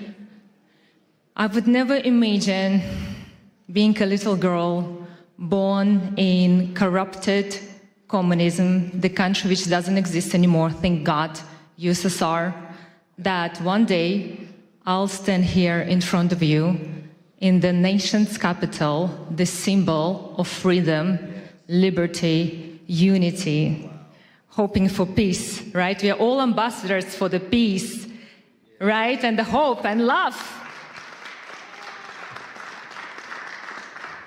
I'm also very happy to see here children. Please raise your hands who are parents and who have children. 99%.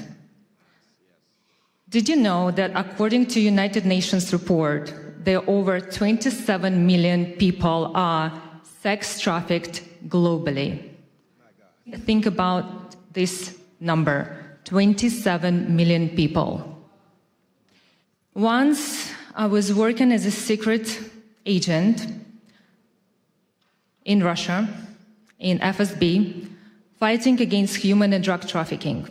Together with my team, we saved and rescued over 500 underage children.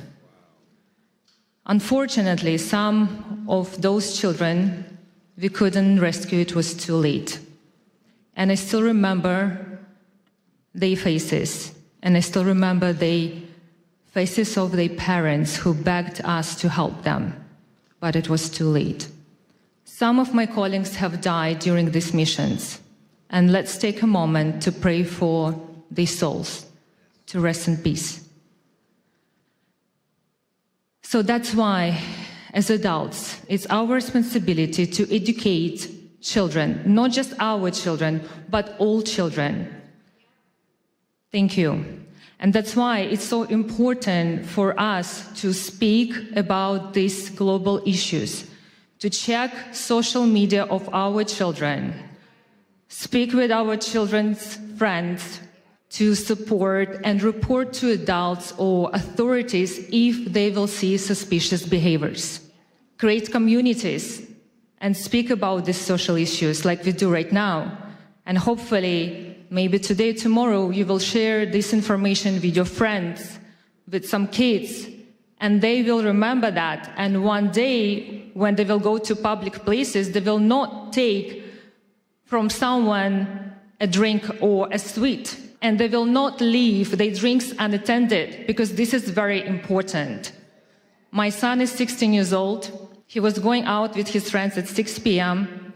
He calls me crying that 2 girls from his class were picked up by the car and they drove somewhere. Thank God in Snapchat they have the location. So I pick up my car, my son, I pick up my car, and we drove there to find them. They were picked up by 2 men, 40 years old about. We reported that issue. But this can happen with anyone. Imagine it could be your kids, imagine it could be kids of your family members or your friends or so on. That's why, as adults, we need to bring awareness, especially to our young generation, because this is our future. Yes. Thank you so much for understanding that it's so important to be together, to unite, to fight this problem, because the most important is to prevent the problem before it will even start. And this is our responsibility as adults, to teach, educate our children, because they copy what we do. And a little favor. It's the beginning of the year. I decided to set up a charity to bring awareness about this global issue. And if anyone here would like to help me and join me in this journey, I'm here for you. I would really appreciate about your help, and thank you so much for having me. Thank you for this amazing event, and God bless you all. Thank you. Thank you so much.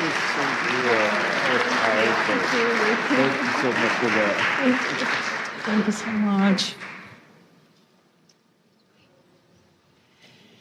Now, returning to the stage, our distinguished Indigenous leaders, Chief Joseph and Ambassador Lara Lynn Riverwind, co-founders of Firekeepers International. They address a crisis touching every community, from silence to sacred care.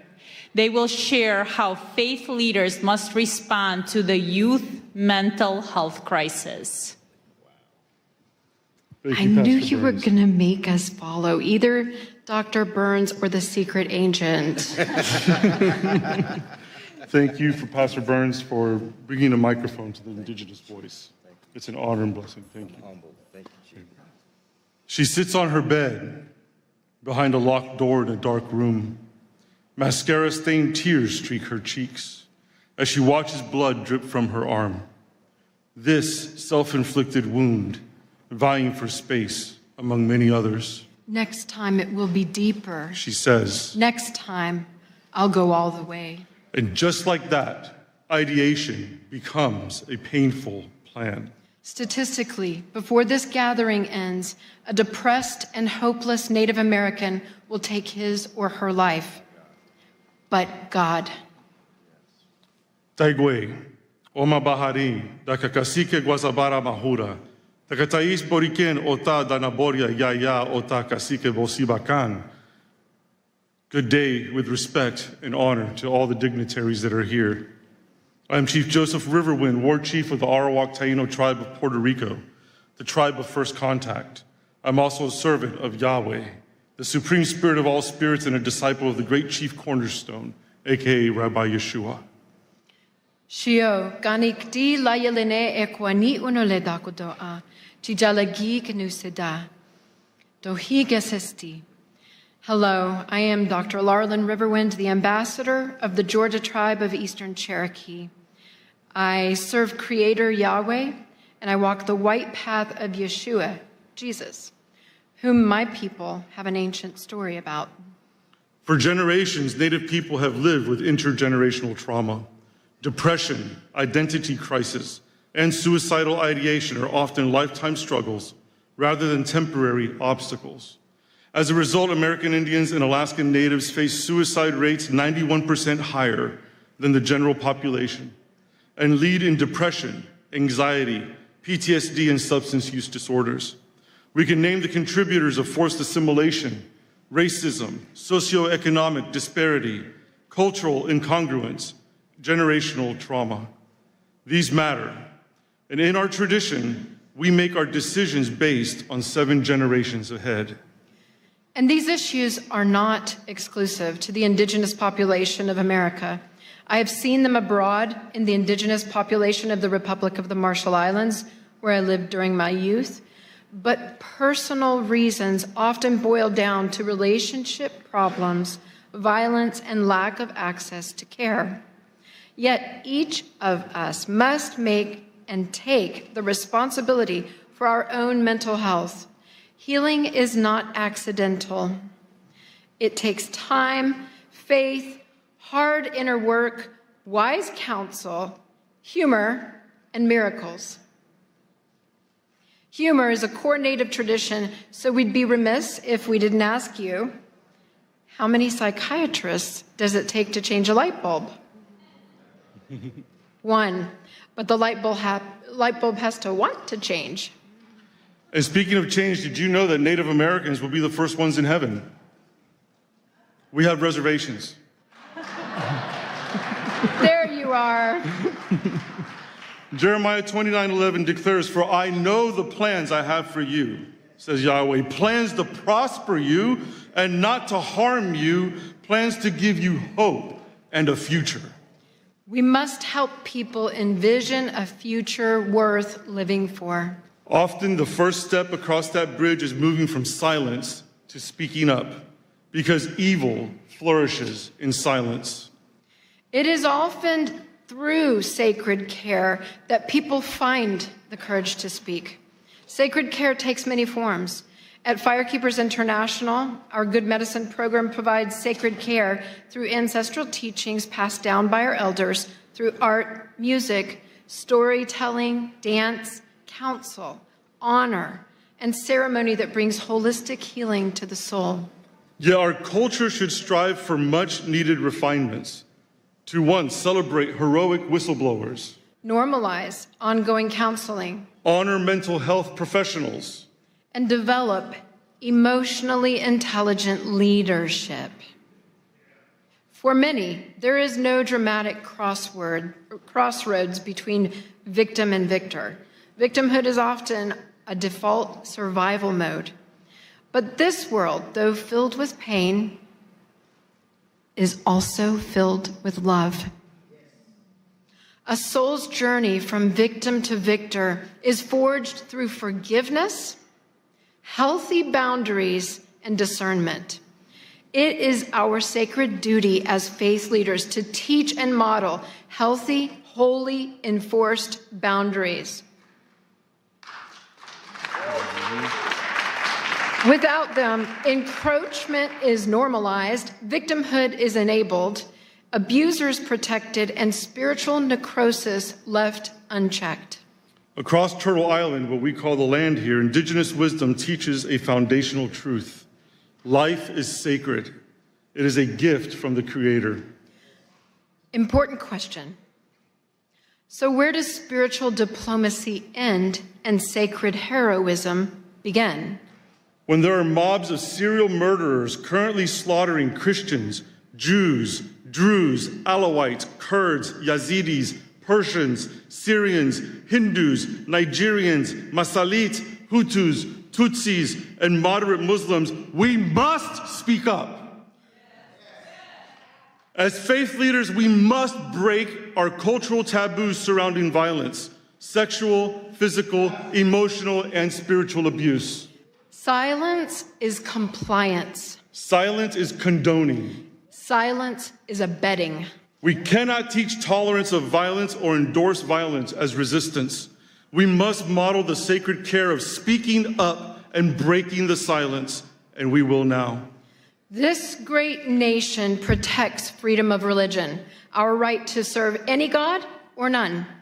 But liberty demands responsibility. If a religion commands the taking of an innocent life, it is a death cult, not a religion. And its constitution, come on now. It is a death cult, not a religion, if it says, take innocent life. Got a few of you.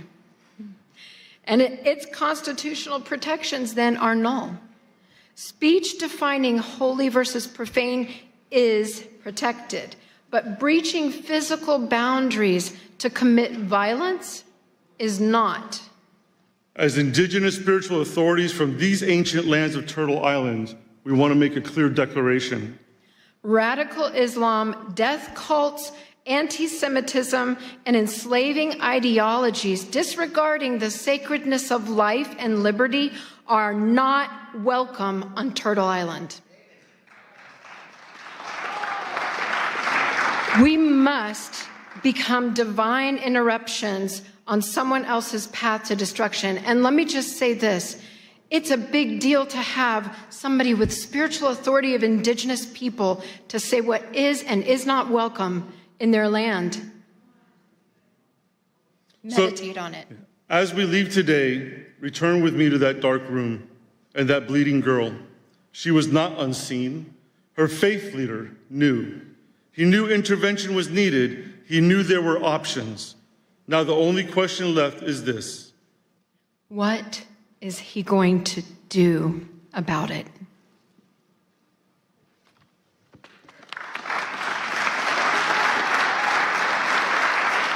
Thank you very much. Our next speaker turned an unimaginable tragedy into a global message of hope. Please welcome Miss Scarlett Lewis, mother of Jesse Lewis, who was lost in the Sandy Hook school shooting tragedy, and founder of the Choose Love Momentum. She speaks on school safety and child protection, advocating for a path of love over fear. Thank you. Thank you.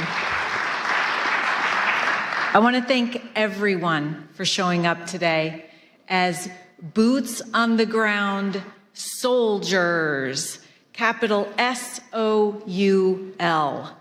soldiers of love, spreading this message because that's exactly what we're doing.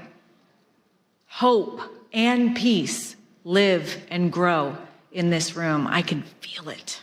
Thank you. I want to begin with a simple truth. When we talk about peace, diplomacy, or global stability, we're not talking about ideas. We're talking about lives. We're talking about our children. We're talking about what happens when love breaks down and compassion is absent. I know this not as a theory, but as a lived reality. 13 years ago, my 6-year-old son, Jesse, was murdered in his first grade classroom at Sandy Hook Elementary School, alongside 19 of his classmates and 6 educators in what is still the worst mass shooting in U.S. history in an elementary school. That morning, he walked into school like millions of other children do every day, trusting the adults in his life would keep him safe. What happened next is difficult to hear, but important to say out loud. A former student returned to the school he once attended with the intention to cause maximum harm, driven by years of neglect, abuse, unaddressed pain, bullying, and revenge. He murdered Jesse's principal and guidance counselor outside the classroom and Jesse's teacher just inside the door. Then his gun jammed. In that moment, my 6-year-old son stood up and told his classmates to run. His courage saved 9 lives before losing his own that day. Kids and adults in this world are hurting. They're in such pain because they don't have understanding, love, role models, spiritual diplomats, essential life skills, and they know no other way to get relief but to seek revenge and to off-put their pain on as many people as possible. In fact, we know that through the latest science, revenge is the cause of all bullying, all violence, and all wars. We also know what the solution to revenge is in the brain. What stops the pain and the hurt is forgiveness. And we know we can teach forgiveness as a skill. In fact, we're doing that. The fact is that 100% of school shootings are preventable, as is the vast amount of suffering that our children are experiencing today. God is love. And when we bring love into our schools, we address the root cause of the pain and suffering that lead to what the Department of Homeland Security says the pathway to violence is: attack end. This is where we have been focusing our attention. After the fact, too late, focusing on the problem, always a step behind, learning from mistakes. We need to adjust our focus to the grievance end, to before the grievance, and give kids the skills and tools they need to be refined by the pain rather than be defined by it. After the tragedy, I was faced with a choice, one every human being faces, whether on a global stage or in a private moment of pain. I could live from fear, anger, and blame, or I could choose love. I chose love, but I'll tell you what, it wasn't my idea. When I came home to this little farmhouse that I shared with my 2 boys as a single mom, I found a message that Jesse had written shortly before he died. He wrote 3 words: nurturing, healing, love. I knew that those words didn't come from Jesse. They were a divine message that came through him, and that was the solution. And then and there, I dedicated my life to spreading this message in schools, homes, and communities around the world. Choosing love does not mean excusing what happened or denying justice. It meant refusing to let hatred take another life, starting with my own. Forgiveness was my response, not because it was easy, but because it was necessary. I realized that if anger consumed me, violence would continue to win. And we cannot afford that, not in our homes, not in our communities, and not in our world. We know that hurt people hurt people. If we could hear that cry for love sooner and respond, much of the suffering that leads to violence, addiction, mental illness, even war could be prevented. It's called proactive prevention, preventing the suffering that leads to violence and despair, and it's possible. What happened at Sandy Hook did not begin with a gun. It began with pain that left unaddressed, with disconnection, with humanity forgotten.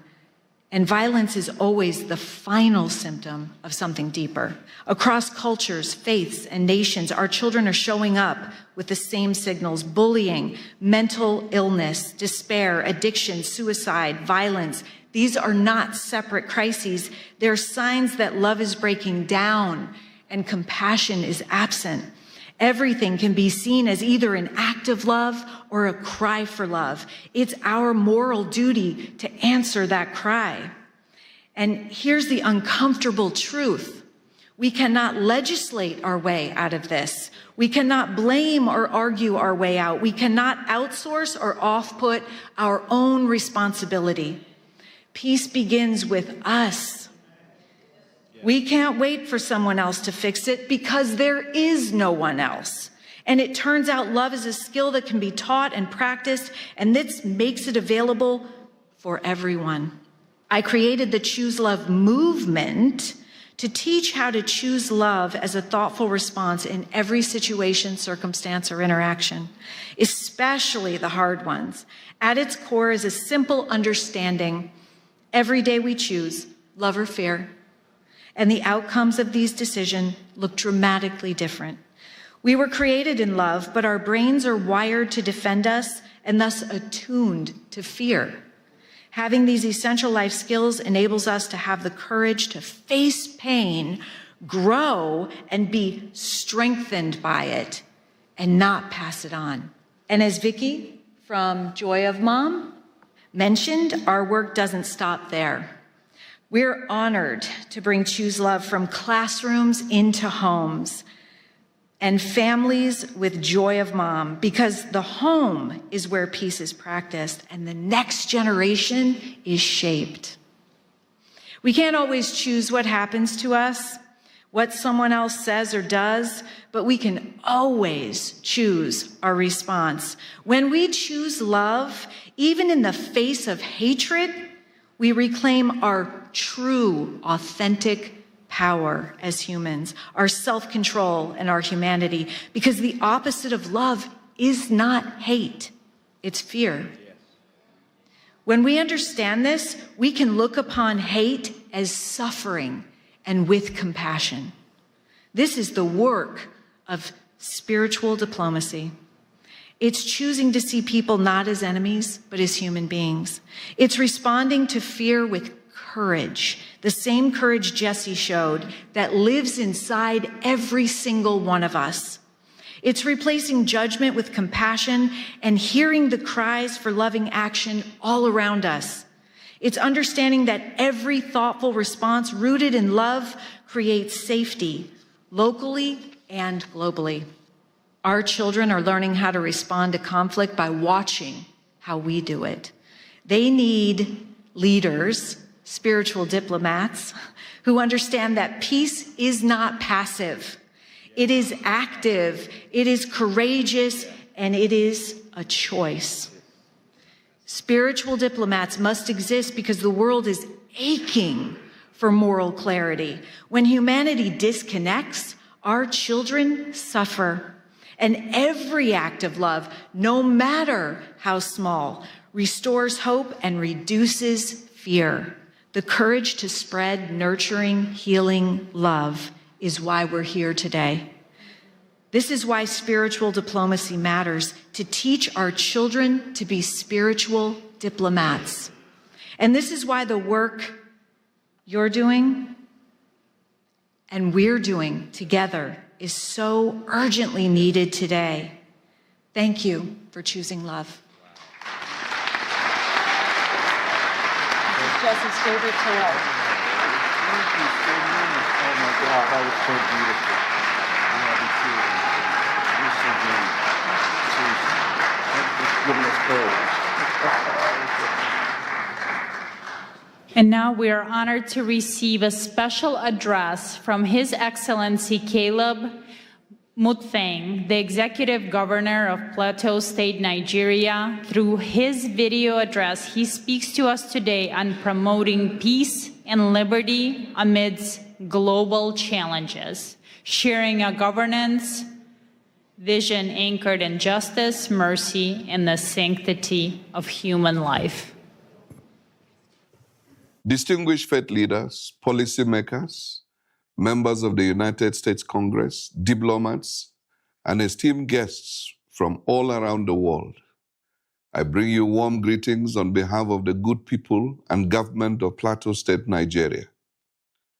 I'm deeply honored by the gracious invitation extended to me to participate in this important International Interfaith Conference with the theme, United in Liberty, the Rise of Spiritual Diplomats. It is with all sense of responsibility that I regret my inability to be physically present at this time due to exigencies and demands of the office. However, I am ably represented by my advisor on development partnerships and strategic linkages, as well as diaspora engagements, Mr. Manji Wilson, who would deliver a presentation on my behalf.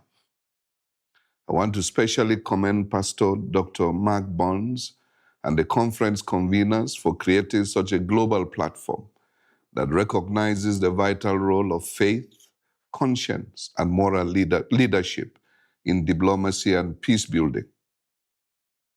At a time when divisions, that is religious, ethnic, and political, are being exploited across the world, this gathering affirms that liberty of belief and mutual respect remain foundational to human dignity and sustainable peace. For those of you that may not be familiar with Plateau State is Nigeria's 12th largest state, centrally located in the Middle Belt, with an area of about 26,899 square kilometers and a population of roughly 5 million people. Its capital is Jos, and the state is popularly known as the home of peace and tourism.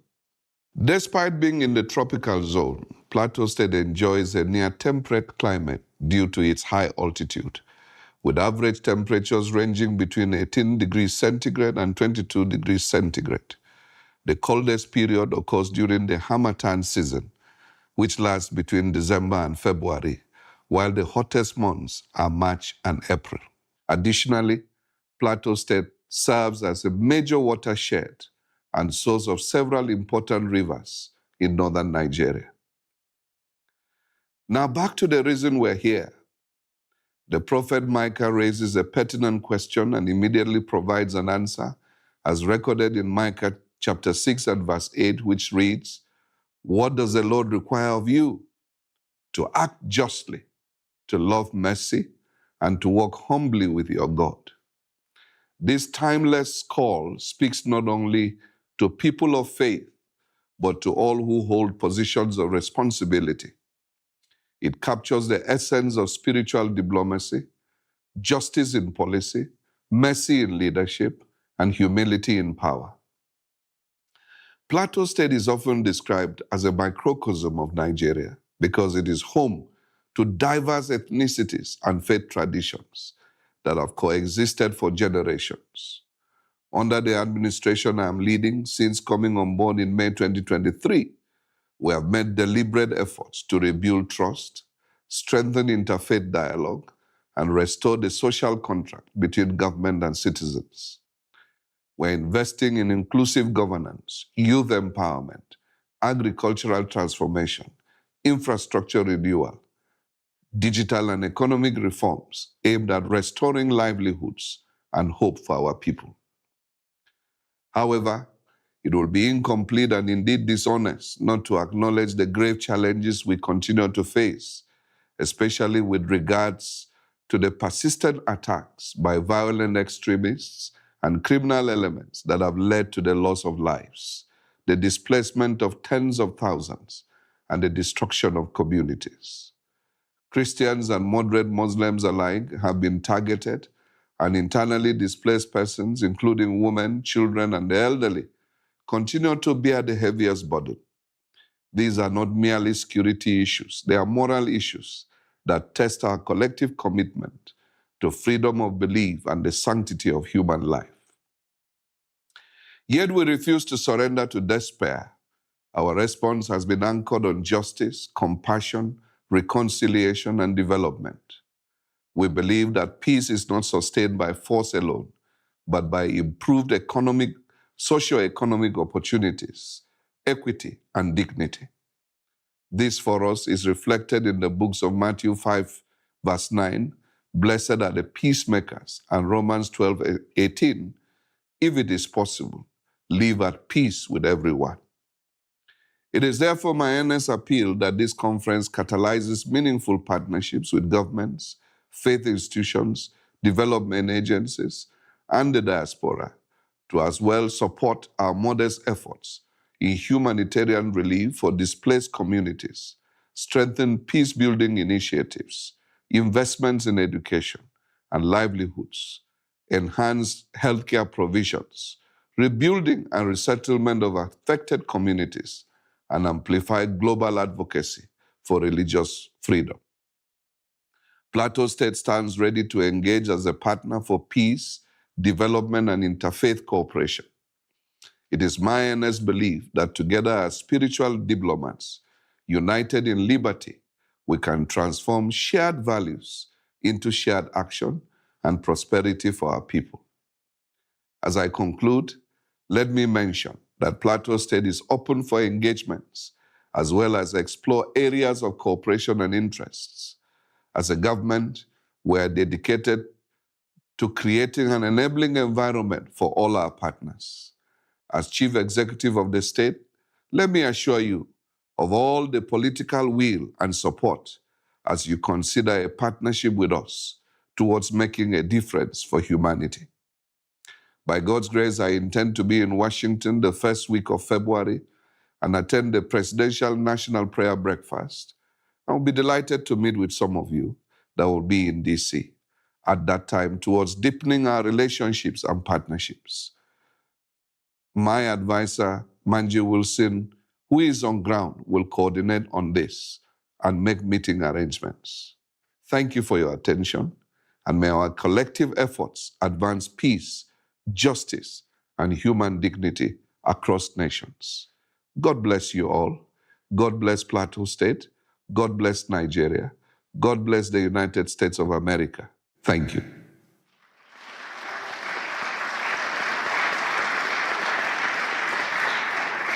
And now we would like to invite His Excellency Manji Wilson to the stage, Chief Technical Advisor on Development Partnership, Strategic Linkages, and Diaspora Engagement to the Plateau State Governor, Nigeria.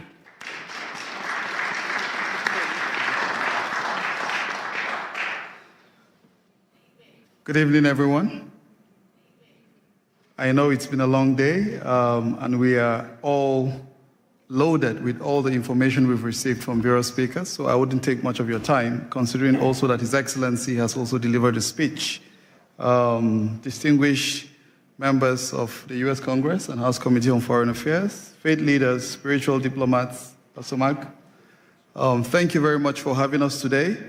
For us in Plateau State, I know that so many of you have heard about Nigeria and the designation of the country as a country of particular concern. And I would say that one of the major reasons that Nigeria has been on the map is because of Plateau State. For some of you that may not be very familiar, between the year 2001 to date, I think conservatively estimated figures has indicated that over 12,000 people have lost their lives due to the activities of violent extremists, as have been highlighted by His Excellency. One of the most difficult moments for us when we came to office in 2023 was in December, and I remember quite well on the 23rd of December, when we were preparing for Christmas, people were making all the necessary arrangements. On the 24th, we got calls, and a particular village was attacked in 2 local governments, and over 200 people lost their lives within that one attack.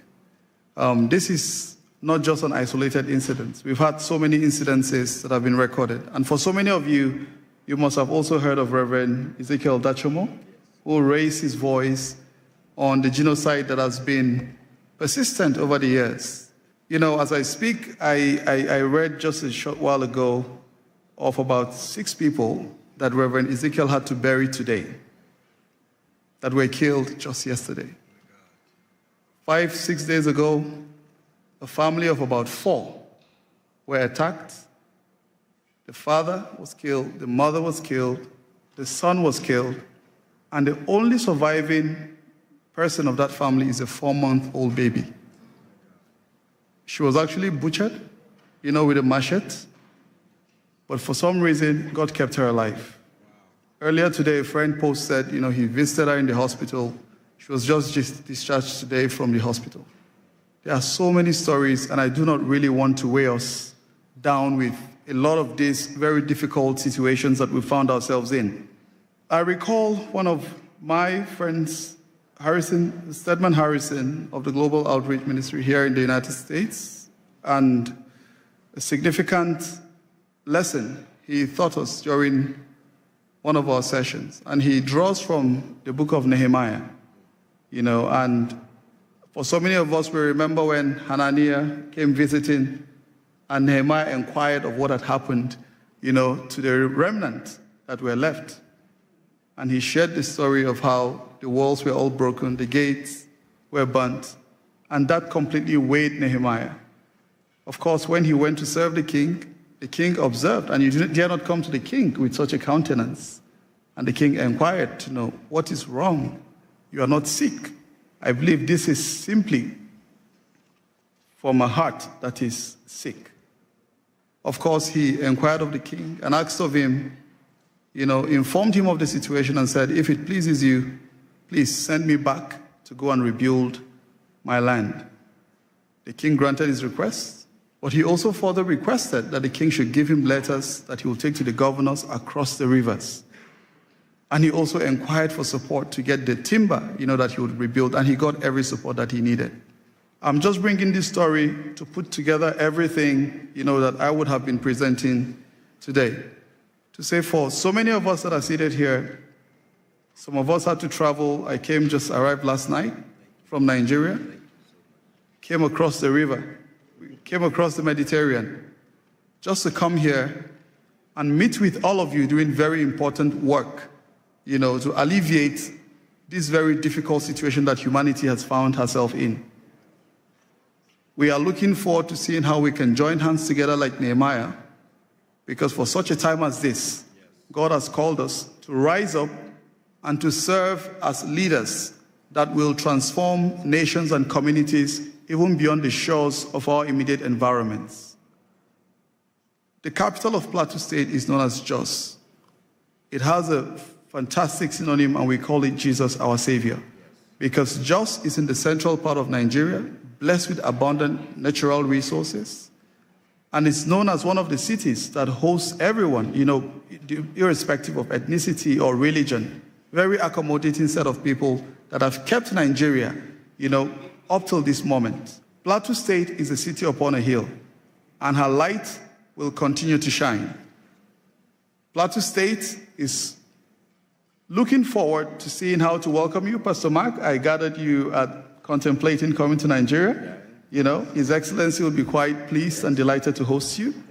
And we look forward to seeing how we can continue to utilize this office, this privilege that God has given us to serve our people, to improve the livelihood of those who are persecuted, those who are displaced, because we have so many of them, over 50 communities, renamed, people sacked from their ancestral homes. They can no longer conduct their economic activities.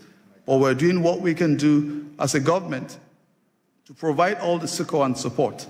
And we are looking forward to seeing how we can continue to leverage on this very important platform to do the good that our people so deserve. Thank you very much.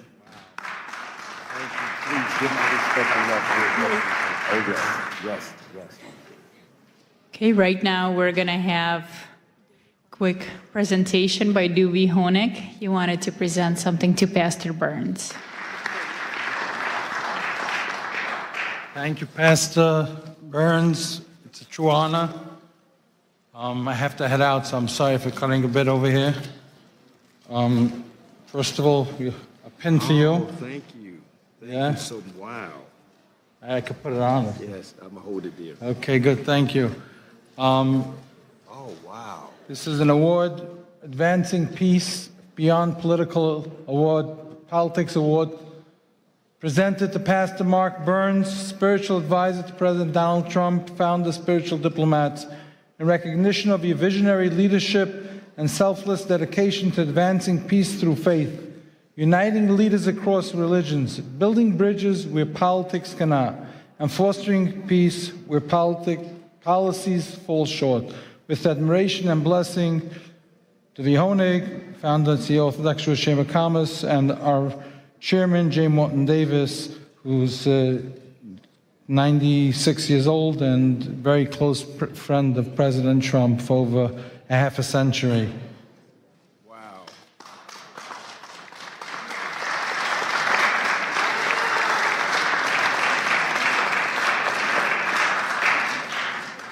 What an honor, what an honor. Thank you. What an honor. Thank you so much. And now, please welcome Ms. Madeline Rodriguez, a celebrated journalist, author, and preacher. She brings a message of empowerment titled Standing in the Gap, highlighting how women of prayer become crucial advocates for justice in our society.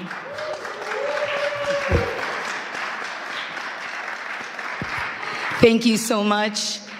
I want to start off by saying my sincere thanks to Pastor Mark Burns for bringing together faith leaders from around the world for this important conference. Let's give him a hand. Through his leadership, he has created a space where faith and civic responsibility meet in service of justice and human dignity. Thank you for the opportunity to speak in this historic place where laws are debated, policies are shaped, and the future of millions is influenced. Honorable leaders, distinguished guests, and faith representatives, today I will talk about standing in the gap, how women of prayer become advocates for justice, and how prayer moves from the secret place into courageous action. I am the founder of Women with Purpose, a global movement of women who gather daily across nations and time zones through Zoom to pray. These women come from every background, culture, and life experience, yet they are united by one conviction, that prayer must move us to action and faith must compel us to pursue justice. For our God is a God of both mercy and righteousness. Prayer is so important that it moves heaven, transforms lives, and brings freedom, hope, and healing to the body, soul, spirit, and mind. Prayer is not just words. It is power. It is life flowing from heaven to earth. When we pray, what happens? What was lifeless begins to breathe again. What was broken starts to be restored. What was chained is set free. What was dark is filled with light. And what seemed impossible becomes possible. The word of God says in Psalm 34:4, I prayed to the Lord, and he answered me. He freed me from all of my fears. I also serve as chairwoman of the Faith Advisory Board for the United Nations Association of El Salvador.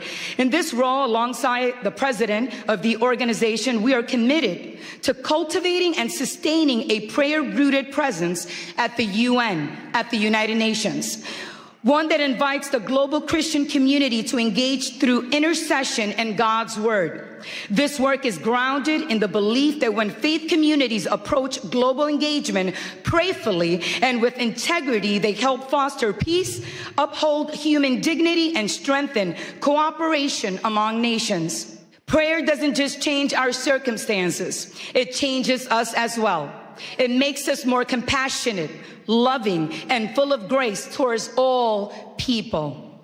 To stand in the gap means to step into the space where others are vulnerable, unheard, or forgotten. It is the choice to intercede, to advocate, and to act when silence would be easier. One of the clearest biblical examples is Queen Esther.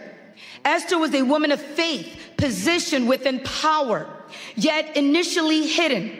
When a decree threatened the extermination of her people, she faced a choice: remain silent and preserve her own safety, or risk her life to speak. However, Esther chose prayer, fasting, and courageous advocacy. She stood in the gap, approached authority with wisdom and humility, and ultimately saved her people from destruction. Esther's story reminds us that access without courage changes nothing, and prayer without action is incomplete. Her faith did not remove her fear. It gave her the strength to act. Throughout history, women of prayer have done the same. Women have prayed in kitchens and in sanctuaries, in upper rooms, in quiet corners, in homes of worship and hidden places, often unseen and unnamed. Yet their prayers have shaped history, protected God's people, and challenged injustice. Prayer has long been the place where God forms courage in the hearts of women and men. It is through prayer that God forms fearless women. God plants courage in the hearts of women, preparing them to move with faith and strength. Why women? Why am I talking about women today? Because women have often lived closest to the cost of injustice. They have carried families through war, protected children through famine, endured discrimination, violence, and exclusion, yet refused to surrender hope or believe in Jesus Christ. In our daily prayer gatherings with Women with Purpose, I witness this transformation continually. Women enter carrying the weight of the world on their backs, but they leave with clarity, courage, and a renewed commitment to stand for what is right in their homes, communities, and nations. When women pray, they do not merely ask for comfort, they ask for change. It's about honoring the image of God in every single person.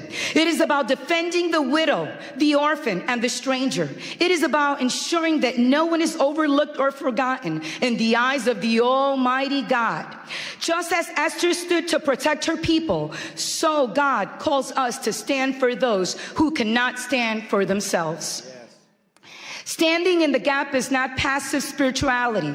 It is saying someone must speak, someone must care, someone must act, and often that someone has been a woman. Today, in a world torn by division and injustice, we need women of prayer more than ever to rise, to stand with conviction, and let God's justice flow into every place, crying out for hope. We need women who will pray and vote, pray and advocate, because justice does not belong to one religion, one party, or one ideology. Justice belongs to humanity.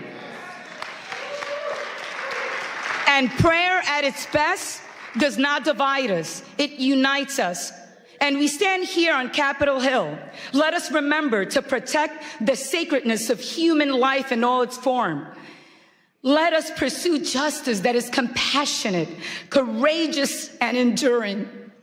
May our prayers not end in words, but move our feet, shape our policies, and restore dignity where it has been denied. When women of prayer stand in the gap, justice does not remain an idea. It becomes a lived reality. Thank you and have a blessed day. In Jesus' mighty name. Oh, way to end it. I'm learning from you. I'm learning from you. God bless you. Thank you. It's you. Okay. Well, first of all, listen, can we give all of our wonderful speakers a big hand clap? Was this not good? Was this not amazing? Listen. Yes, yes, yes. Yes, amen. Yes. I'm going to be real quickly. First of all, I want to, I see we passed the lapel pins out. Everybody, please stay standing because we're about to go. You sit back down, you may not want to get back up again. We passed the pins out, and I wanted to give a declaration before you pinned yourself, but that's okay, you pinned yourself. And we'll do it better the next time. But I want everyone you stayed here to the end, so you're telling me that you are truly committed to this movement. And I want to give a declaration, and I want you to repeat after me. Now, I'm going to be very clear. You're not pledging allegiance to a person or an organization, but an ideal of freedom. Are you understanding me? And so I want everybody here to just lift up your right hand, and you're going to make this pledge with me. You're going to repeat after me. Say, I in your name. Today I stand by choice and by conscience to declare my commitment to becoming a spiritual diplomat. I do not pledge allegiance to a person, a title, a political party, or an institute.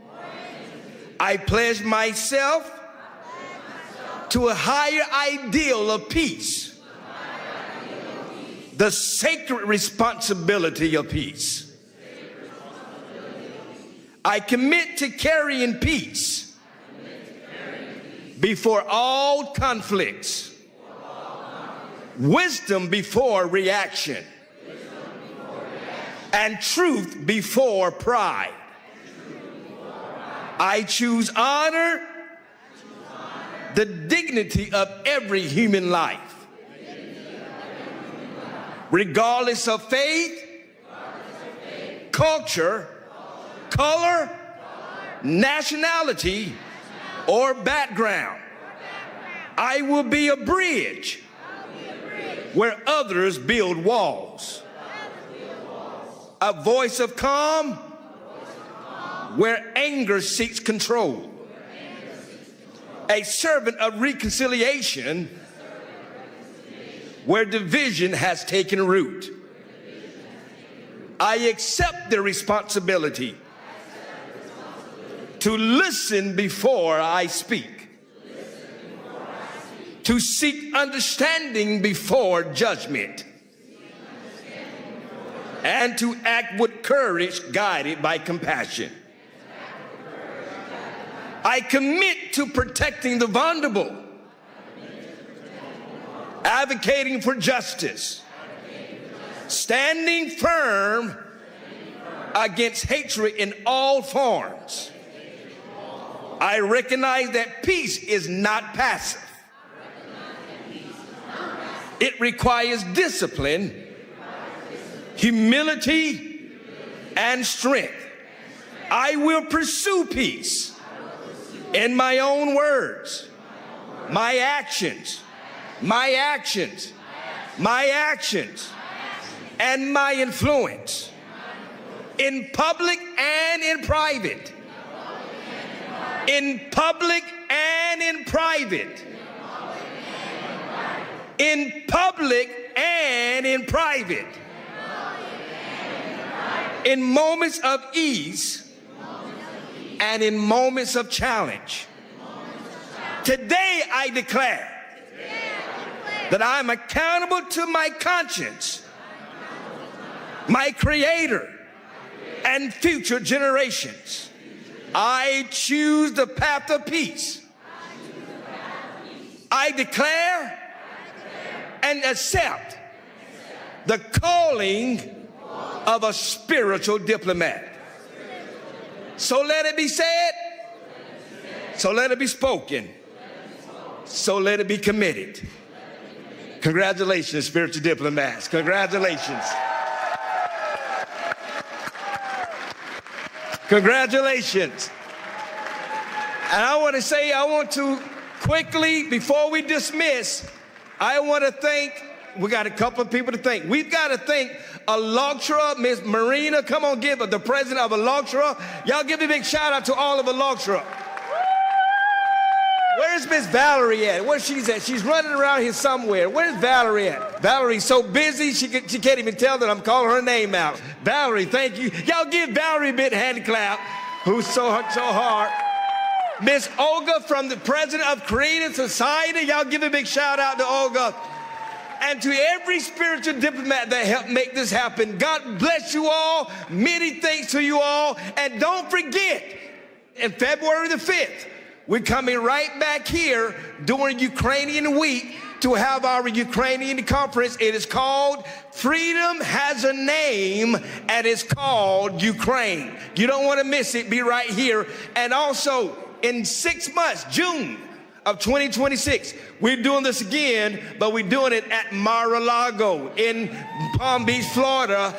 And then in December, we're taking over the G20, and we're doing it again in Miami, Florida for G20. God bless you all. Thank you all.